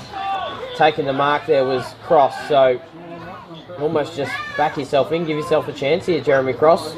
Well, there's much better ball movement there. You can see the link up that they had, the run, and then you got a free, not a kick under pressure, and then hits a target in the forward 50. So that's how you want to roll. Then you would have probably given a bit of a rev up at three-quarter time. Let's see if Crossy can now finish off Malalar's good work upfield. This is an important kick. Oh no! Starts it out left and stays left. Didn't really run through it. No. So you see he's struggling still with whatever leg injury he's got. So 6-8 now for Malalar. 44 to 9-5-59. So they chip it out wide. So it looks like they've now gone almost one-on-one Malalar. So they need to stop Two Wells' run, which is a pretty good way to go about it, I reckon. Just don't allow. Left them with a bit of space here. So a chipping ball over the top to give them a chance to clear out a defensive 50. Good pressure. Goes a little longer over the top. Oh, nearly held on to it. Probably only milliseconds away from being paid the mark. Centre wing now and a good grab. So now a chance for Two Wells to clear the ball out through Owen John.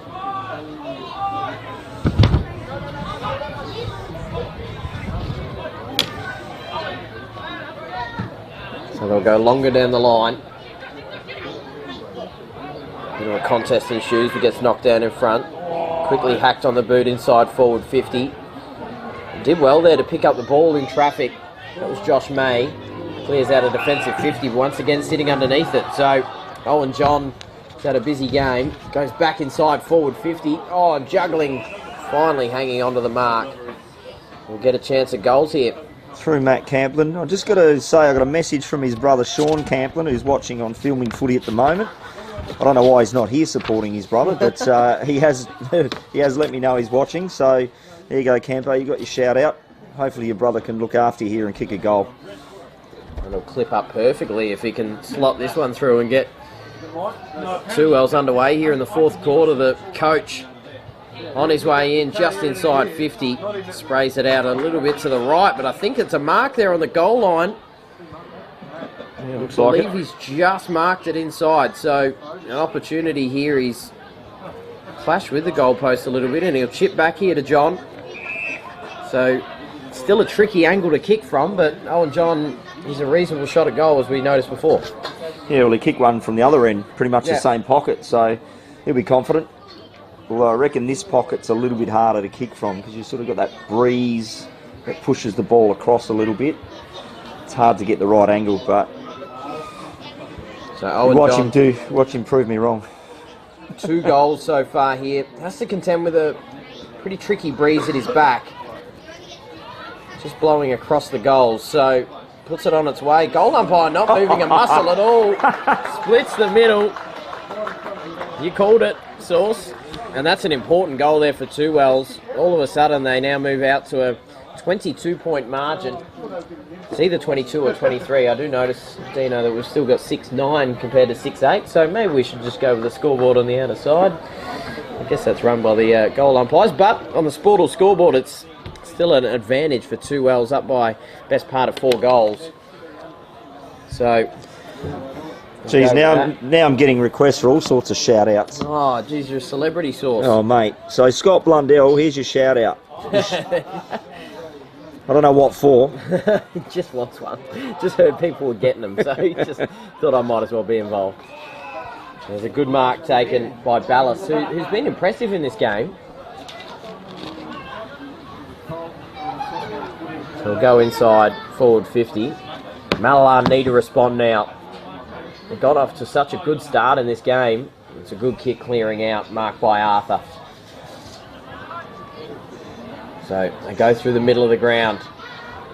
It's a risky ball over the top now. No, And he's giving a free kick downfield. Yeah, being knocked down after the play. So it's maybe a free here. I think it's Asher Mead around it. Might be able to get the free here from man on the mark about 45 metres out. And this is an important moment here for... He's probably a little bit too far out. No breeze to contend with into him. He's blowing right across from left to right. So he's going to give it a crack and at least put it up close to goal. From about 51 metres, doesn't have the distance, but out the back, climbing up. Oh, and is he converted through for a goal? They're claiming that it's touched. Goal umpire saying that it's a goal. So it's going to go through to Mitchell Barker. They're a bit filthy with that, two wells. All said straight away that it was touched, but... Oh, well, let's have a look. Yeah, so Mitch Barker puts through a goal. We do have a little bit of a 20-second delayed replay here. It was a fair fly there from Jesse Humphreys. And what's your verdict, Source? Hard to tell. Hard to tell. You couldn't call that. It's pretty tricky. If the field umpire doesn't spot it, then I feel like in that instance, benefit of the doubt does go to the offensive side in Mallala. As we see a magpie there. They've got 19 on the field. So, trying to get it out of the contest here. It is swooping season starting as well. My brother actually also makes some TikToks and stuff. He's actually running 3 kilometres at every ground around all the APFL and the BLG and a bunch of different grounds, and he went to Hamley Bridge a few weeks ago to run his 3 kilometres and film his video, and he got swooped out of the ground. Well. So he said he'll be back to do that. He's been trying to convince me to do it. I just said I'll just go to the canteens and watch it. I'm not really all for that running business. So just a leisurely walk on the golf course. Yeah, that's right. I'll do that instead, absolutely. So back inside forward 50. Important here for Mallala to lock it in or even convert on an opportunity. Oh, that's a good tackle. He's been swung around. He's got to be holding the ball. Good decision there. So he's going to have a crack at goals here by the looks of it. So Angus Arthur has already converted on an opportunity. Mallala just not quite getting it deep enough that where they... Well, he's hit that pretty well. He has hit that well, and he's happy with it. So back-to-back goals for the Magpies. They converted on an opportunity there, and they're starting to come back into this game now. 8-9 plays 10-5. I think I'll just keep my comments to myself. That's it. No, they've converted well on their opportunity. So now we have 65 plays 57 on the scoreboard and starting to get a little closer here. Through for another goal. So Arthur with his second. Mitchell Barker has 3 as well after kicking 4 in a semi-final a couple of weeks ago as well. So in the contest, and once again we'll have another stoppage.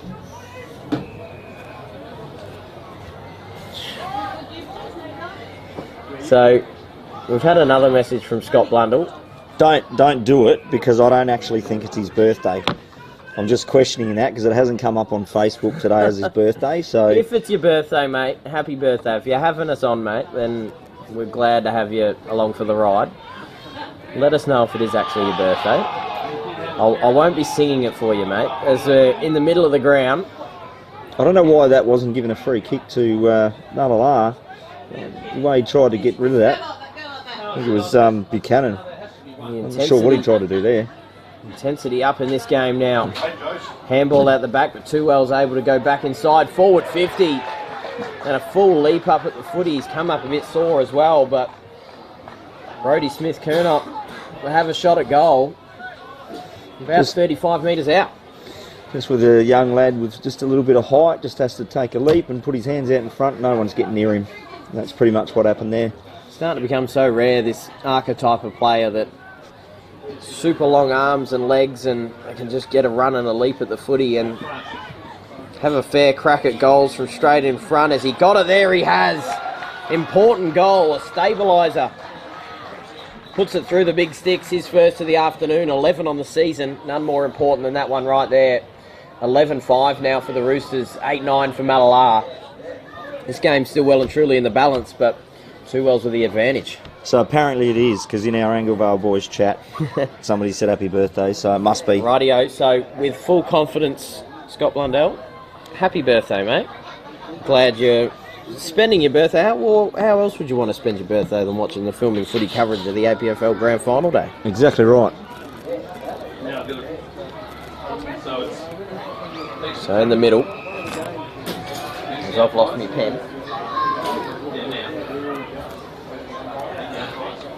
Canizaro's gone back in the middle here for Two Wells to play in the ruck. Just using a bit of his strength, but Mallala can go inside forward 50, waiting for the bounce. Just trying to get a clean pick-up out of the contest. Maybe tackle without it, or maybe missed out on a free there. Mead got the handball out.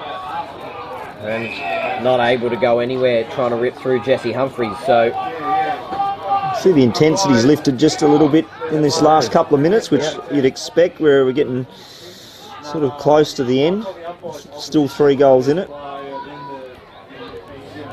So now, heavily contested ball, hacked out to a one-on-one contest here. Advantage to Mallala, going back inside forward 50, one-on-one out the back. Can he hold on? Or nearly did. Got held without it for a second as well, but they've got the numbers. If they can just pick up the ball and get into goal, the ball keeps rolling away from him. So he'll move it back through hands. Snap around to the top of the square, and a little too strong through for a minor score. So now 71 plays 58 on the Sportal scoreboard. So to the outer side, they move it off through hands to a neutral position, but Mallala should have the numbers here to clear. Maybe had a little bit more room, but just hacks it quickly inside forward 50. Oh, good mark. Oh, brilliant mark by Josh Harris. Had Canizaro behind him, plays on quickly, tries to get it ahead to cross. They just need to be clean. Brilliant tackle. Goal-saving tackle from Two Wells. And Michael McFarlane saves the day. They just had to get that handball. Absolutely they did. They butchered it there, Mallala. They're still with it here. Have to quickly get it off. Mead did well to get it down. Now rolling in towards goal. Couldn't get any purchase on it. Drops down in front. Barker's there. And McFarlane wraps him up. So top of the goal square. Goal needed here for Mallala. We're 13.5 gone here. Out there, home ground.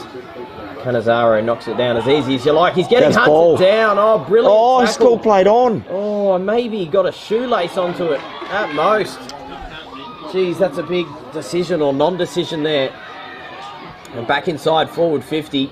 It's a bit of a grub as a kick. He was held onto as he kicked it. They move it out through hands and hack it back around once again, trying to get to the fall of the footy, and gets there. So Barker again. Yeah, he's had a big game. 3 goals already. One of those players from last season that played in their premiership side, trying to go back-to-back. Needs to have a big few minutes here. I'm pretty sure he kicked winning goal last year against us. So on its way, he's pulled it across, and has he snuck it through for a goal? No, just through for a minor score. So here's a big solitary score there, though, because it makes it an even 2-goal game. 8-11 now for Mallala, 11-5. They really have lost the game in front of the sticks. Their kicking's cost them.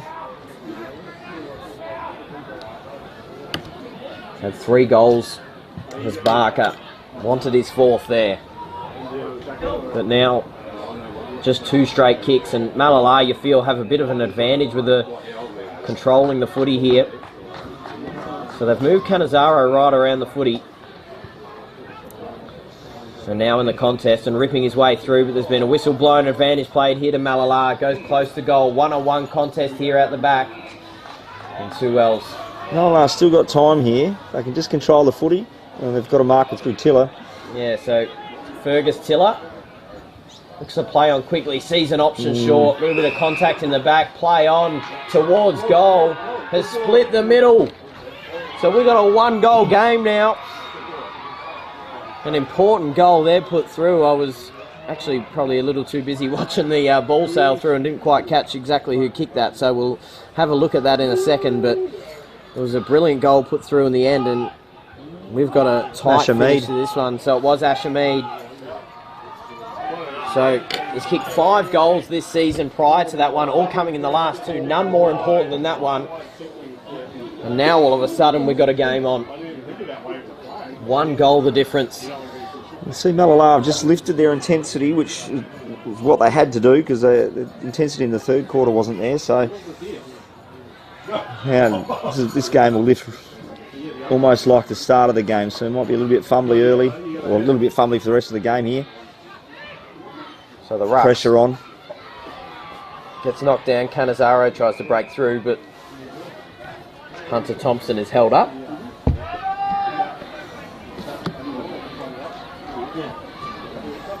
Once again here out the back of the contest 2 Wells, so now inside forward 50. An important entry for them because Owen has taken the mark. Owen John, that is.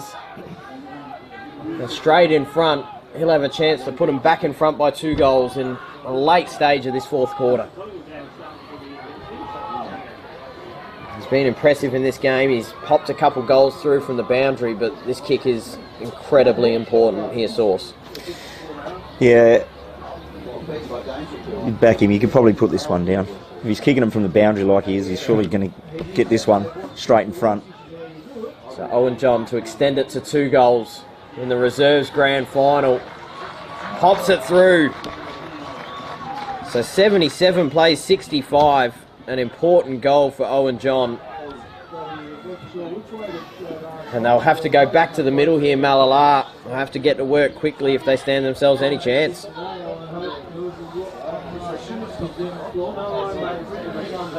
So, where are we? Just shy of 18 minutes gone.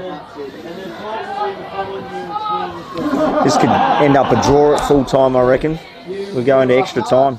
Oh, geez, wouldn't that be some drama? 16 quarters of footy, Sauce. You want a little bit more? No, I don't. I'm just saying this is the possibility. The 2 Wells can just hold them up, though, in the middle here, or even get it down their end of the ground. They just need to play congested footy now, 2 Wells. 2 goals up. So they get the handball out here, Malala. They just need to make sure they can keep the footy moving forward. A snap around, is that going to stay in? It does. Mead sitting underneath it just brings it to ground, and centre wing here will have a ball up. Good tackle there from Kieran Watson.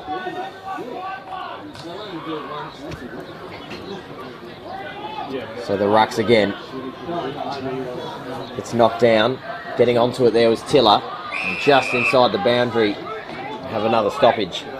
This is what 2 Wells will want. He's done pretty well this game, Tiller, considering he's quite a bit shorter than his opposition ruckman, both of them. So taken out of the ruck there by Buchanan.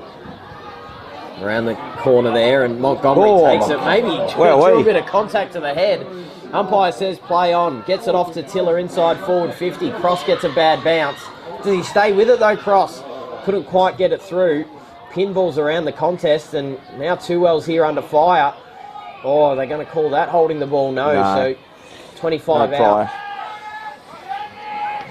An important stoppage here for Malala. They need to convert. Gets knocked down to their feet. Trying to clear it out. Good smother there underneath. They just need to be clean with the footy. Gets tackled to the ground, and we're going to have another stoppage. So you see the scoreboard there in the background. 9-11 to 12-5. Almost at the 20-minute mark. Malala need to get on their bike real quick. They need to score from the next stoppage, I reckon. This is ideal for 2 Wells. Just stoppage after stoppage. Camplin has put himself around the contest as well, the coach. Comes out the back and able to compose himself. He's done well all day, Tyler Ballas. Clears out a defensive 50. And now who's going to be first to the ball? Gets tucked underneath there by Goodfellow, and 55 from Malalar's goal will have another ball up. So Cannizaro in the ruck knocks it down, and they do get a clearance out, and that's going to go out of bounds on the full. So Malalar need to be quick. Now into time on. Been a few goals this quarter, so you expect to be a few minutes. Yep, it's inside forward 50, not able to take the mark, but Cannizaro just barges his way through, clears on a centre wing, and now eventually over the boundary. So well and truly into the last stages of this final quarter. Tuwell's accuracy in front of goal has got him into this position. 12-5 on a fairly windy day. He's got it again here, Ballas. He's being really handy. Centre wing there, drops down in front, and Malalar just can't get any easy possession here at the moment. In fact, they turn the ball over through hand, inside forward 50, and he'll take all the time he possibly can here. Abdillah. May as well have a shot. No, he's gone. Drops a kick short, but doesn't get any good purchase on it. Campo, that was a good pick-up. It was a good pick-up from Campo. Abdillah there in the contest. Tiller, got tackled by Sekafine. Maybe should have been holding the ball. Didn't get any purchase on it. Pops it up towards goal and playing goalkeeper here, the Magpies. So they'll play on quickly. Good kick. So yeah, 25, absolutely. Got to let him go. So I'll get a little bit more room. Malalar have to score with this entry, and it's not going to happen. Oh, good mark taken in defence. So they just need to slow it down here, Two Wells, if they want to see this one to a close.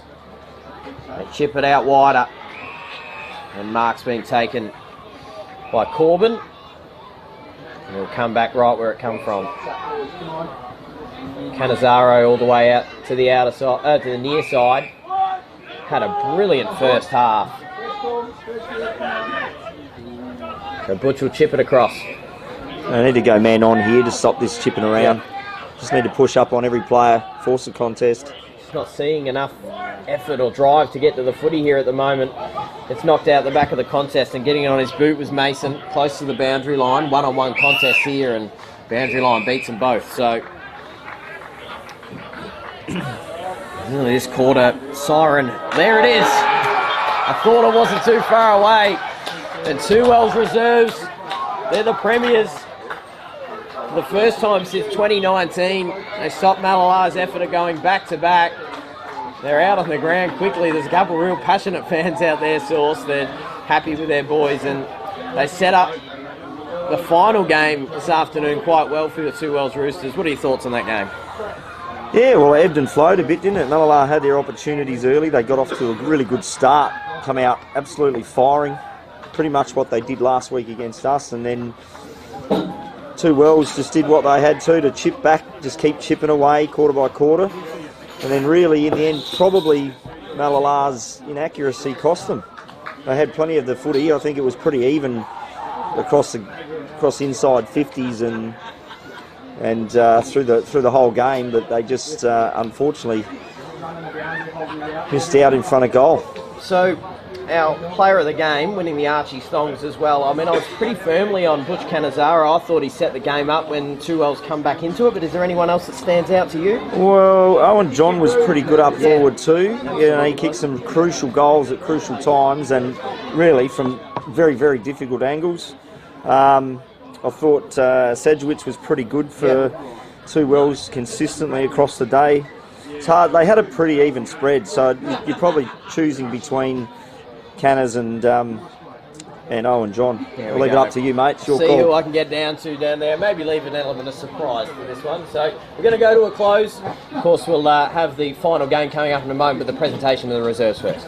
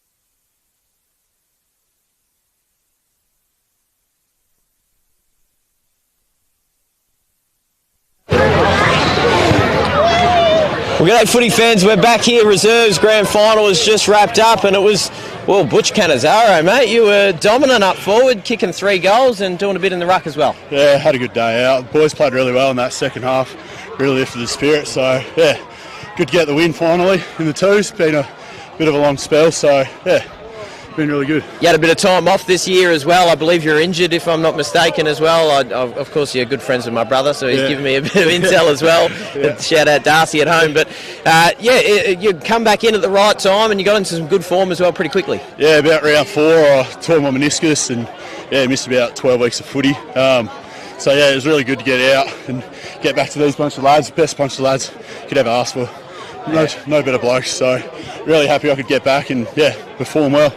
Well, there's one more job to do for 2 Ls to try and get everyone back in a happy mood at the footy club later on tonight. Yeah, that's it. Hopefully A's can get the job done, 5 in a row. So, over to them boys. Awesome. Well, I'll let you get it over to your team, mate. You've got some thongs and a beanie for you as well, mate. So well done. Thanks, mate. Cheers, mate.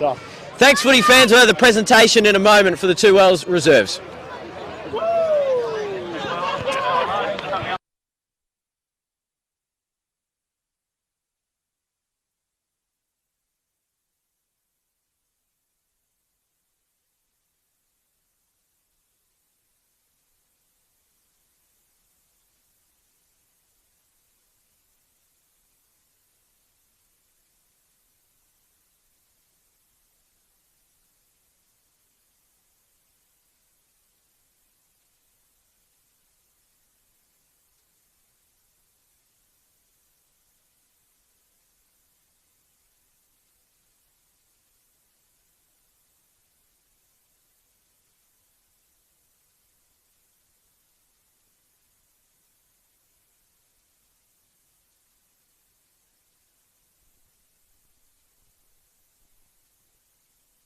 Please.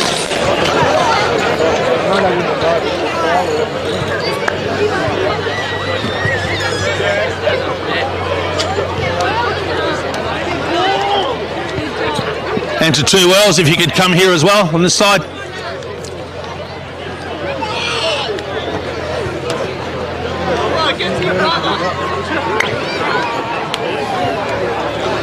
Yeah, good game of football, fellas.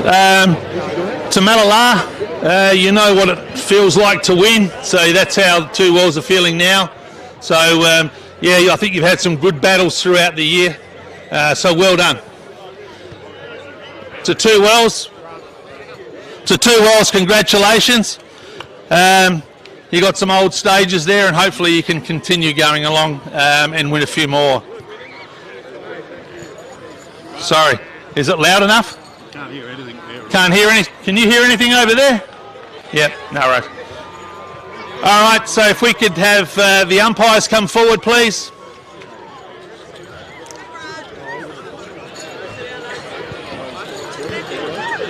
Thanks very much, guys. Umpires' medals.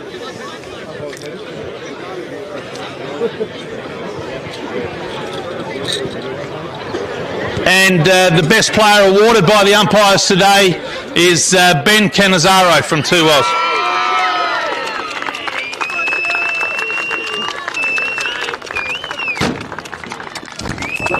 Benny, well done, mate. Elevator. Put you into the middle. You're going to get the microphone now, though. Firstly, thanks to Malala for hosting the day in the APFL. To you Malala boys, you're pricks to play, so finally happy we got one over you. To my boys, finally got one in the twos. Been a long time coming. Over to Caleb and you boys now. Oh.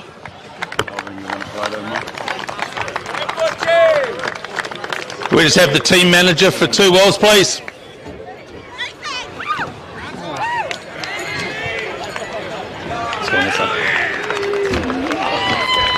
There we go. Thank you.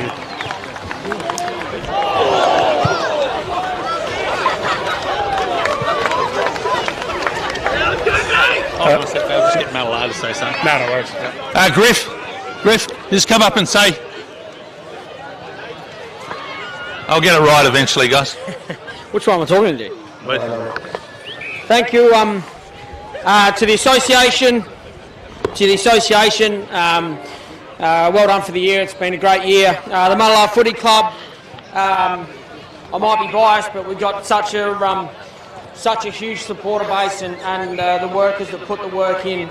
It'll blow your mind how much they do. So thank you everyone to put this day together. Campo and Daz, congratulations boys. Got a lot of time for you fellas and your crew. So I know Rose and that missed out, but you're a big part of this, mate. So well done.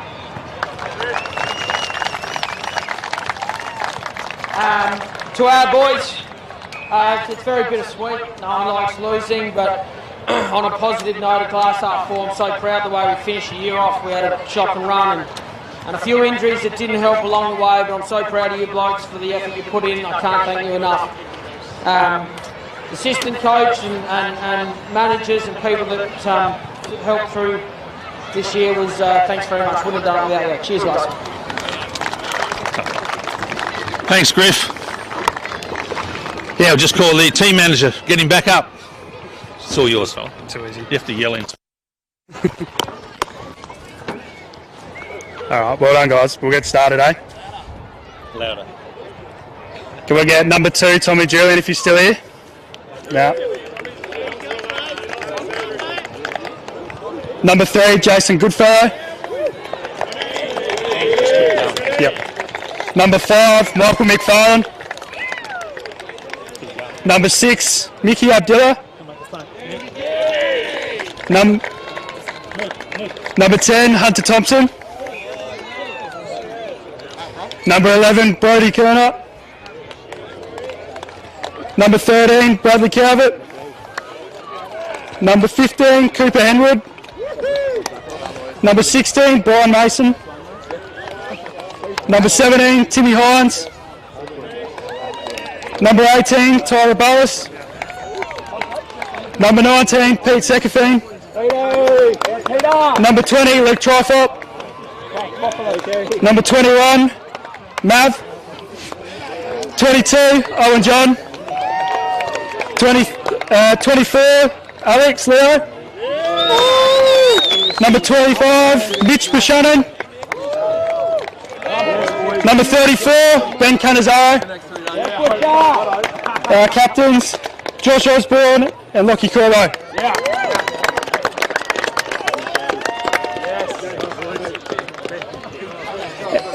And finally our coach, Matt Camplin. Yep.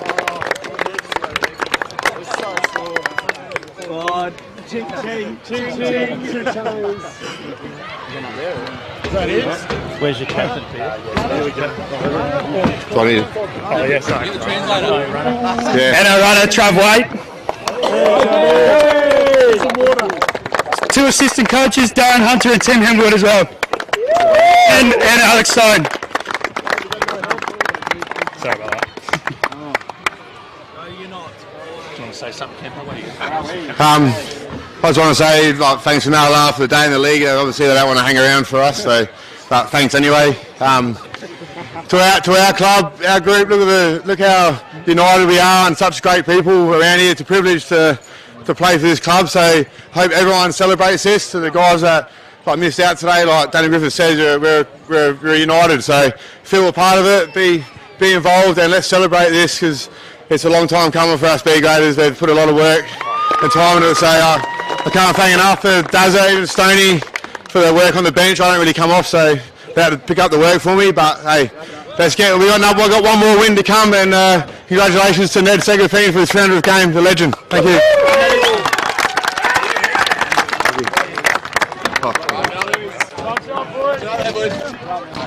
We'll take that over. Well, you want to do? Is he going to sing national anthem now? Do you want that? Oh, with that? Yeah, yeah. It's up to you. I don't really care. Yeah, good point. I think that's off yours, isn't it? So someone's singing the national anthem? Yeah. Yeah, probably keep it there then. That's fine. Cheers, mate. Thank you.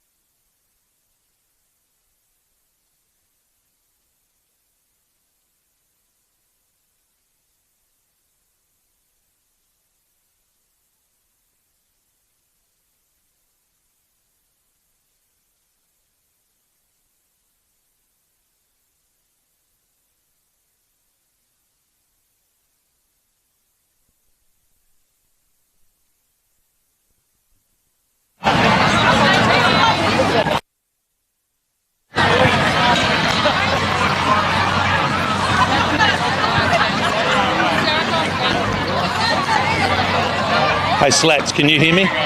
No.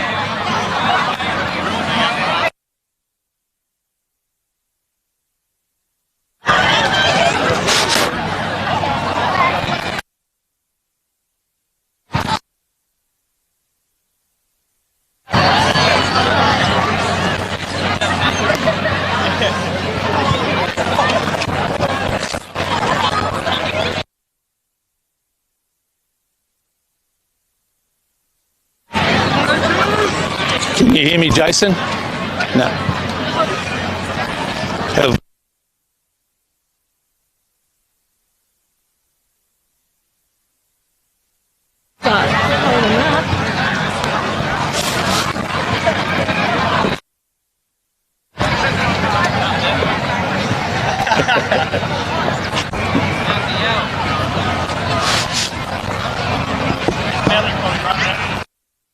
Yeah.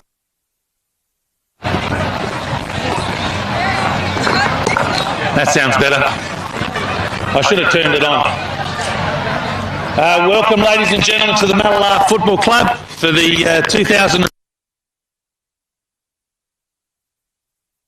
little bit windy. We've had some surprise results and some good results, so well done. I'd like to thank the umpires of the day and the ones behind me that are about to adjudicate in the grand final, and also our sponsors that you'll hear over the live feed throughout the day. So all I say is best of luck to all the teams, the netballers and footballers, and yeah, have a good game. And we've got a national anthem, Sally Clements. So please, if you're able, please stand, remove your hats, and wait till the end of the national anthem. Thanks very much.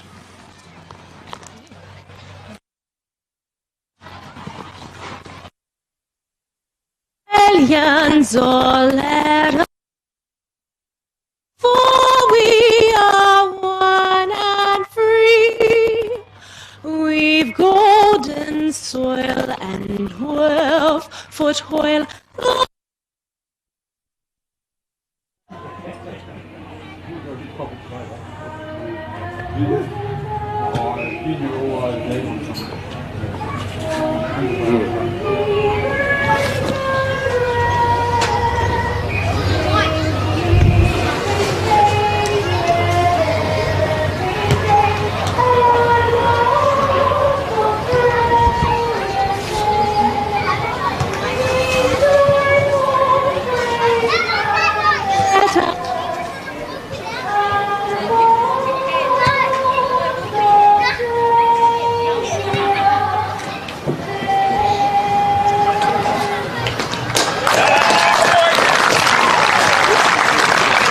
Thanks, Sally. Absolutely magnificent. Best of luck. Thank you. Oh, well done.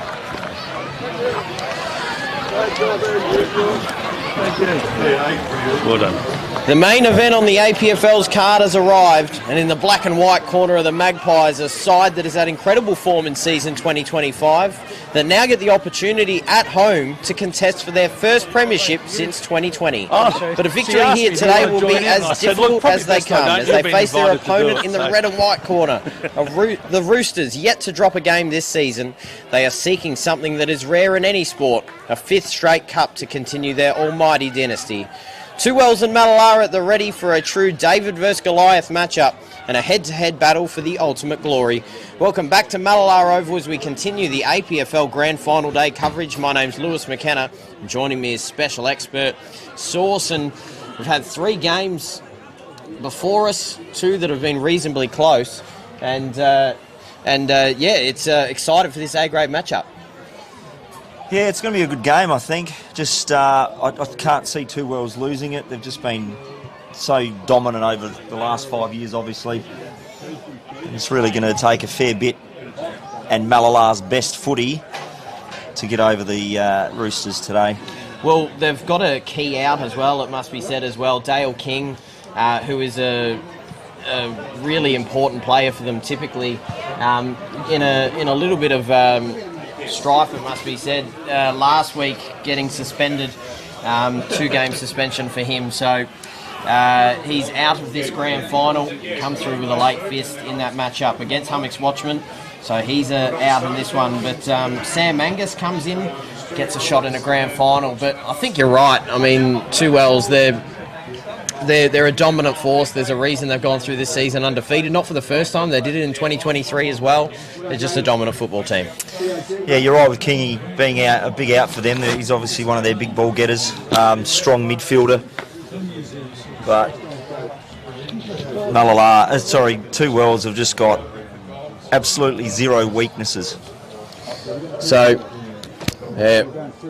both teams out here ready to go. Got stars all around. I've gone through and had a look at these two sides across the final series and exactly where they sit, and players that have played in premierships as well. But one person I want to talk about before this game starts, he's one of their key players. He was their player of the game in the eyes of us as commentators a couple of weeks ago, Ned Sekafine, playing in his 300th game for 2Wells as well. He was telling me that his father did it. I believe his grandfather might have done it as well. They have a mural outside of 2Wells Oval where I think they have their 300 game players painted on it. I think they're going to run out of room. It's just going to be the Sekafine mural eventually. Absolutely. So underway in the grand final, two sides that have been atop the ladder all season long will clash together as Morn is ripped to the ground.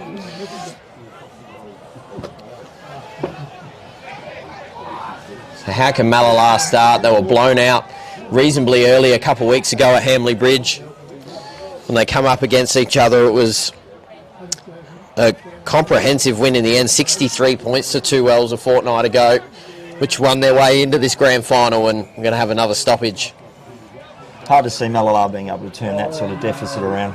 They'll be competitive, obviously, but they did play against 2Wells later in the season, and they only lost by 2 goals. They were in that contest for much of it as well. So if they can just start positively and through the likes of some of these players, Olds off to Morn now, long inside forward 50, waiting for the contest. Binion probably could have marked it, punches it down in front. Humphreys now working his way onto the footy, and Boundary may beat them both, but in fact he's good enough to stay with it. Just retreats. Warnocky couldn't quite take the mark.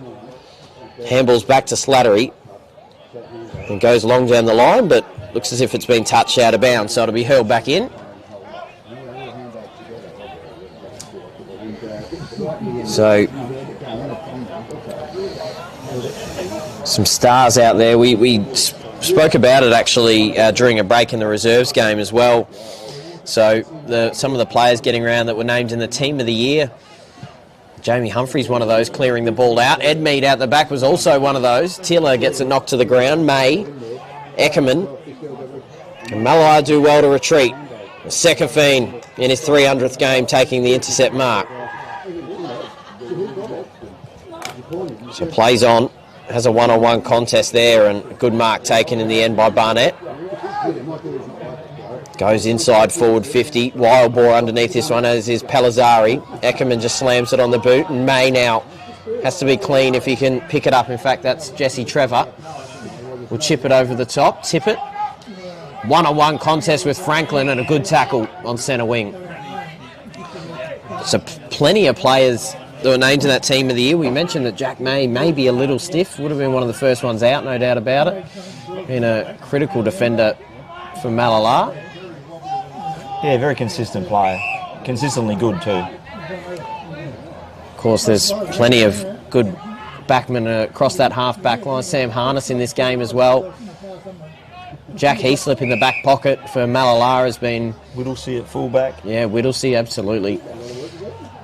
No surprise, I believe there's 11 players across these two teams that were named in that side. So Taylor handballs it into the corridor. Baker was one of those, named on the wing as well. Moves it out wider, maybe just got a boot on it, Taylor. Running onto it here, May had dove into the back. So they play on quickly and go inside forward 50. Algar sitting underneath it, gets knocked down in front. Ball still in dispute here, and 2Wells looking to retreat. Harness tried to handball it off to Wise, couldn't get clean possession. Slattery, and now to Dylan Wise.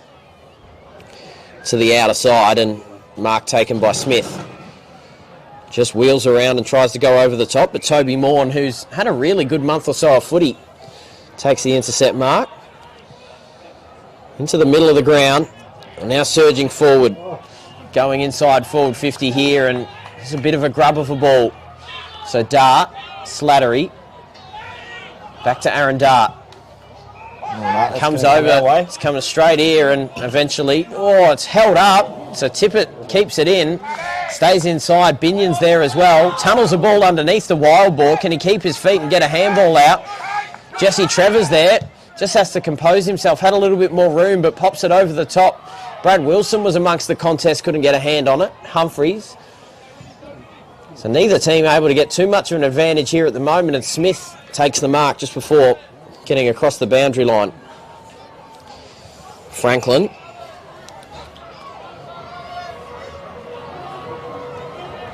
So, just some uncontested ball here. And a chipping ball. And it started with the intensity you'd expect in a grand final. I've been impressed so far with Mallala. They haven't allowed Two Wells to get on top of him. Sekafine takes the mark centre wing.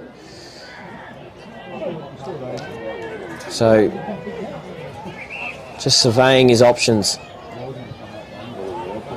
Chips the ball over the top, and Harris, now 55 from home.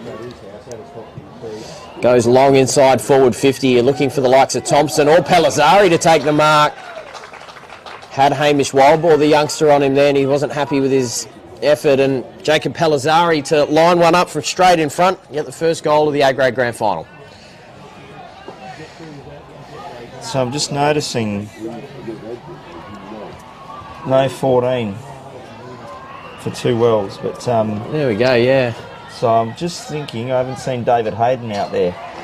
Potentially a change. We might have to look at that, but Pellizzari converts on the first opportunity here for Two Wells. First goal for him, and 6 goals on the season now for him. Really important one to get this game underway for Two Wells. It's been a little bit of drizzle now falling over Mallala Oval as well. So might have to investigate that one. So Ben Spatiri's in. Ah, there we go. So he's in. Gets a chance. We'll have to work out who's out. Maybe, so it's David Hayden. He's not listed. Yeah, David Hayden is out. So it's a big out for Two Wells. Absolutely it is. Absolutely key player for them. So Tiller inside forward 50. Dart sitting underneath it, couldn't take the mark. Hennessy's there. Devlin does well. Just grabbed the handball though. Taylor caught high. So Mallala will get to respond with a set shot of their own. Harrison Taylor, a bit of a live wire. Bit of time on the wing and plays a little bit up forward as well. He's got some pace on him as well. Won't help him in this situation, but he's a handy player. So have to have this one from 35 out. Almost straight in front. Still a bit of a breeze flapping across the ground. Looks pretty good as well. Splits the middle. Rightfully so. Puts it straight through and they respond immediately. Mallala, 1 goal apiece on the Sportal scoreboard. And Taylor puts it through. So an important goal for Mallala just to stabilise. They converted, they gave away a lot of goals to Two Wells in the semi-final earlier, a couple of weeks ago. But to respond early is important. So 6 apiece.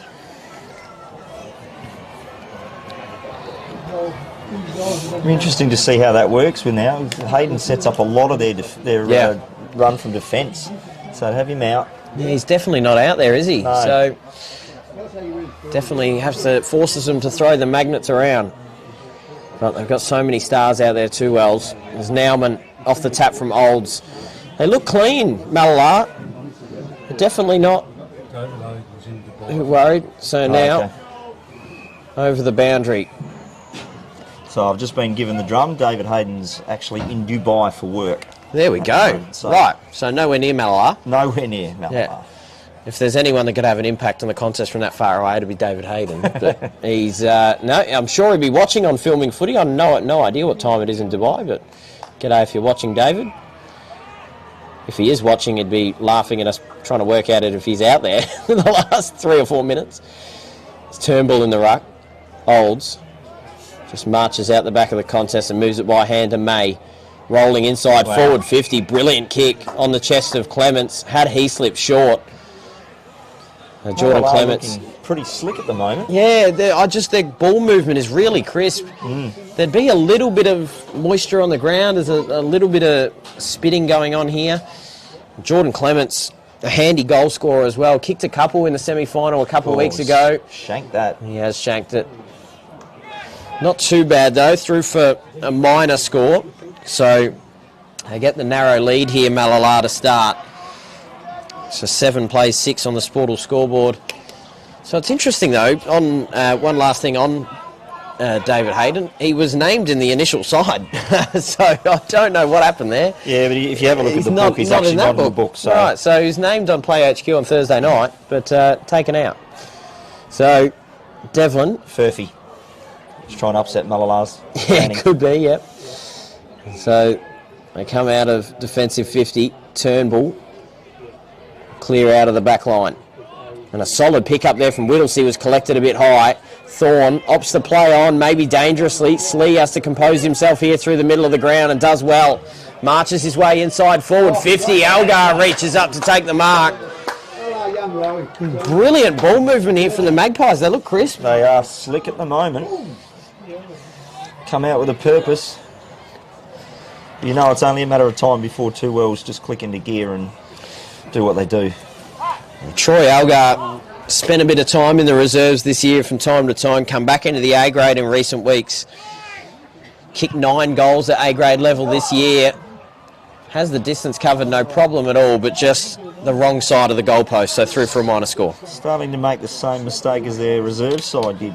Yep, just missing on their opportunities. Just missing those early opportunities, which changes the energy of the side. Finish off, if you'd be 3 goals to 1, be a very different story. So Binion will go all the way over the other side. Barnett just disposes Old, so yeah, but it was illegally done. Cale Olds and a 25, so I think it was Blake Harris running through the mark. They'll give Cale Olds 25 and maybe in goal scoring territory. In fact, he's going to look a bit shorter instead. Wait for the lead of Algar once again. Great grab. Great grab, a perfect kick from Cale Olds as well. We know how crisp he is with his ball movement. This one a little bit closer for Algar. Geez, they don't have disposal efficiency numbers in front of us, Source, for Malala, but it'd be off the charts at the moment. Yeah, it's pretty good. Really crisp. So in front of goals, Algar this time. He's missed it again. Missed it again, so they're missing on their opportunities. Algar through for 2 behinds. Both pretty easy opportunities. Definitely that second one. Pretty straightforward one. So 1-3 for Malala here at home. Just the one straight goal for 2 Wells. So they have paid a penalty here as well. I think it's swearing one. Again, after he's missed it, he's probably dropped the F-bomb. They're hot on it here. So they go further out wide, and this really seems like a set play, because I reckon that's 4 times they've gone to Barnett out to that wing now. Rainback, who can nearly kick it from here, goes inside forward 50. Smith out the back, takes the mark. So tucked up against the boundary, had Wise short with his arms out, decides to go a little further inside, and Tiller getting back to take the mark. So the couple times it has gone out there outside of the Pellizzari goal, they've held up well. Trevor. So just chips a short ball to Whittlesey. Oh, geez, he drops an easy one. Trevor now has to fight against Thompson in a dangerous position. Thompson out. Harris was there, as is Barnett, scrapping on the ground, and we're going to have another ball up. A rare mistake there from Joel Whittlesey. Yeah, it just takes one. As soon as you fumble it, brings the opposition straight back into the game, especially at this level. So Thompson knocks it down. Getting onto it first is Spiteri, and he's tackled down to the ground. So, gee, it must be a pretty good feeling to get called up to the A grade in this situation. Spiteri get a chance to have a crack at an A grade premiership. Another one. He's been in the last 4, I'm pretty sure. So you might have those numbers. Played a bit of time in the Resies. Unfortunately, he was the one name I didn't have down, so I'll have to look him up maybe at quarter time, get a little bit more of his background story. Is on the outer side, Baker chased down and called for holding the ball. So this is going to be in the corner. Yeah, Ed Mead. So he's a magician with the footy, especially from this spot. He's almost, you talk about penciling ones in. I'm not saying I'm going to, but he's as good a chance as any from this spot. So one of the leading goal scorers in the competition, snapping around his body. And I think he has converted on the opportunity. So looks like it from the celebration. Absolutely. Through for a goal. The second there of the grand final for Two Wells. They now get the lead back. And, well, there's the story right there, making the most of their opportunities, albeit quite limited compared to Mallala. Yes. So Ed Mead through for a goal. His 53rd of the season. Had a decent afternoon against them a couple of weeks ago at Hamley Bridge. So Pellizzari and Ed Mead, the goal scorers. Taylor, the goal scorer for Mallala. Come back into the middle of the ground.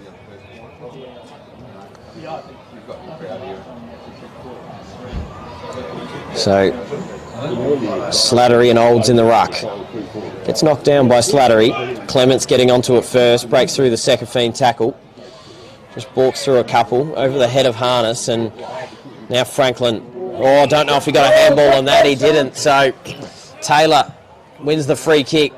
Back inside. Hennessy's there, couldn't quite pull down the mark. Devlin hacks it out a defensive 50, and it's going to go dribbling close to the boundary. Baker and Warnicky getting there. I reckon. Yeah, it might have been off his foot. Baker's confident it was, so he'll get the footy back. No. Yeah, so the umpire said no, that's going to be held back in. I was pretty sure of that as well. So about 55-60 from Malala's goal. Sekafine gets wrapped up and over the boundary.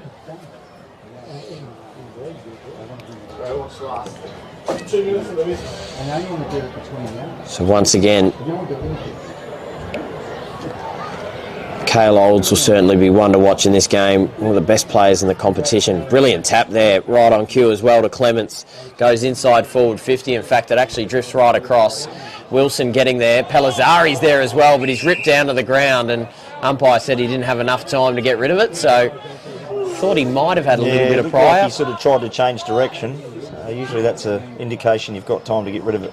So Wilson in the ruck. Olds tries to hack it out. Wilson there once again. Barnett with a clean pick-up. Gets his head ripped off just about by Taylor. Gives Brad Wilson a bit of a head rub on the way up as well. It wasn't Brad that got him. No, I think he thought it was, but it wasn't. Harrison Taylor. So they'll flick it all the way around. Chip a ball across. Slattery just has to be clean with it now. The kick wasn't perfect. They come back to Humphreys. And they go all the way to the outer side, but Two Wells just haven't been their crisp selves. Off at the moment. Yeah. Malala's ball movement has dropped off a little bit as well in the last few minutes. So Eckerman will go long down the line. Devlin there in front just finishes it over the line.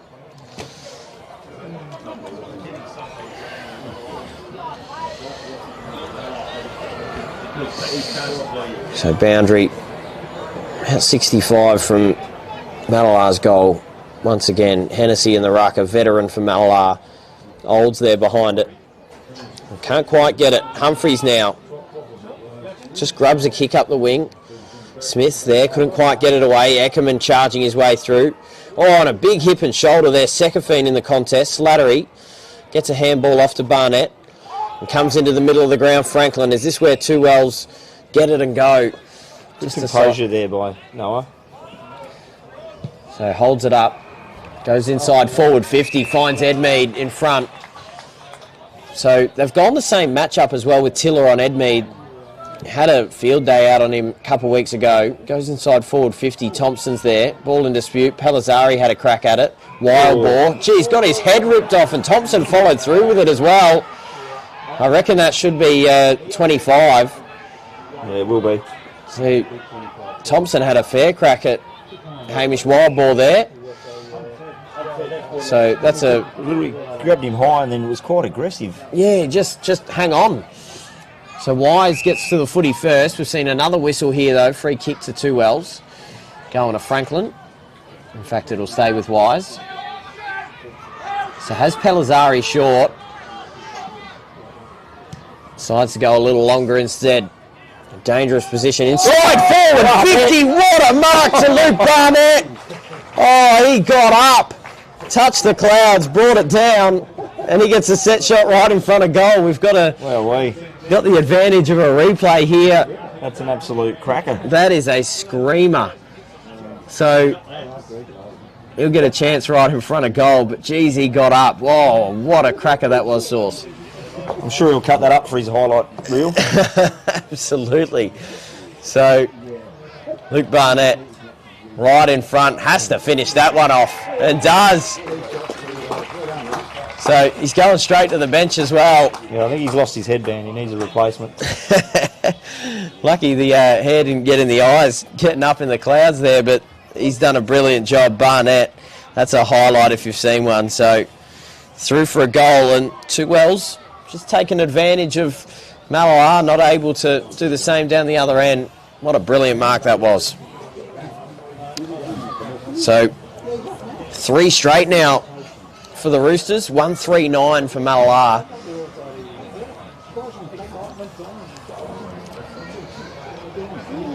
Turnbull in the ruck against Hennessy. Clements, you think will be important for Mallala if they're able to stay in this contest. Nauman has a bit of room now with Humphreys going to ground. Goes inside forward 50, targeting Algar once again.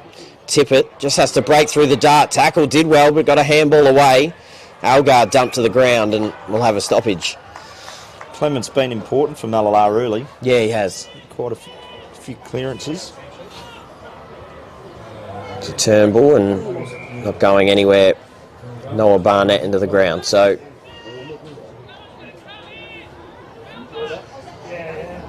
in the contest once again, drawn level.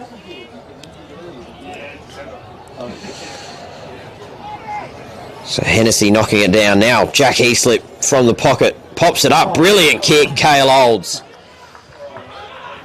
So has Nauman short and Taylor, but you feel that Cale just has to back himself in here, Sauce. Yeah, well, as good a player as he is, why not? He would have been practicing from this position surely at training. So Cale... he's sliced it a bit. Has, so through for another minor score. Just peppering at the goals here. I think I mentioned it to you in a game where we called it Anglevale versus Mallala that I think most of their games this year they've kicked more behinds than goals. It seems to be a bit of an issue for them. It was in the reserves game, as you mentioned. Yeah, the last couple of weeks. Yeah. Prelim. So Warnocky does well to stand up. Wise got chased down by Clements. Only went about another 5 or 10 metres and we'll have another ball up. So trying to break through here, Nauman, Sekafine and Turnbull under the contest, and we'll have another stoppage.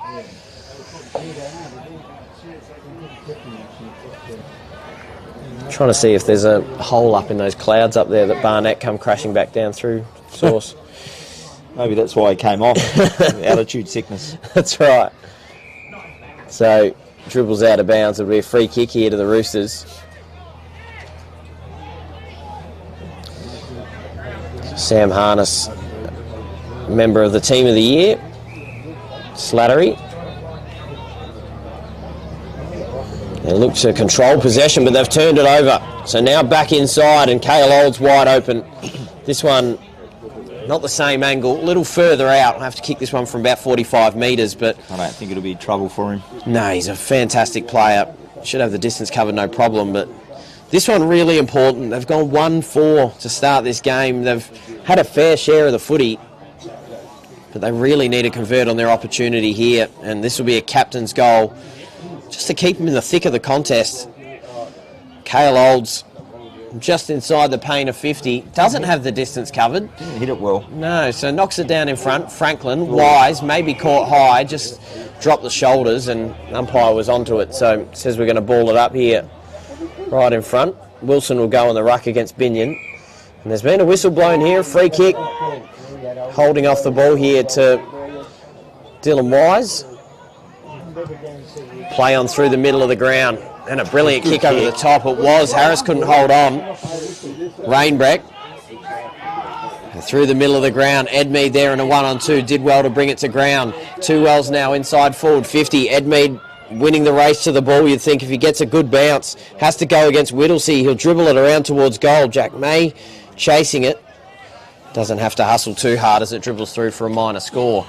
So the first behind there for two wells on the Sportal scoreboard. It's 3-1-19 to 1-4-10. So long down the line, Clements couldn't hold on and eventually over.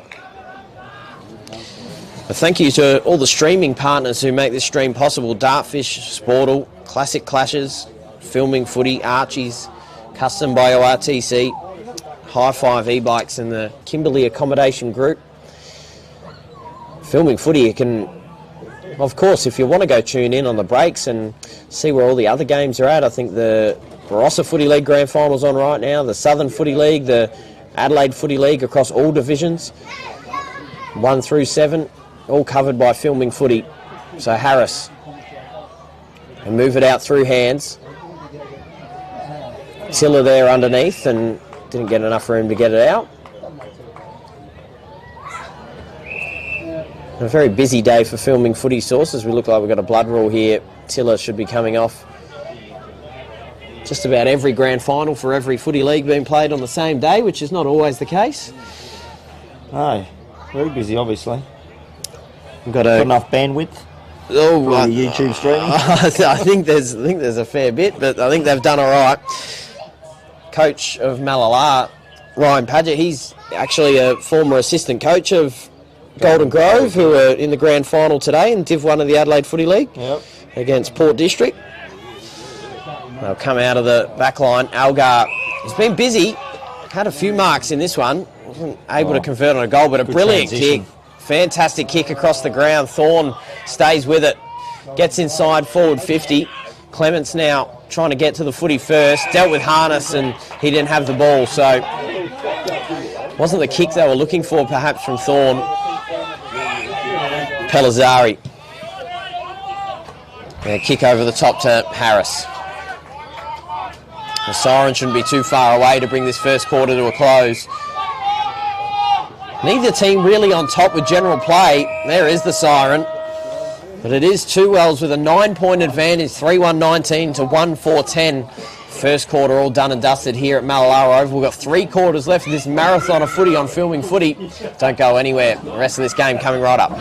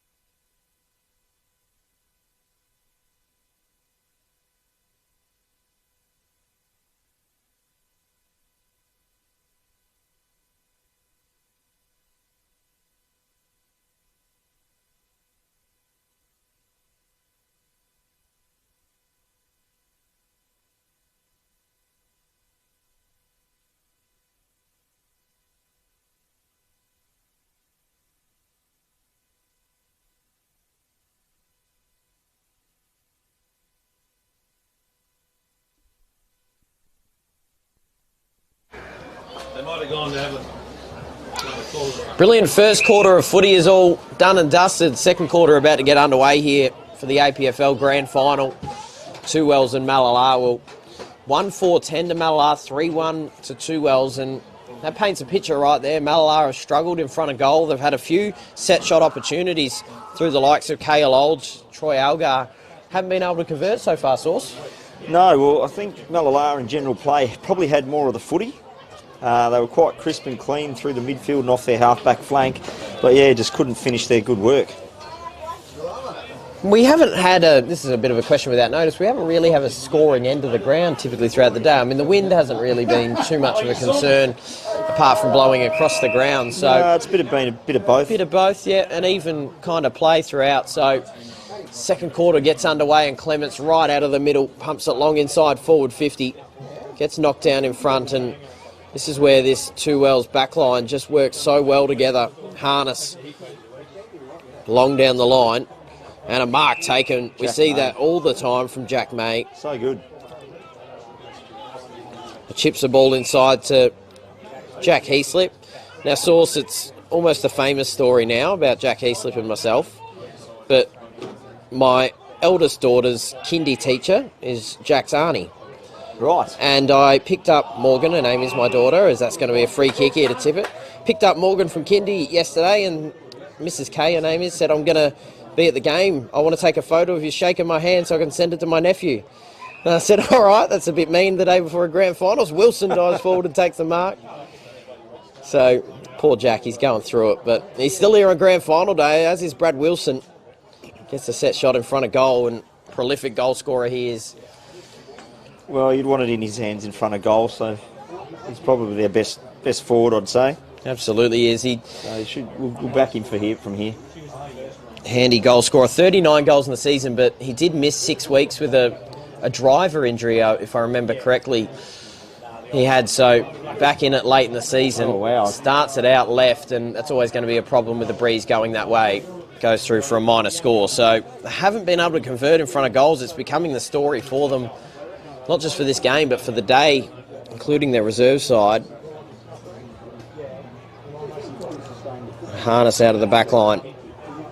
Those couches are holding up well there, Sauce. Been drizzled on a little bit, but I'm sure the people using the couches have kept well refreshed, as long as they're adults. Well, looking to be a few spare spots, so maybe they can spare it for us for the last half. That's it. I'm sure Dino, our cameraman, will be happy with that. Let's switch all the camera equipment all the way over the other side so we can sit on the couches. No, they can bring the couch over here. Oh, that's right. We can do that, yeah. No, enjoying our truck bed here on the outside of Malala Oval. Weather has held off for the most part. We've seen very drizzling bits of rain as the 300 gamer in Sekafine gets the handball out. Luke Barnett's there. Clements did well to get the handball out. Hennessy, four-time premiership Magpie. Dribbles one inside and Tippett has a bit of room. Can roll in towards goal. A handball over the top. Maybe should have gone himself. Trevor tries to sock it off the ground. Slattery's there and they've botched that there, the Magpies. Maybe Tippett should have backed himself, but May, falling back, takes the intercept mark. Go over the top to Jesse Trevor.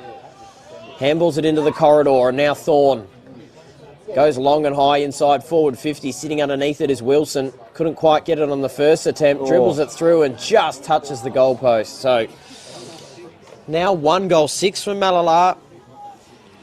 Yeah, you keep going like this, you'll kick yourself out of the game. Again, their midfield work's been really good. Clements has been important. He's won another stoppage and some contested ball out on the wing on the other side there to move the ball forward for them. They're just not giving themselves the right opportunity. And another intercept mark. Another intercept mark. It's his third intercept mark of the quarter. Just reads the ball so well. His positioning is A1 all the time. Inside forward 50. Algar got his fingertips to it, couldn't quite pull it down. Devlin with a good handball out to Dart, and they now clear the back line once again. Sekafine, the veteran, getting to it first, but it's always going to be hard going against Charlie Baker with the pace and speed. May just balks around, gets it off to Whittlesey. Has to switch hands and get it to Heaslip, and now into Eckerman through the middle of the ground. Inside forward 50, just a dribbling ball. Devlin there once again couldn't quite get the purchase on the kick. Hands it back off. Jesse Trevor will put it through the big sticks. A much needed goal there from Malala. Their second goal. They now move to 2-6-18. It's just a 1 point ball game. You see their ball movement from half back there and the run through the middle. Really good footy from Malala at the moment. They're matching two wells in that area, probably beating them in that area. Just finished off. Looks like they shouldn't be taking set shots. Goals on the run is the way to go for Malala. Absolutely it is. Get it in there in a hurry, and handy player Jesse Trevor. He's nearly good enough for a goal a game. Playing a bit up forward, a little bit in the midfield as well. He's on the wing now. Won a pair of Archie songs earlier in the year as well. My first time calling a Malala game, and it's been good every game I've called of him. As Taylor need to get to it first. Nauman's there, just dribbling the ball out in front of himself. Thompson picks it up, gets the handball out. Noah Barnett, they thought he threw it. Good smother there underneath from Harrison Taylor, and we'll have another stoppage here. They're really at least evening every contest here at the moment, Sauce. Well, you see them move Thompson into the ruck now. They've got two other ruckmen, but they've moved Thompson into the ruck. Obviously feeling like they're needing something out of the middle. So Humphreys out the back of the contest, quickly inside forward 50. Smith knocks it down in front. The dangerous Luke Barnett is there, picks it up with one hand, tries to get it out, but he slipped. A talented footballer gets it out and goes out a little wider. Clements is going to beat Sekafine to the ball, but gets a shocking bounce. So Sekafine just waits for the cavalry to arrive. On the outer side now, and Slattery gets knocked down in front. Spiteri now come back into the A-grade side this week and gets it inside to Sean Smith, who looks to play on quickly. Comes right across, saw Luke Barnett, but they've got the numbers here, the Magpies. Thorne, Tiller has to rush it through. Goes crunching into the goalpost. Bit dangerous there from Blake Harris. And it's going to be through for a minor score.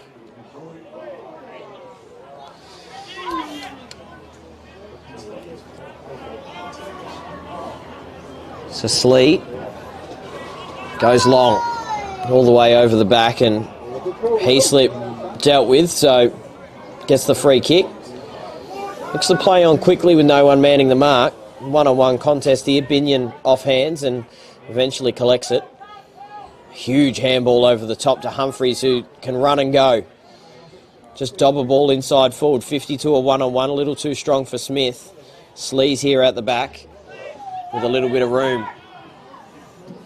He can go longer over the top. Rainbreck, though, taking the mark. Now, this is his spot right here. He kicked 2 goals right from this exact spot. Decides not to go there this time. Pops one up in front of Slattery. And another intercept mark, is it not? He didn't get first hands on it, Jack May, so thinks he did. Yeah, I would have thought he did. I reckon Slattery got hands on that. We'll have a look at our replay in a moment, but they do clear out now, the Magpies. Clements and Sekafine in a one-on-one, and call that a 0-0 draw. Oh, he definitely didn't get hands on that. Absolutely. Jack May should have been paid that mark, but it's all right.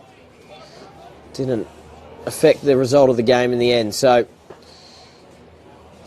Baker and Sekafine not allowed to go anywhere. The 300 gamer. It's really been a battle of the defences at the moment.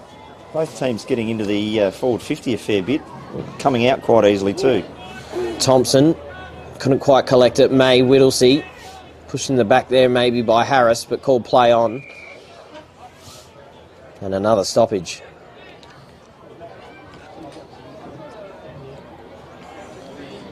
Thompson taps it over. Rainbreck just gets it off, and Noah Barnett. Spiteri now tackled by Slee. Blake Harris finds a little bit of room to walk his way back out the back of the contest. Noah Barnett just pops it on the boot up high, and sitting in the hole is Whittlesey to take the mark. And they're holding up well here, the Magpies back line. They chip it across to Thorne.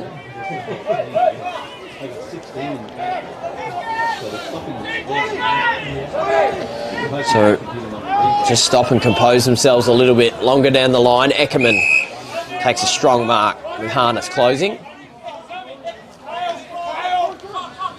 Can give it a thorn if he likes. Decides to go himself. Oh, just an awful ball drop in the end.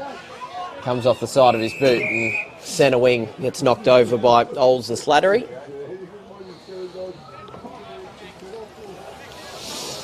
Brilliant crowd here as well in front of the club rooms, as you saw there, for Malala. So they hurl it in. Olds falls right in his lap. Got the advantage out of the ruck contest with a bit of a short throw in. Goes over the head of Slattery. Wild Boar's there, just fumbles it off the hand pass from Algar. Wild Boar did well though to get it out the back. Tiller went off with a blood rule earlier and now went over the boundary line. So right in front of the Malala marquee. It's their official marquee, but I guess you can say the whole thing's theirs because we are at Malala.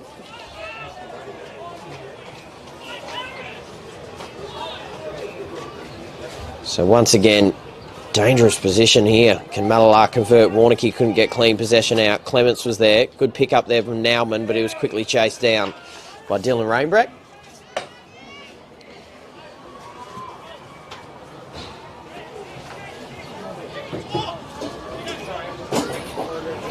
So knocking it down, Algar not allowed to go anywhere. So certainly haven't allowed Two Wells to get on top of them. That was the one thing that we thought probably would happen at some point in the game. Still reasonably early, Source, but they're doing all right, the Magpies. They are. They're holding their own very nicely at the moment. Probably controlling the footy a little bit more than Two Wells. So we do apologise for the score on your screen. It says 2-6-17, which doesn't make sense. So no one's fault but a bit of a malfunction. It is 2-6-18. So the computers even had a long day, Source. Well, underneath it, this should be paid holding the ball, or it wasn't. So Blake Harris was sitting on top of it. They don't often pay that in this competition, really. Slattery breaking through. Noah Barnett, a big long ball going towards forward 50. Ed Mead gets a kind bounce. Tiller corralling him well, so forcing him to go right up in the air hasn't gone far enough, so mark won't count. Blake Harris, though, ripping through the contest and putting it through the big sticks. Really clever football there by Jacob. Yep. And it's a bit of push and shove after this one as well. Sean Smith is there under the contest. I'm trying to see who's on the ground. I think it's Whittlesey and Tiller. So a bit of push and shove umpire around this contest, but brilliant work there. Thompson didn't take the ball there. He just tapped it to Harris as running through. Yep. Perfect little bit of play there. Just smart football. Yeah. It's just knowing each other's game. So it's now 4-2-26 to 2-6-18, as there has been a free kick paid here out of that contest. Yeah, I think they're supposed to be the 6-6-6. So Two Wells had 7 in their forward line. So they do go to inside forward 50 and eventually punched over. So an 8-point advantage here.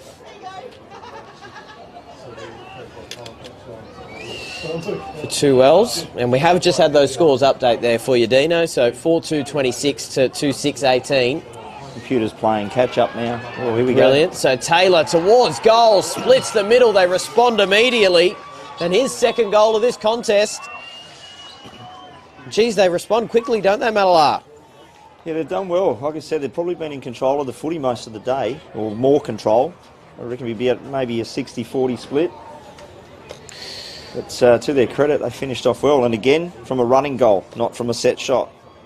That's where they like it a little bit. A stoppage play, they can get it running straight through, especially when you've got the likes of Cale Olds in the ruck who can really tap it down anywhere he likes. And it's a fun football game so far. They haven't converted in front of the big sticks as they'd like. Malala 3-6.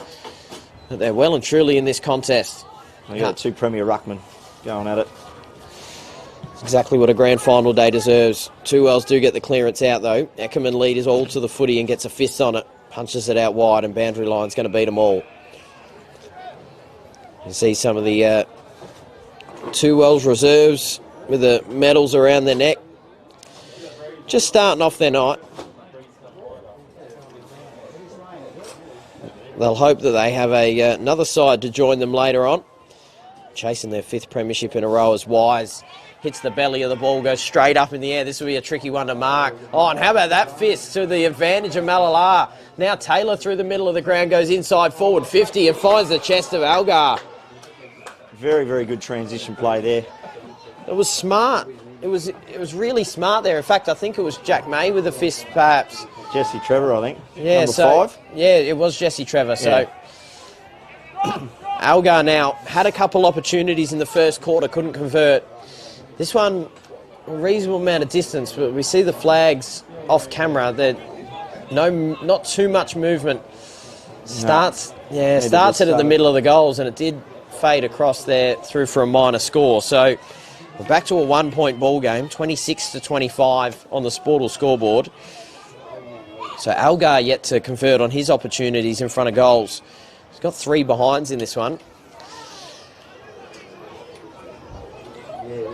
So in the forward pocket here, back pocket I should say, 2 Wells as they go long down the line, and Olds takes the mark, look to play on quickly to Tiller, but Warnicky right behind him, maybe initial contact a little high. So a long ball down the line. Clements underneath it, got in the right position, but the pack closed. Nauman just comes right across. Taylor was there. Oh, but how about that grab? The youngster in Wild Boar over the top. And they've got to be careful here not to reverse it around, but Hamish Wild Boar, an important mark, and this to put Malala in front.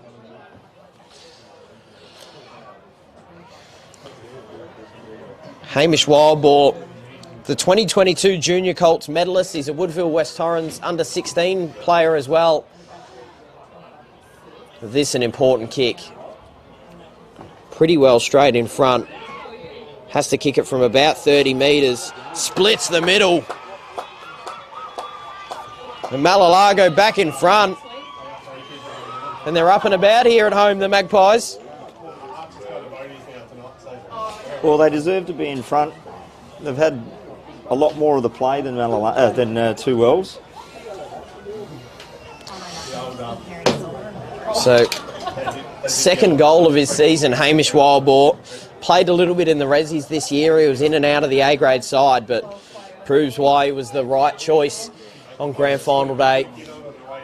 In fact, I think he played the first final in the reserves of this final series this year and then found himself in the second week. So these 2 ruckmen to go at it once again. Thompson knocks it down in front. Wise as easy as you like. Once again, a high ball going inside forward 50. Sitting underneath it there. Rainbreck's there, as is Whittlesey. Warnicky grabs it and flicks a handball back out. Wise maybe caught high this time, but just dropped his. Just gave way to his knees there, and umpire probably the correct decision not to pay it.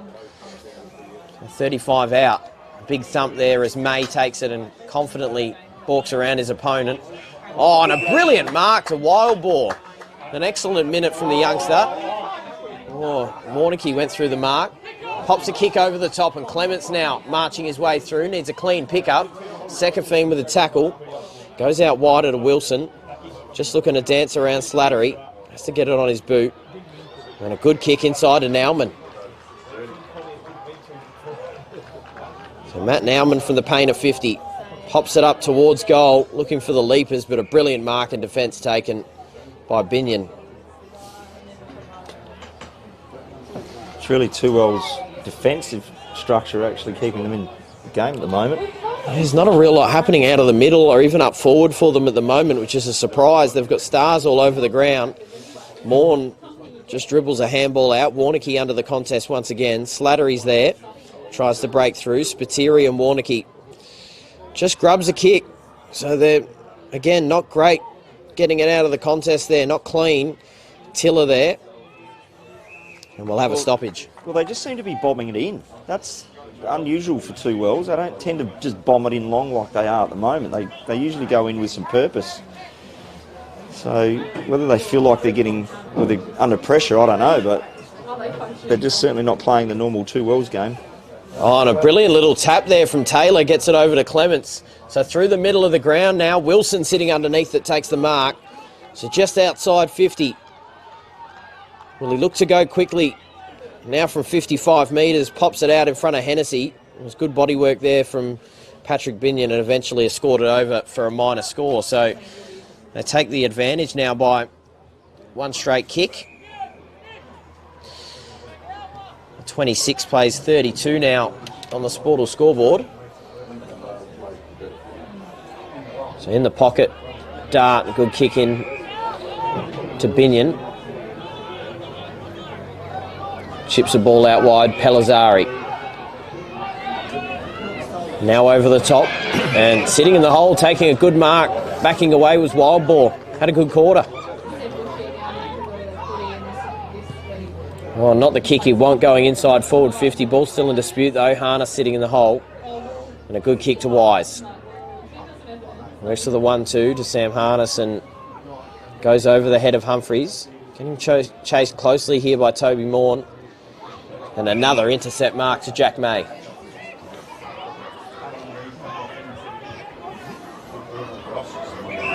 So, chip it out wider. So now 20 and a half minutes gone here. See a few more minutes left in this first half. There's Morn.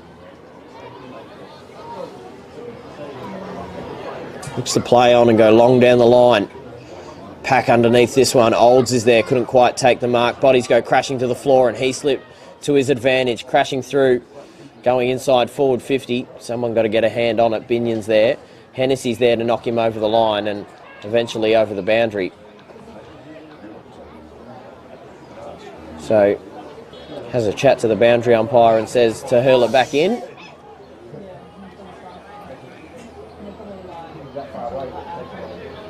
So Algar left unmanned. Hennessy takes it out of the ruck, snaps around his body.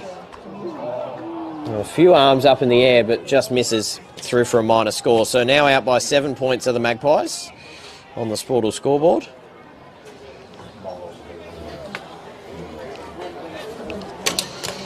Important couple minutes you feel for the flow of the game here, especially for Two Well Sauce. They look like they might turn it over here once again. Taylor gets it. For 1-2, has to try and break through the contest with speed, dances his way around, gets it back to Wild Boar, has a crack at the goals and puts through another one. Pumps up the crowd as well. Malalara rolling here. This is very good football by Malalara. Yeah. Their intensity, their attack on the ball, their run for each other. It's just really well and truly outclassing Two Wells at the moment. You never ever count Two Wells out. Oh, I've been really impressed with the game of Hamish Wildboar this quarter. Yeah, he's had a big quarter, the young fella. Clements is probably the man that's doing a lot of the damage, especially around stoppages. He's still a huge smile on the wing. Jack May's been good. Jack May's been enormous off the half-back line. Probably already taken 10 intercept marks. Here we go again. Cale Old's now out of the middle of the ground. They got the heat on him at the moment. Another mark inside forward 50, this time to Wilson. And the Magpies are just up and about here at the moment. I think they've taken a lot of us by surprise. We know they're a good football team, but we know Two Wells are better than this.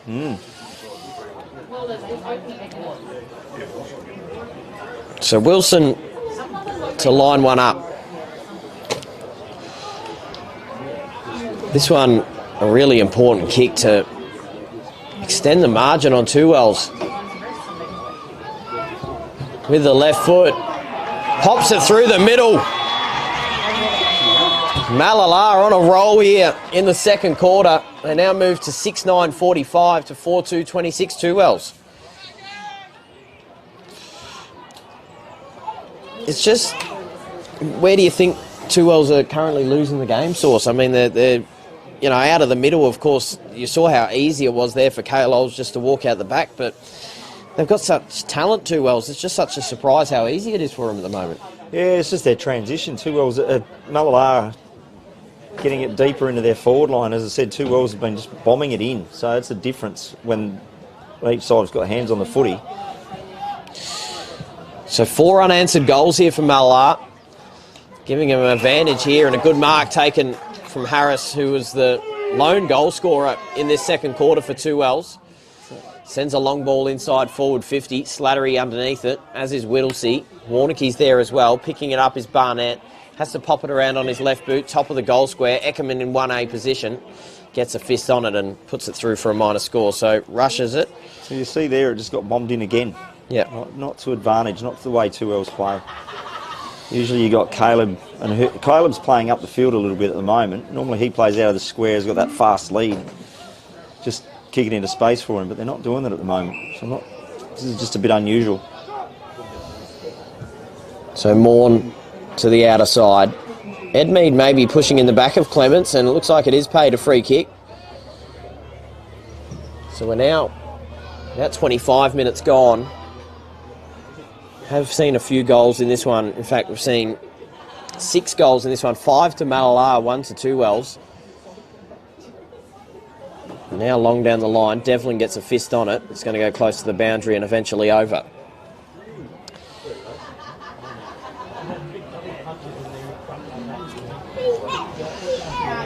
So boundary to hurl it back in.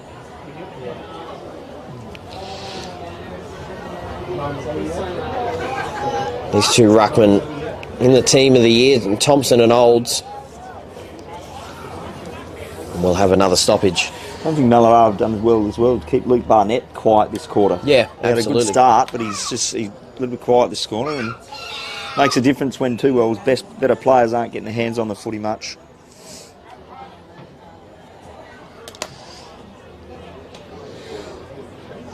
So another stoppage, repeat stoppages here in this game. There is Luke Barnett right on cue, but he's tackled, did walk around, and that's going to be holding the ball. So brilliant call from you, Source.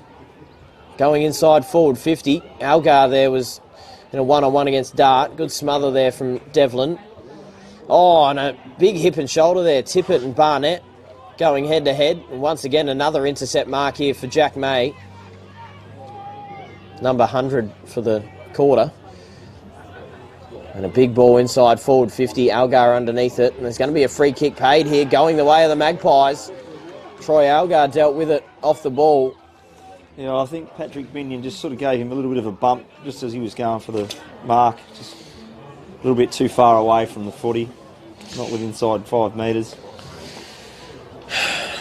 So it's pretty amazing what's happening here at the moment. I mean, 2Wells will be extremely worried, but, you know, down by a few goals. This is an undefeated side looking for their 5th premiership in a row. Algar has popped through a goal. Couldn't quite hit him in the first quarter, and that's an important one there as they extend their margin out once again now on the Sportal scoreboard. 4-3-27 to 7-9-51. They just keep going, the Magpies. They're really shocking a few people at Malalar Oval. Yeah. Looks like Caleb's put himself up on to Clements to try and quell him. I noticed that last stoppage over on the wing, they were quite close together, and he's going to him again. So Caleb's obviously decided to take things upon himself as coach. So 6 second quarter goals here for the Magpies. Just 1 for 2Wells. This hasn't happened to them all year long, the Roosters. In fact, it hasn't happened to them much over the last 5 years. As that ball doesn't go far, Heaslip gets the handball out and quickly on the boot. Hasn't quite gone the distance. In fact, it just went far enough to Hennessy. Clements with the ball again. So Clements, in fact, given a free kick. As we see here, I think it's Sam Angus out the back. Just a little sore. Yeah, Caleb dumped him pretty hard. Cale Olds juggling, taking the mark. Just on the pain of 50. Siren shouldn't be too far away at all. We have seen right there it is. Call me Nostradamus. So he'll have a crack from outside 50. This will be huge if he can convert. Don't think he's got the distance covered. He doesn't. So that brings us to half-time. What's been an awesome performance here from Malalar. Got the jump on 2Wells there in the second quarter. 7-9-51 to 4-3-27. We're going to go to a break at half-time for filming footy. Don't go anywhere. Second half of the A-grade grand final coming right up.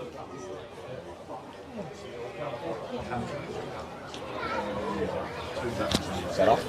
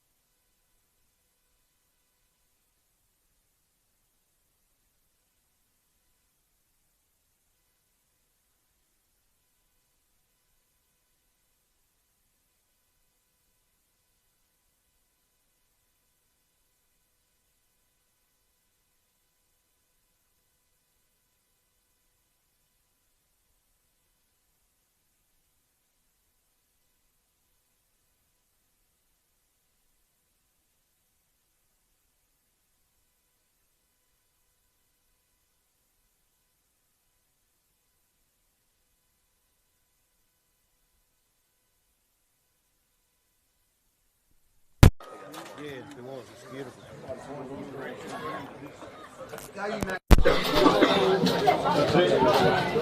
Blackie, good call man here earlier.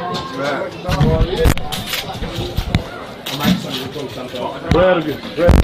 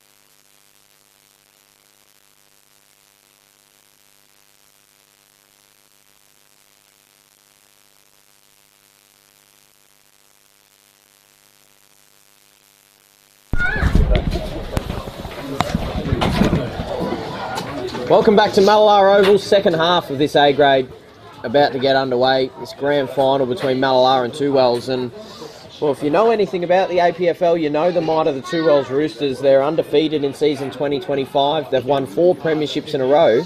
And right now, they're down by a few goals at half-time. My name's Lewis McKenna. I'm joined by Source, my special expert commentator who's toughed it out all day with me. And, gee, it's been a fun game to watch so far. Well, it certainly has if you're a Mallala supporter. They've played exceptional football. I think they've probably had, I said before the break, probably 60%, close to 70% of the play. And it's really been a matter of the two defences just holding up. It's just a little bit strange to see Two Wells bomb it into their forward line like they have been in this game. It's very unlike them. I was just saying that just before we went back on air, last year was about 3 points the difference at half-time in the grand final against Anglevale, and then they just went bang, kicked 9 goals, 5 to absolutely seal the deal. So we know what they're capable of, and we know that they can just put the foot down and step it up. But really, the way Mallala are playing and challenging them, it's going to be a tough go from here. Well, they'd have to put the foot down early and see what happens. When we commentated these two sides playing each other a couple of weeks ago, there was lapses in concentration from Mallala that allowed Two Wells to get on top. It was Two Wells to go bang, bang, bang, get a few goals out ahead, then Mallala might get one, and then it'll be Two Wells, bang, bang, bang. They just haven't allowed the Roosters to have that moment. They haven't allowed them into the game. They haven't allowed them to get on top. They haven't really let up at all, Mallala. They've been really consistent with their performance from all areas of the ground. And even when you look at some of the youngsters and some of those players that aren't usual contributors, you know, they're not one of their 5 players that are in the team of the year, but Harrison Taylor with 2 goals I think has been enormous. Hamish Wildboar has been really good. Yep. You know, they're just having some of those players, some of their bottom 5 or 10, you don't like to use that phrase all the time, but they've stood up to the occasion. Yep, they certainly have. And it's all been led by Jeremy Clements, as far as I'm concerned. His work out of the centre and around stoppages has been unbelievable for Mallala. And you get your hands on the ball first, drive it forward.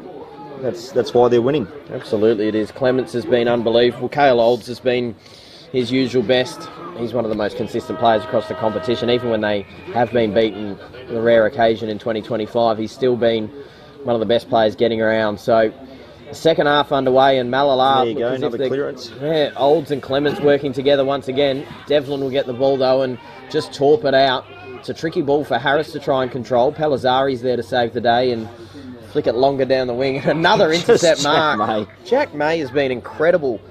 We spoke about all those names just then, but I would actually say that Jack May would probably be the best on ground at the moment with the way that he's played, particularly in that second quarter. Probably him or Clements. Yeah, both of them are in the mix, absolutely. So Morn will come out here to centre wing. Olds underneath it. Bunch of Roosters around him. Hangs onto the mark as well. Edmead still hanging onto him. So sends one inside forward 50. Algar leading his way up at the footy. Beats them all out the back.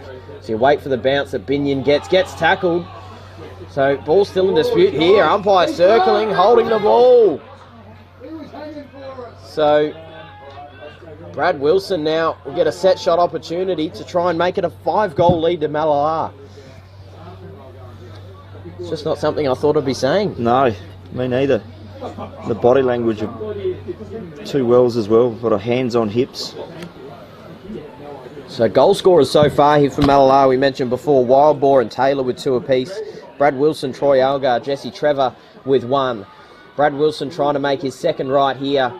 Splits the middle. Another goal on the board here for Mallala. They've come out red hot in the third quarter. And they take a 5-goal advantage here on the Sportal scoreboard. Huge turn up at the moment. Mallala haven't let up. They've come out with exactly the right energy, which is what you want. Just continue to pressure Two Wells. And at the moment it's working. This is a team that got dealt. You know, Two Wells dealt with Mallala by 10 goals. The game was over fairly early 2 weeks ago when they matched up at Hamley Bridge in the semi-final. And they've just come out as a different side here. On that day it was 116 to 53. And It was 40-1 at quarter time between those two sides. It's been a very different result here.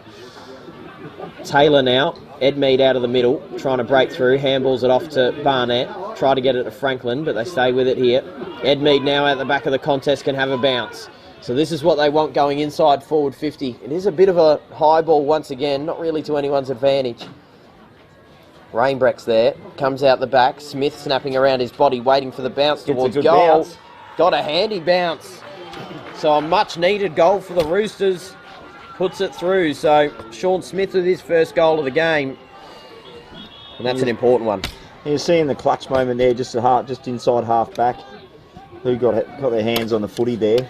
So Thompson, Barnett, Edmead, and then Edmead obviously out, drove the ball forward. So I think Caleb's realised that they've got to get their best players, and again they're set up there with Thompson, Barnett, Wise and himself in the middle. So really throwing everything at it now. Still plenty of time left in this game. Very early in the third quarter. They've gone 1 goal apiece here. Heaslip quickly gets tackled and ends up in the lap of Barnett. Does well to get the handball out to Thompson. And flicks a kick out to Pellizzari. Had the first goal of this game. Just calls for his players to come at him. Sekafine in his 300th. Marks it in the pocket and he'll have a crack at goals. And that's better movement. It wasn't long bombed in there. It was just kick it into space at the angle. Well, Pellizzari took a few seconds, didn't he? Yeah, he just signalled composed players himself. to come at him. Yep. So, converted a goal from this same angle at Hamley Bridge. His 299th game 2 weeks ago. That one looks not too bad as a start, but then fades right across. The breeze maybe just picking up to blow it across. Still live ball here. In the goal square, Barnett holding the ball. Two Wells now getting their tails up. We knew it would come at some point. And Luke Barnett with an opportunity to put through his second. And I say opportunity, he's right at the top of the goal square, so he absolutely will. Marked it down already. They have. And rightly so. Rightly so, splits the middle. His second goal of the game. He's kicked 34 for the season now with his 2 this afternoon, and back-to-back goals really quickly as well for Two Wells. Just takes that pressure off a little bit. And his first one coming off of an absolute hanger. Yeah, screamer in the first quarter.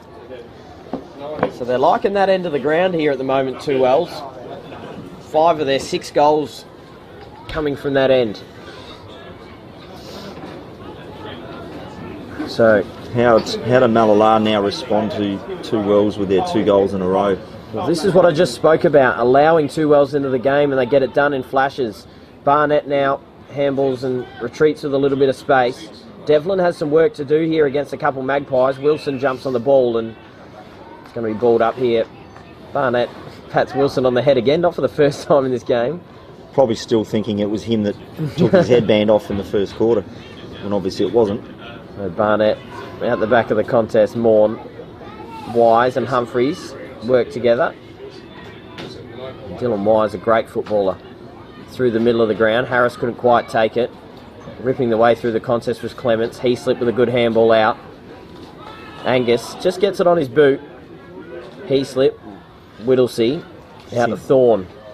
Intensity's lifted now. You can see Two Wells are really starting to lift around the footy. A good mark from Baker. A little too far from home. Has Cale Old short. Doesn't even look in his direction. Decides to go longer inside forward 50. Oh, some players go crashing to the ground, including Troy Algar. Goes over the back and offhand. So balled in and deep in the pocket here for Malala. With a 3-goal advantage.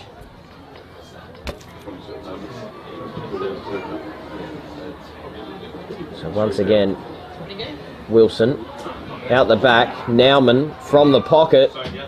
Goes close to goal, but through for a minor score. So 58 now to 39 on the Sportal scoreboard. Harness.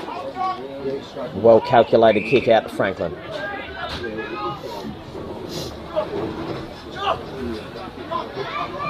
There's a short option with Harris who decides to go there now. Right in front of the commentary truck. Malala setting up defensively really well here. Yeah. Not giving him too many options, so Eckerman just decides to fist it forward as good as a kick. Franklin comes back to Smith, tries the fend off on Slee. Slee did well to hold him up. Dart with a bit of room. Chased down well by Wildball. That ball does stay in, but Clements working back, taking the saving mark.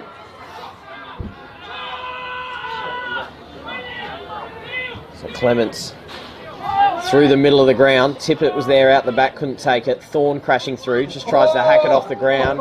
Maybe should have been kicking in danger there with a... No, he didn't go through with it. All right, so held off of it. And there's a free kick here to Nauman. Looks to go quickly inside forward 50. Wilson underneath this one. Can he take the mark? He can't. Binion did well. Wilson goes crashing back through and we'll have a stoppage inside forward 50. See the scoreboard there in the background. This game just starting to tighten up a little bit. I want to take a healthy advantage into three-quarter time. Malala, they know how good this two-well side can be. As now I'm going to scorch it over the boundary. They've double the scoring shots, 18 to 9. Yep. Very unusual situation two wells are finding themselves in. But they are chipping back slowly. Thompson down to Humphreys.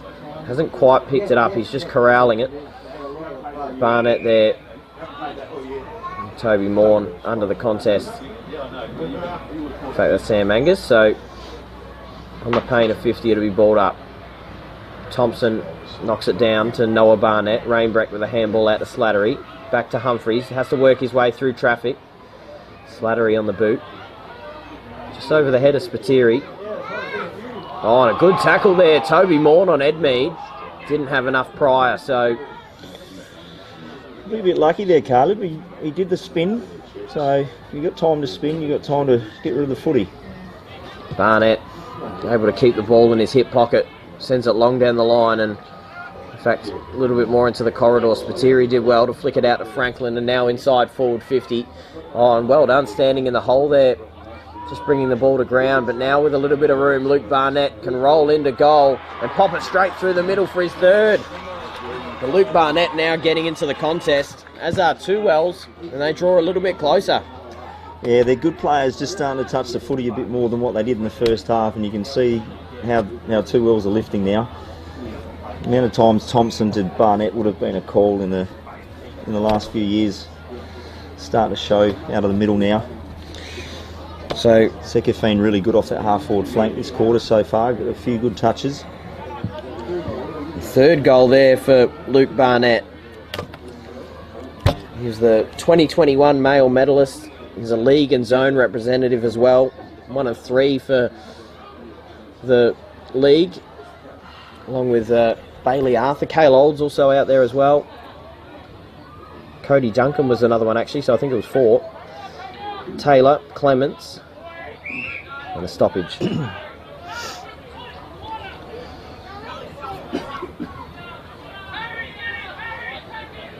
So Thompson with a bit of a tear in his jumper now after the scuffle earlier on in the game. Tippett takes it and moves it out wide. So now a chance to break through and roll into goal. Malala having another crack at it. Burnt an opportunity. Through for a minor score. This could hurt him. Yeah, they're just not making the most of them, are they? So now 7-3-45, 2 L's to 8-11-59. Just missing some opportunities in front of goal as Harness is allowed to walk 30 metres out of goal and send a long one into the middle of the ground. Slee picks it up first and gets a handball out wide to Eckerman. It's a dangerous one, but he picks it off in front of Harris. Goes inside forward 50. Olds is sitting underneath it, comes crashing through Binion, and Binion in the right spot. Gets the free kick. I'll go out wider to Harris. A little too long for him. Oh no, he does well to get back and take the mark with Wilson closing. Oh, and he's come up sore. Too, I reckon he just rolled his ankle, I think, just as he went back then. So Harris quickly through the hands of Slattery. Whittlesy's there. If Wilson can get it to Wilson, he can't actually get up Wilson here, so he's in the firing line if Malalar get it back, but Noah Barnett sends it back the other way. One-on-one contest here, May and Sekafine, and boundary line beats them both.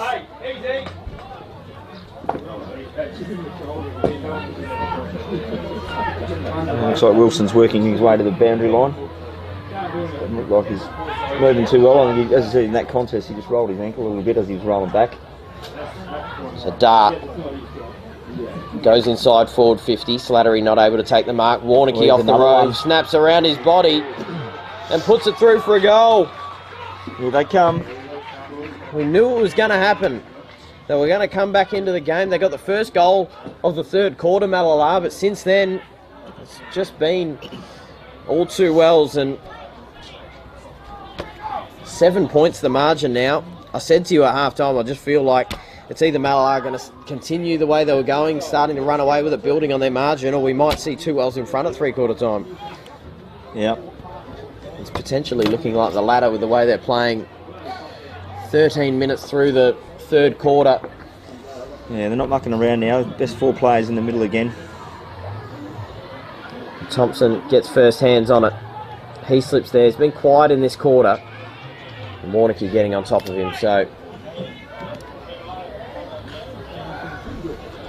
Malala still with an advantage in this one. They need to find some momentum somewhere. Rainbreck flicks it out wider. Whittlesey and Slattery going in a one-on-one. Just needs to find a target and does through Nauman. So just composing themselves here, the Magpies here at home. They'll go down the line. And a good mark taken by Devlin, intercepting. So Harry Devlin goes back where it come from. Whittlesey over the top. Nauman's there as is Baker. Uses his hands and a little further down. Sitting underneath this one is Clements. Takes the mark. The next few minutes here important for Malala. Good kick inside. Taylor looks to play on quickly. Hennessy goes inside forward 50. Tippett's here out the back. Oh, big contest there. Binion. Algar just rips his head off. Should be a free kick here and paid advantage here to 2 wells. So handball over the top to Franklin. They'll go a little further over. Dart will take it. Slip the tackle away from Jesse Trevor. And a good kick into the corridor there, finding Spiteri. Wise. Handball over the top. Tiller closing. They're composing themselves well here, the Roosters. Pellizzari going inside forward 50. Went for the climb over the top, May, and it was a bit sloppy considering it was 3-on-1. Didn't need to do that. It's going to give Sekafine a chance from a pretty similar spot where he had a set shot from earlier. Couldn't convert on that opportunity, but in his 300th game, geez, this will be a huge goal if he can convert on this one, Source. See if he's learned his lesson. Probably cut off the angle a little bit. Breeze blowing across from his right. Oh, bang, it's got worse. No, it's gone all the way across and out of bounds on the full. So, no score put through there for Sekafine. What a game we've got here for the A-grade grand final. 7 points the difference. However, Malala need to find some momentum. Otherwise, they're just going to get run over, you feel. Thorne just chips a kick over the top to Nauman. So they are trying to compose themselves here off the half-back line. Just finding some uncontested ball, controlling the pace of the play. They just need to find a way to continue to move it forward. Morn got nowhere to go with Wise on the mark, so just has to send a long ball up. Turnbull out the back. Thompson. Heaslip intercepts. Handball over the top to Trevor. And they go into the middle of the ground now. Taylor goes inside forward 50. Dart underneath it. Binion spoiled him. Dart does well to get it back and just gets it on the boot. Barnett, Harness, and now 2 wells clear. Looks as if there's going to be a free paid after as well, as Harness was knocked to the ground. So downfield. Rainbrecht. Will go out a little wider, but it's going to be a free kick here to the Magpies.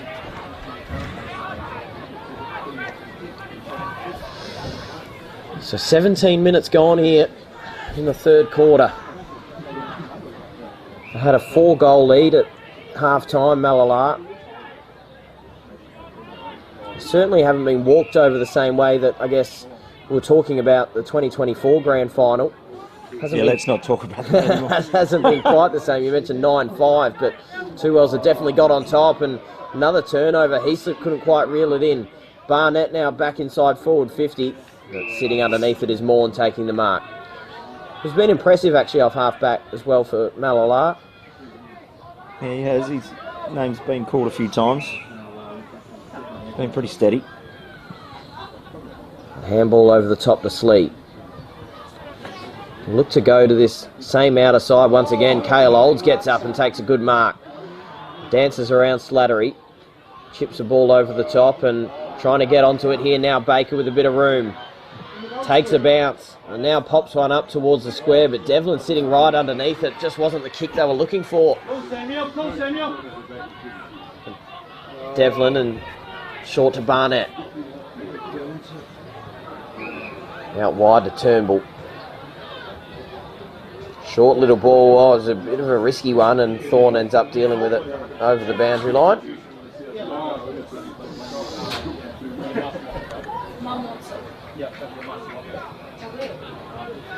So about 65 from home here for the Magpies. Hennessy grabs it out of the ruck and will send it back inside. Devlin once again in the right spot, couldn't take the mark this time. Olds under the contest, has to try and get a handball out. Does eventually. Just trickles out the back, and good pick up here from Nauman. Just pops it on the boot. Dangerous position. Cale Olds sitting underneath it. Takes a ripping grab. And plays on quickly. Finds a short option to Jack Heaslip. So good footy. Absolutely good footy. Cale Olds, just the cool, calm head at the right time. And this a really important kick for Jack Heaslip. He's kicked 6 goals in the season. He was in the team of the year as well. In the back pocket. In the back pocket. Not exactly where you'd think he'd be right now. Taking a set shot from 30 out in front. But splits the middle, a really important goal. Our man, steadier for Malalar there. Yeah, much needed steadier as well. So they convert on their opportunity. So now they move out to a 14-point advantage. On the Sportal scoreboard, it now moves to 9-11-65 to 8-3-51. That's our man, Jack Heaslip. I'm still not his favourite person, I don't think, after the handshake incident. I still hear all about it. Yeah, I still hear all about it. Even my daughter's kindergarten teachers are talking about it. So, back in the middle, really important goal for the Magpies. Late stages of this third quarter. Out of the middle though, Two Wells go once again. Pellizzari's there, as is Harris. Got the runners onto the footy. Just over the hands of Barnett. Out of the contest here, Angus does well initially. Gets taken down behind the footy. That'll be a free kick. Now, have they reversed it around here? Pellizzari got ripped down as well. It's going to stay here with the Magpies. I'd be questioning how he got rid of that. We do have a little replay in front of us, so in a few seconds we'll see exactly what happened with Sam Angus. Yeah, he got taken down after. Maybe didn't have it long enough to say that he had possession of the footy. So 21 minutes gone. Looks to go out wider. This kicks to the advantage of Pellizzari. Cale Olds went crunching through. Really didn't make a play at the footy. Almost a charge. Yeah. He did not even attempt to mark that. He just smashed straight into his back. Yeah, Olds didn't make a real genuine play at the footy. I didn't think. He's usually a very fair football player, but he just wanted to get to the contest and draw a 50-50 and get a really good look at this one here. Yeah, he just jumped straight into his back. That's unlike Cale. So Slattery. Humphreys couldn't get clean possession. Clements gets the handball off and Morn through the middle of the ground. Thompson couldn't quite take the mark, just thumps one along the ground instead. And Morn now. Off to Baker. Now inside forward 50. Leading up at the footy is Algar and Harness. One-on-one play here. Harness does well. Gets the 1-2 with Binion. And now on the outer side, Humphreys goes with a fly. Didn't get a touch on the footy. Jumped into the back of his opponent. May's there as well. Humphreys still. Flicks it out. Smith. Out the back to Turnbull. And they're out here, Two Wells. Slattery. More time than that. He probably could have. Clements was there trying to take the markers to work back onto the footy. Slee. Ball well and truly in dispute here, as going to have a stoppage here on the outer side. So Malala holding in there. They took a 24-point advantage into half-time. It really feels like Two Wells have eaten more into the margin, but it's only still the 14 points. Hennessy, Tiller's under the contest, and eventually over the boundary line. Umpire says hurl it back in. They were trying to claim there that it was last touch, but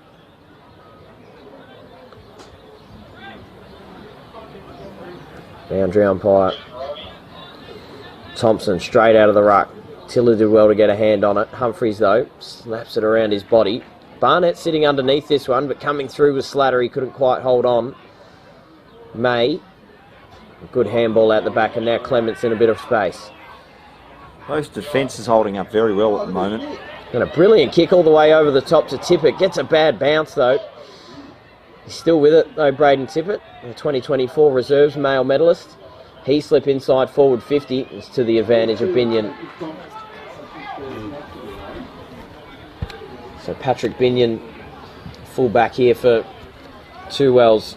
A long ball out of defensive 50. Bodies go crashing through the play and eventually over. So late here in this third quarter. The momentum probably sitting at 50-50 at the moment, Source. They've worked it back, Malala. Yeah, certainly have. Two Wells had a little bit of a purple patch there, but Malala certainly got back on top in the last couple of minutes. Humphreys well smothered there underneath. Baker onto it, and good quick handball out from Clements to Heaslip inside forward 50. Cale Olds leading up at the footy. He's having a fantastic game. He's starting to become very important for them now, especially with Wilson off the ground. So yeah, that's a good point. Hadn't thought about Brad Wilson all the way on the bench over the other side. Can't quite see him over there, so we'll have to try and find out his status in this game. Cale Olds now, an important set shot. Deep, close to the boundary, hangs it up there, close to goal. That's a goal. And he's popped it through. What a goal for Cale Olds. Malala, back-to-back goals. And Cale Olds is the one that gets it done there, so a really important one. His first goal of the game. And geez, that's important. So they now go out a little further, out to a 20-point advantage. 71 plays 51 now on the Sportal scoreboard. I've been really impressed with Malala. Two Wells have so easily been able to roll over sides and they just get on top of the contest. And Malala, they've responded really well. So, once again in the middle. A few players being held without it, so umpire says play on. Spiteri, Slee with a handball over the top. Rainbrecht gets a tunnelling handball underneath. Humphreys and Edmead now gets a bad bounce.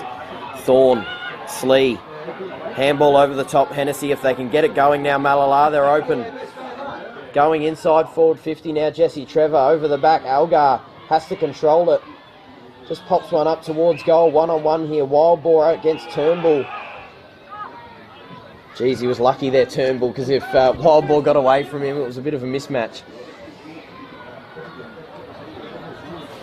So top of the goal square. Really important stage of the game. Heaslip can't quite chase it down and it'll trickle over. Well, this is being set up for a really big last quarter. Really exciting now. Two Wells have pretty much done what they've pleased in the last four grand finals. Actually being challenged today, it's been good. And Thompson with a handball. Clements is still there. Dart, good smother there by Whittlesey playing up forward now. And in fact, I think we actually saw him go onto the wing there, Whittlesey. So looking to get some size around the contest and now going in the ruck as well. Thompson just thumps it away another 20 metres. Rainbrecht couldn't quite get a meaningful handball away. Tiller under the contest. Drew a bit of contact to the head there, but called for a stoppage. I thought Dylan Wise has been a little quieter than his usual self as well, Source, in this game.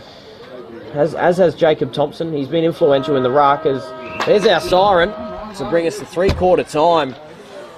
They took a 4-goal advantage, Malala, into half-time, and they've held up pretty well there in the end in the third quarter. 10-11-71 to 8-3-51. We're going to go to our final break before the final quarter of action here at Mallala Oval.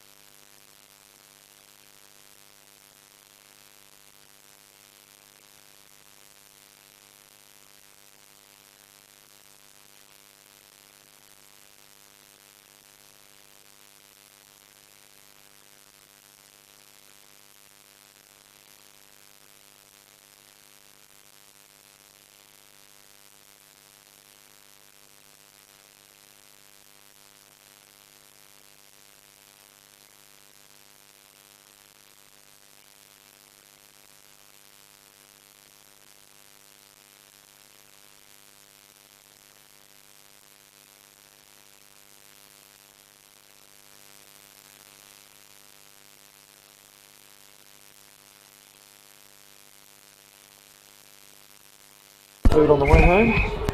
That's one. Welcome back here to Mallala Oval. The 16th quarter out of 16, as you just told me, Sauce. I ripped the words straight out of your mouth. And, well, wow. How about this setup for this game? We didn't expect it. We didn't expect to go into this final quarter and have Mallala up by 20 points, but here we are. No, it's been very good. Mallala have been exceptional today. Absolutely exceptional with their pressure, their run, especially out of their half-back flank. They've worked really well for each other. They've spread well. And seriously, if they had a kick straighter, they'd probably have got Two Wells out of the game by now. So this will be interesting to see what happens with Two Wells and how they respond. Because we know that they've got an ability to just turn things on and go bang, bang really quickly. Can Mallala continue with the pressure that they've put on them? Probably weathering the storm. You just feel like it's going to come. And they weathered it really well there in that third quarter. Two Wells are threatening to break it open. Yep. Two Wells can kick a couple goals in a row. You almost feel like it's a guarantee. But can they actually just put a stop to the bleeding? Can they put a Band-Aid over it and hold on? 20 points in front here in the last quarter, trying to win their first premiership since 2020. And there's a few players out there trying to become multiple premiership players, even one's trying to become multiple again. Will Hennessy with 4 premierships, dating all the way back to 2009. In fact, it's at least 4. I just couldn't find any details going further back than that. Barnett, Baker, handball underneath and wild ball. Had a couple goals there in the second quarter when they were on a roll, Mallala. Now breaking through the contest, doing well was Taylor. Algar, quick hands off, Tippett. Oh, geez, he hasn't hit it well, has he? No, just through for a minor score. So up now by 21 points. Mallala. Right at the moment, you think Mallala deserves the premiership the way they've played today? Absolutely. Definitely 2Ls have undoubtedly been the best team all season long. Can they bring out their best footy in this final quarter? Binion floats across, couldn't take the mark. Clements did well to get a handball at the back of the contest to the advantage of Heaslip. Handballs it ahead.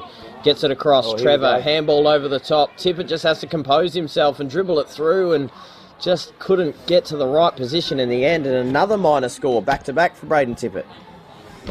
This could hurt them. Yeah, well, bad kicking's bad footy. You can't give 2Ls any opportunity. So 10-13 now. They started out the game 1-4. They did stabilise themselves, but that second opportunity, especially for Braden Tippett, was one they'd want back again. May did well, off to Heaslip, and they keep moving this well through hands. Taylor couldn't quite grab it. It was maybe tripped up by Humphreys, and Slattery will clear. Maybe just touched on the way through. Barnett, as clean as you like on the left foot, and a good kick up to Harris. Ships it across the Wise, and Harris gets it back. Wise, and now Sekafine, the 300 gamer. Goes down the line. Warneke in a one-on-one, and boundary line beats him.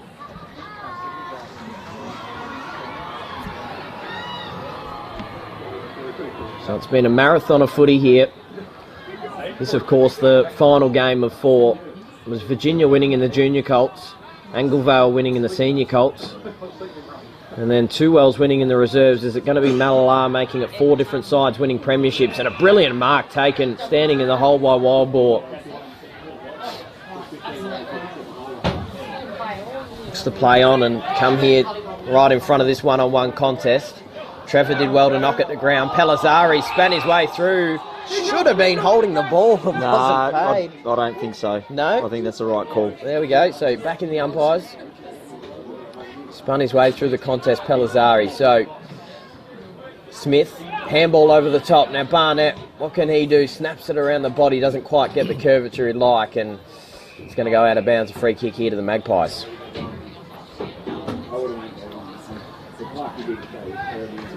So Tiller will take it. So Tiller, while Edmead was playing up forward and is right now playing on him, has done a pretty good job, you'd say. He has, yeah. I don't think has Caleb kicked a goal today? He's kicked the he kicked the one. Yeah, that's right. So bit of a fumbly kick across to Whittlesey. One-on-one contest here now. Wild ball working his way onto it. Gets it on the boot. Just touches the hand of Jesse Trevor, and Eckerman will now send it down the line, and it's a good kick to Algar. He looks to get going pretty quickly. We'll go inside forward 50. Tippett's got some work to do. Devlin juggling and holding on to the mark. Did well in the end. Of course, the son of the league president as well, watching on. And massive thanks as well, it must be said, to the APFL, everything they've done to set this up. Not only this day, but this season. It's been excellent to call the APFL footy. It's a little sad knowing this is the last quarter of APFL for season 2025, Source. Not for me, mate. It's a break. That's right. Cricket season starts on Wednesday next week. Oh, there we go. We know all about your cricketing prowess. T20 comp up in Mildura. All exciting stuff. So, Morn somehow got a pass into the over 50s comp, Source, as a 25-year-old. So yeah, that's it. Out the back, inside forward 50 now. Tippett's onto this one once again. Can he get a run at the goals? Held up by Slattery. Has to try and pop it on his boot. Stays in here. Good tackle there by Taylor. Still under the pump here. Devlin tackled to the ground. Algar picking it up, gets a handball away. Trying to get it off to Heaslip. Has to snap around towards goal. That's a huge one. Jack Heaslip splits the middle. Wow. That's a massive goal to put Malala up now by 27 points. And they are rolling it here. Their work rate is absolutely exceptional today, Malala. They have not stopped. They've just kept on coming. They've weathered the 2 Wells storm, and they've bounced off that energy and reversed it every time. Every time 2 Wells has come at them. Gee, so we spoke about it. Weathering the storm, waiting for 2 Wells to come. Well, I mean, they haven't even allowed them into this contest really in the fourth quarter. They've started out with the first goal again, so Heaslip hands it off. Clements did well to get it on his boot. Handball out the back, and now Baker on the outer side. Go long down the line, and it's a good mark by Whittlesey. They're playing up forward. Quickly goes to the top of the goal square. Players go flying at it. Wild ball, and Palazzari now with a bit of room. Gets knocked down by Tippett. Intercepted by Angus. So now inside, just bombs one up towards goal. And a good mark taken by Slattery in defence. Interesting to see the fullback in the team of the year playing up forward now. Yeah, that's right. Whittlesey, but goes to show the flexibility, and a good smother now. Locking it inside forward 50. Umpires circling, but it's going to be a stoppage here. Deep in attack for the Magpies.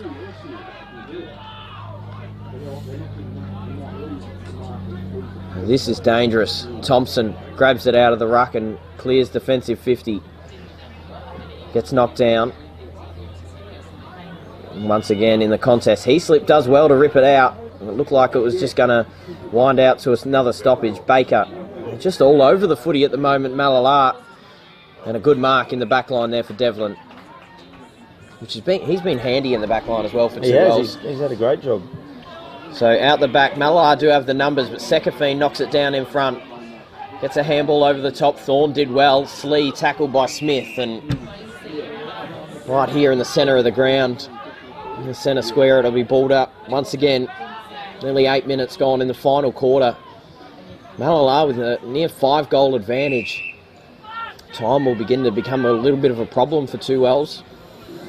And so when you get like this, something that happens that probably doesn't happen very often is 2 Wells will start to panic with the footy a little bit. So they're playing a spare back here as well. Eckerman sitting right under or near this one. Edmead gets to the footy and takes the mark. So have Wise going out the back, but Caleb Edmead's always going to take this opportunity. So this one, incredibly important. In front of goals, Caleb Edmead, one of the best goal scorers in the competition. And has just proven it. Puts through a really important goal to bring it back to 22 points. 2 Wells are really never going to be out of the contest. And Malala still with a healthy advantage in this one at the moment. 57 plays 79 on the Sportal scoreboard. And just say that number to keep 2 Wells to 57. They'll be happy with where they've got them right now. But you know what it's like with 2 Wells. You allow this team momentum and they can get on top of you. Edmead with his second goal moves to 54 for the season. Once again in the middle, Olds will go in the ruck against Thompson. Gets the handball out, but quickly wrapped up by Heaslip. There's Noah Barnett.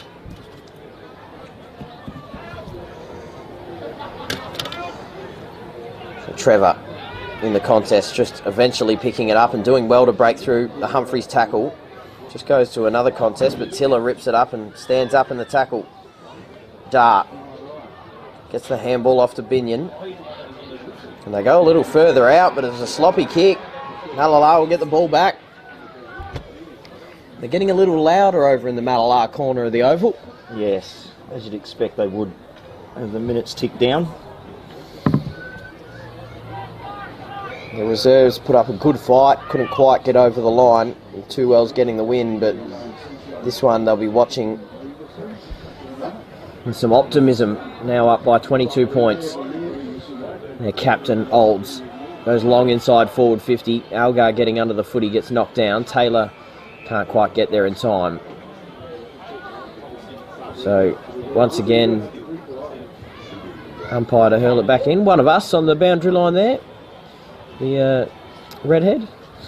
So Clements, Heaslip spinning his way through, has to get rid of it now and called for holding the ball, rightfully so. You feel if Two Wells are going to win this, they need to pull the trigger now. Start going through the middle of the ground, you reckon? Taking some risks. I mean, they're still looking to move it out wide. We saw before Binion going out wide, putting it out of bounds and giving the ball back, and we see it once again. They've done it twice in the last couple of minutes. Maybe that's where they need to take some risk and go through the middle. Yep. So Morn gets the ball back to the pack. A big contest sitting underneath this one. Barnett, just dropped the footy. Jeez, so got a kick away in the end, and they call play on. Wise and Warnicky. They play 1-2, and out the back to Sekafine. Has to try and get through Olds. Did well to get the handball away, and then eventually over the boundary line. So they're going to have a conversation here as to whether it was touched. They are going to say that it's a free kick here to Mallala.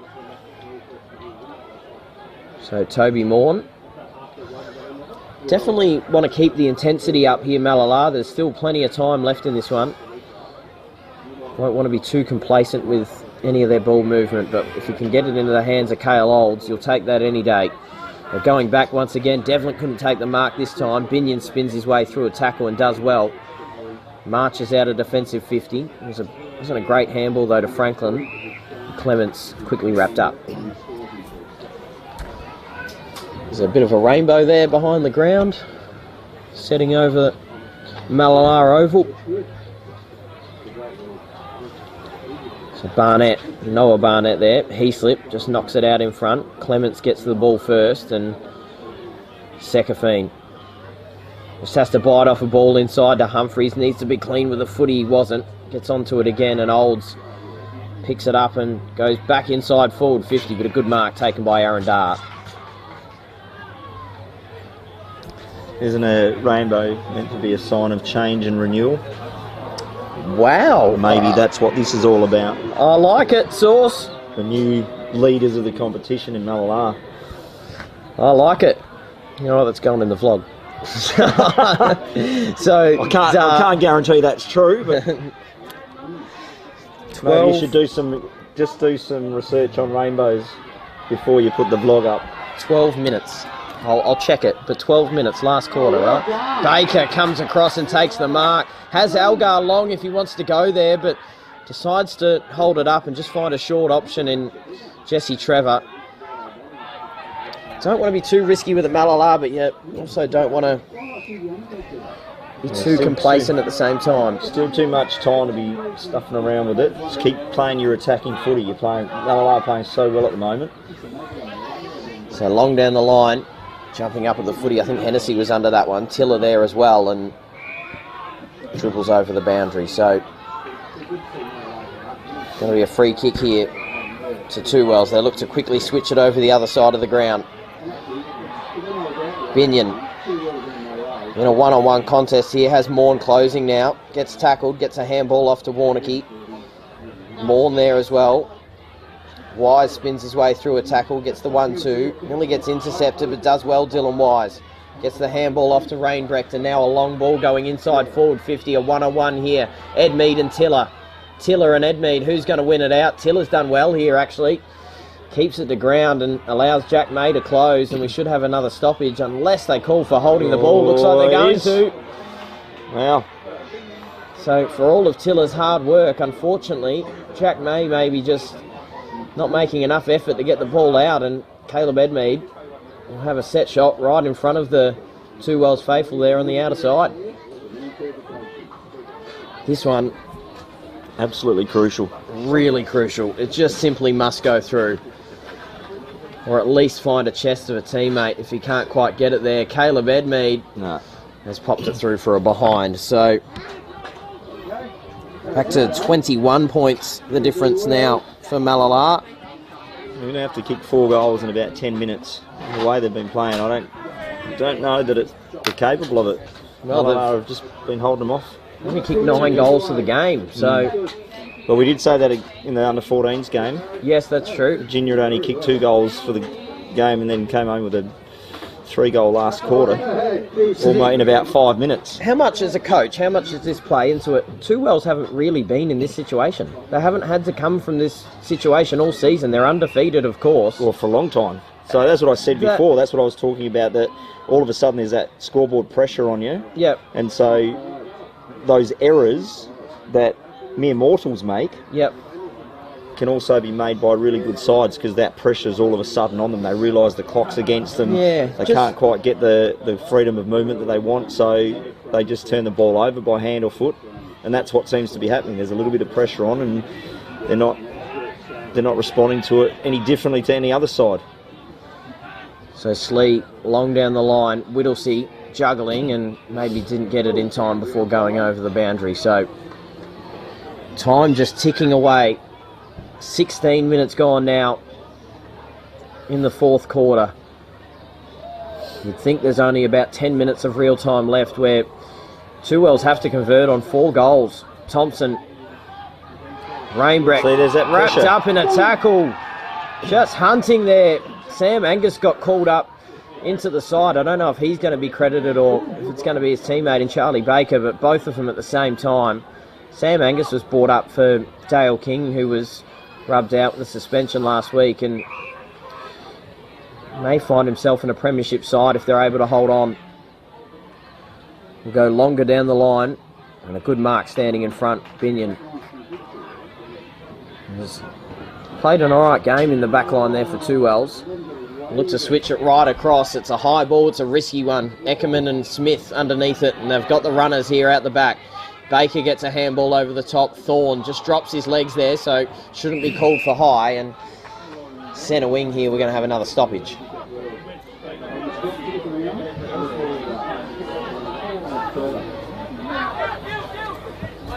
So neither ruckman able to get an advantage. Pellizzari here at the back of the contest, getting closely pursued by Jesse Trevor. Now in the contest here is another stoppage. Nauman couldn't get his way out. 11-13-79, 9-4-58, Two Wells. Sekafine, his 300th game. Franklin in the middle of the ground, a risky ball, but a great mark to Barnett. He's kicked 3 goals in this game. He's had a pretty good game as well for Two Wells. Not looking to be in too much of a hurry. Just chips the ball over to Rainbreck. We did see him kick a goal from nearly this distance a couple of weeks ago. Doesn't quite get it right this time. May sitting underneath it, couldn't quite take it. Edmead around the body towards goal, but through for a minor score. So now just the flat 20 points. 59-79. So 18 and a half minutes gone.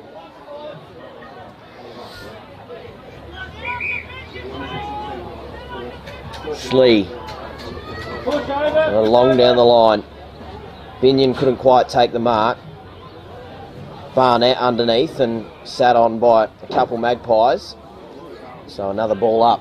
Well, it is magpie swooping season, right? That's right, it is. You've got to watch out over in those trees over there. But magpie might be another one of your analogies potentially.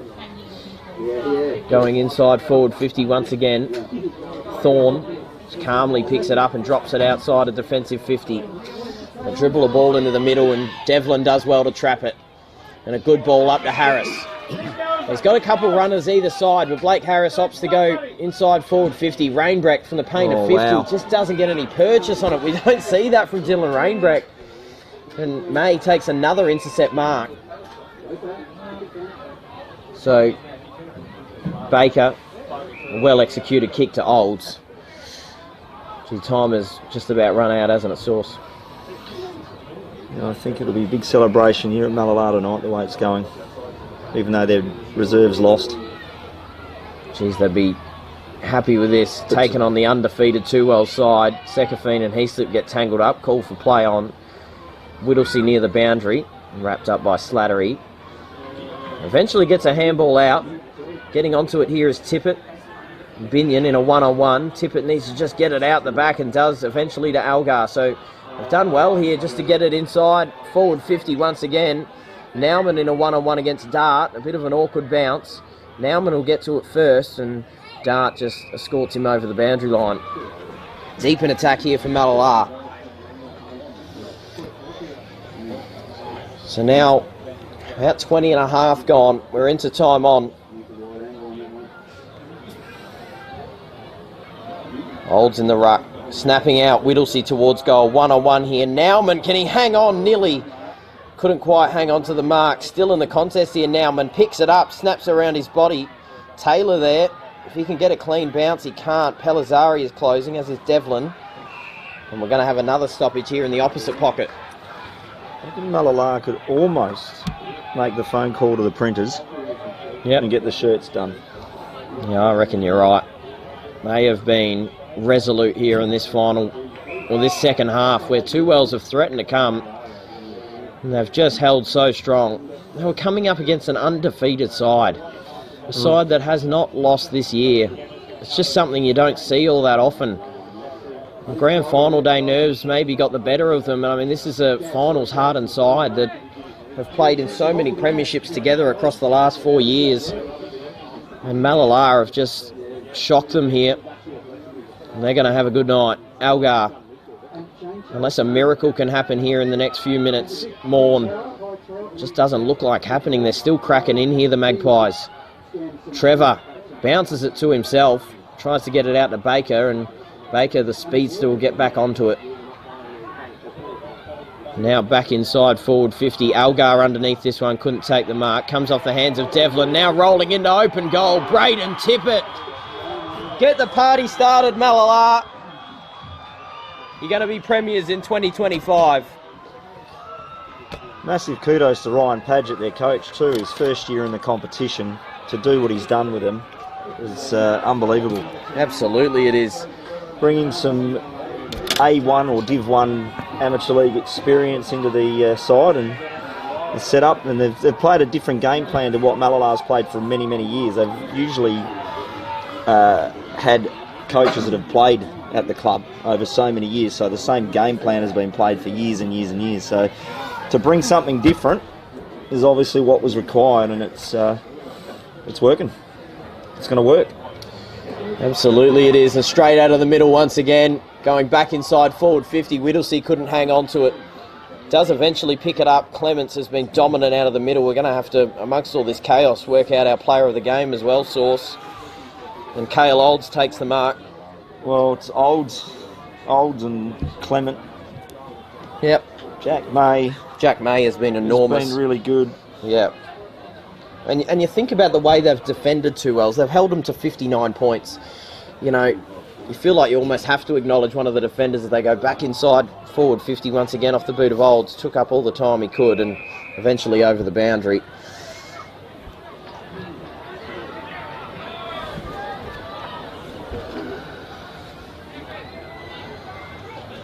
So boundary umpire, hurl it back in. 23 and a half minutes gone. Olds knocking it down in front.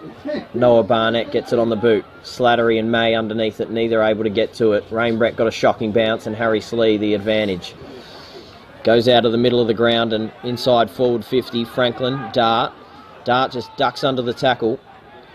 Flicks a handball out. Smith. And now Warnicky through the middle of the ground. Getting chased. Oh, Jesse Trevor hunting him. Forces him to get the handball off. He slipped with the tackle. This has been the story of the day for Malala. Yeah, they just haven't given up at all. They've weathered the storm when it came. Not that it was much of a storm, it was just a little bit of a blow over breeze, really. Barnett, Harris out the back, and another bad bounce. Oh, Slattery comes crunching through. Possibly should have been a free kick, but I mean, I guess it was a pretty fair bounce from Slattery. A pretty fair hip and shoulder, I should say. So, hacked off the ground, Thompson, Sekafine. Oh, taken down by May. Should be a free kick and is. And there's a bit of push and shove behind the play here. Thompson and Angus having a crack. There's Harry Slee behind the play as well, still taking some time. Yep. And Jacob Thompson is coming off for the yellow card. The Malala crowd really happy. The Malala faithful are getting stuck in. So, Jacob Thompson heading off. And a free kick here to Jack Heaslip in the middle of the ground. We're now past the 25-minute mark in this game. Now they can start playing around, slowing it down. Absolutely. Keep it around. Just keep control of the footy. Hennessy. Wonder if they sell that here. They'll be consuming a fair bit of that, I reckon. They'll be going through the liquor tonight, no doubt about Absolutely. it. Humphreys chipping it over the top, Turnbull. Wise. Now Humphreys through the middle of the ground. We'll send a long ball inside forward 50. Ed Mead out the back. Drop one he'd usually take, and Cale Olds has been enormous. Moves it off through Eckerman. And Baker underneath it, taking a good grab. Charlie Baker's been excellent as well. Proved why he was named on the wing. Just looking at it, it must be only seconds before the siren goes. There it is. There it is. Malalar get the win. They've done the impossible. They come up against a side in Two Wells that went undefeated through the season, and they lose the one that matters most. Malalar get the win by 26 points, 12-13-85 to 9-5-59, and they are streaming on the field here. There is alcohol going everywhere, Sauce. I don't think anybody will be caring about that at the moment. That's an unbelievable win. That is unbelievable. To be beaten by 60-odd points in the second semi and to turn it around and win by, 26 points, that's an amazing turnaround. And like I said before, all kudos to Ryan Padgett. He's absolutely dismantled their game plan and got Malalar playing exceptionally well. Exceptionally good pressure footy, good clearance footy, good run footy.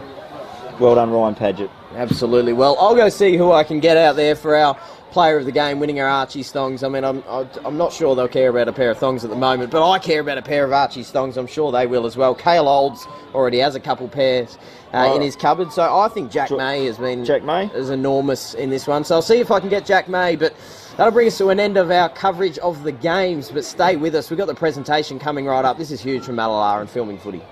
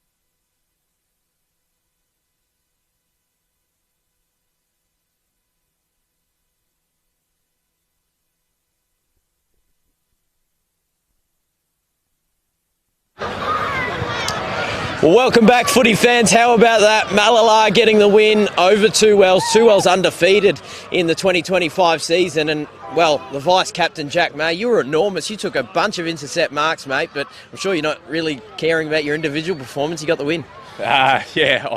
Pretty speechless, to be honest. I think Padgy pulled off a masterclass today, and, yeah, I think we were not lucky to get away with it, but I think the boys definitely earned it, and we deserved it, so...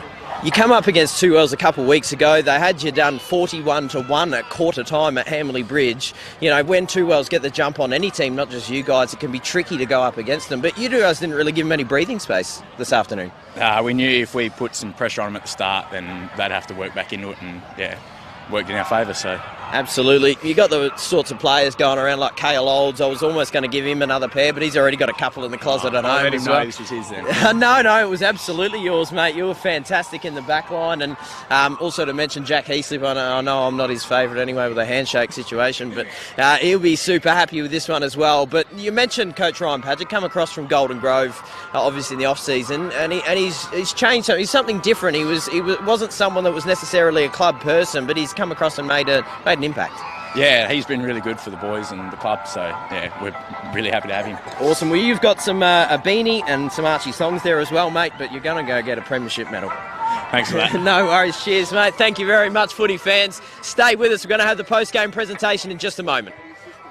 Mum says say good day to your sister.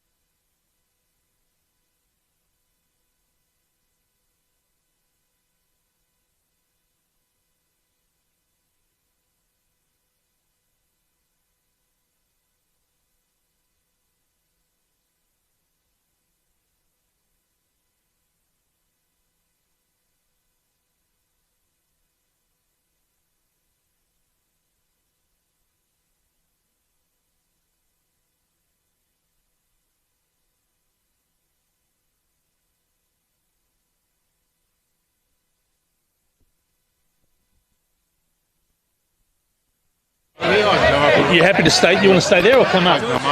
Yeah, okay. Yeah. He wants to go up.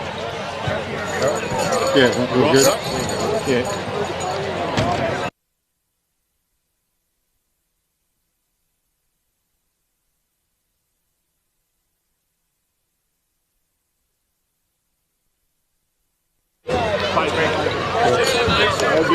Thanks, ladies and gentlemen.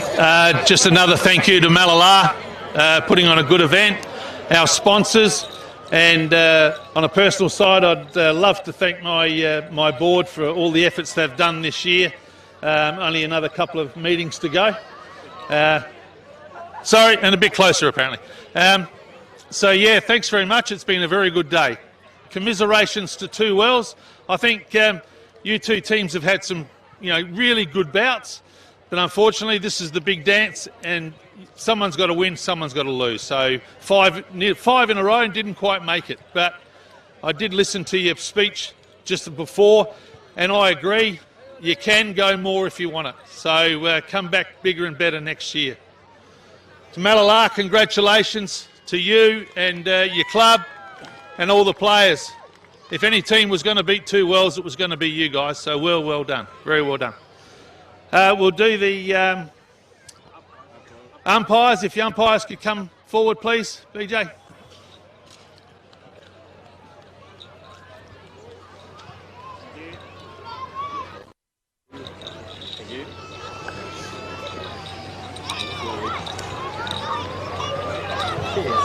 Next one. Best player?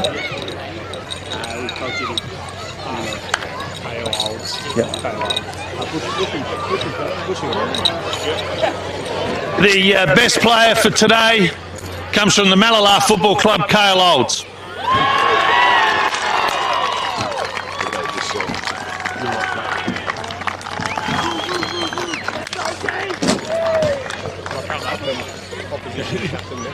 Yeah. Thank you. Thank you. Good job. Well done. Thanks. Want to say something, mate? Take a hold. Which one is it? Both of them. Firstly, thanks to Wells boys. You guys pushed the rest of the competition. Obviously, you're the team to beat each every year, so you should be proud of your efforts. You don't win 4 in a row for nothing.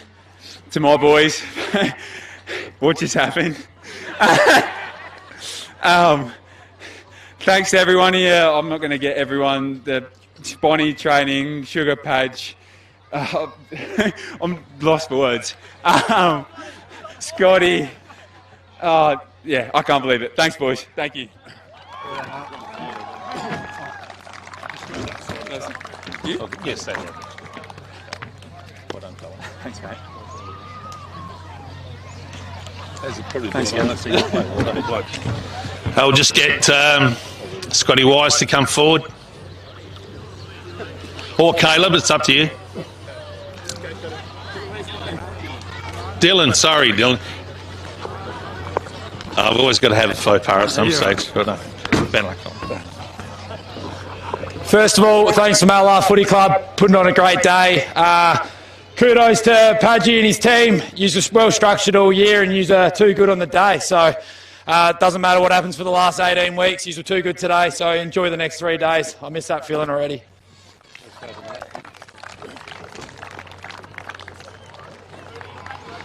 I'd like to welcome one of our Adelaide Plains Footy League life members, Greg Tucker, to present the medals to the winning team. So if I could have the team manager for Malala to come forward, please.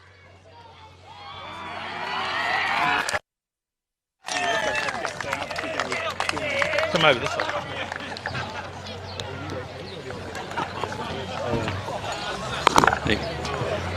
Just call them out.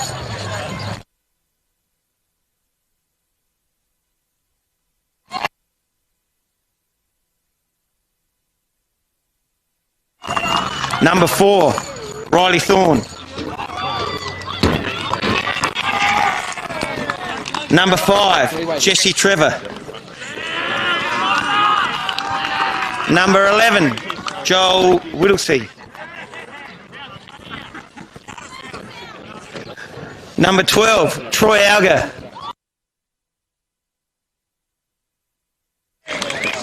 Number 13, William Hennessy.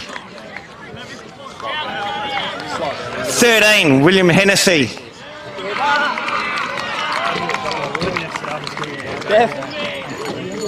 Number 14, Jake Tiller.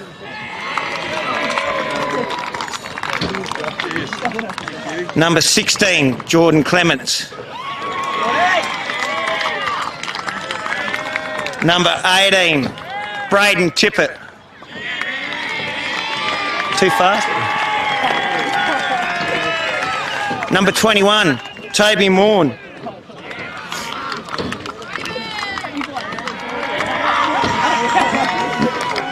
Number 22, Sam Angus.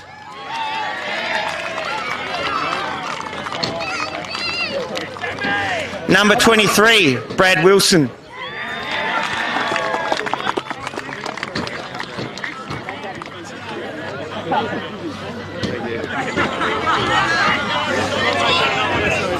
Number 24, Harry Slee.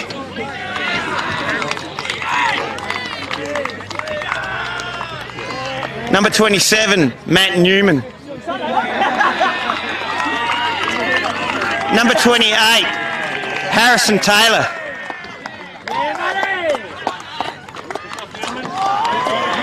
Number 29, Rory Tiller.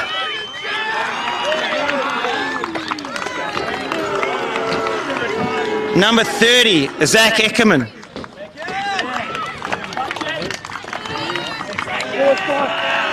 Number 31, Hamish Wildboar.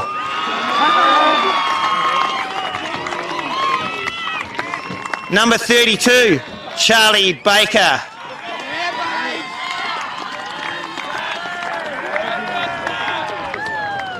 Vice Captain, number 33, Jack May.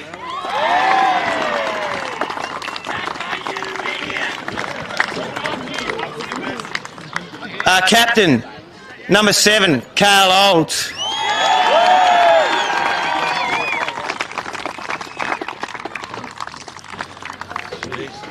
Coach, Ryan Padgett.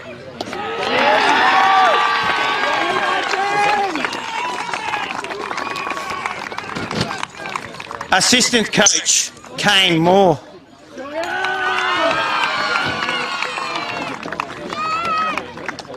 Runner, Scott McPherson.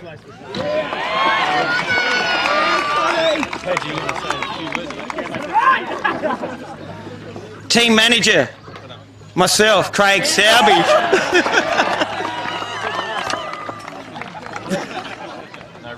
Medal for him? Short, sweet patch. You'll have some more, mate. Yeah, we'll get them out after.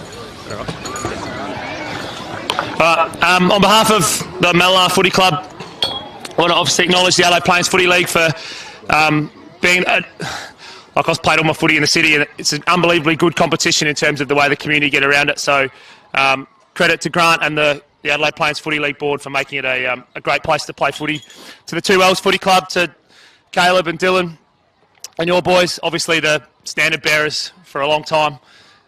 We've got nothing but respect for the way you go about your footy, so congratulations on another pretty good year. To the sponsors of our footy club who support us, Active Asphalt, Malala Hotel, NTS Rural, I could keep going, but thank you for all of your support. To everybody at the Malala Footy Club, to be able to put this show on today, everybody who put in some work, Canteen Bar, everybody, the committee who make this club run, thank you so much for all of your support. To my team, to Sugar, Scotty, Saubs, everybody who helps, Bonnie, who helps get these guys on the park every week, thank you very much. To all of our families who support us, to allow us to come and play some footy, wives, kids, etc., thank you for all of your support. And lastly, on a personal note, to my playing group, not just these boys here, to the Rezzies boys, to everyone who missed out for whatever reason, I feel unbelievably lucky to be part of this group, and I appreciate all of your hard work. This is our footy club's premiership, not an A-grade premiership. So make sure that we're all part of it and we're all enjoying it tonight. Thank you.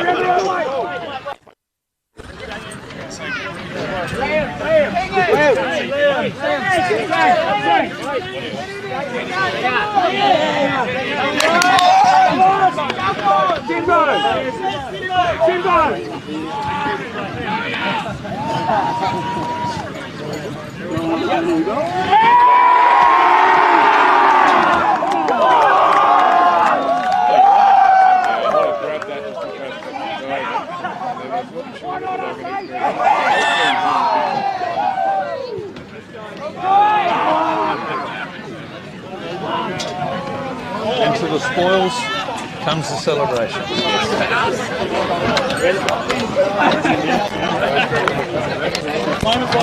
Will, just help him down. Jack, help him down. Congratulations, fella. And a great game, mate. Great game.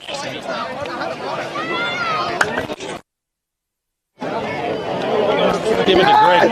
Give it to Greg.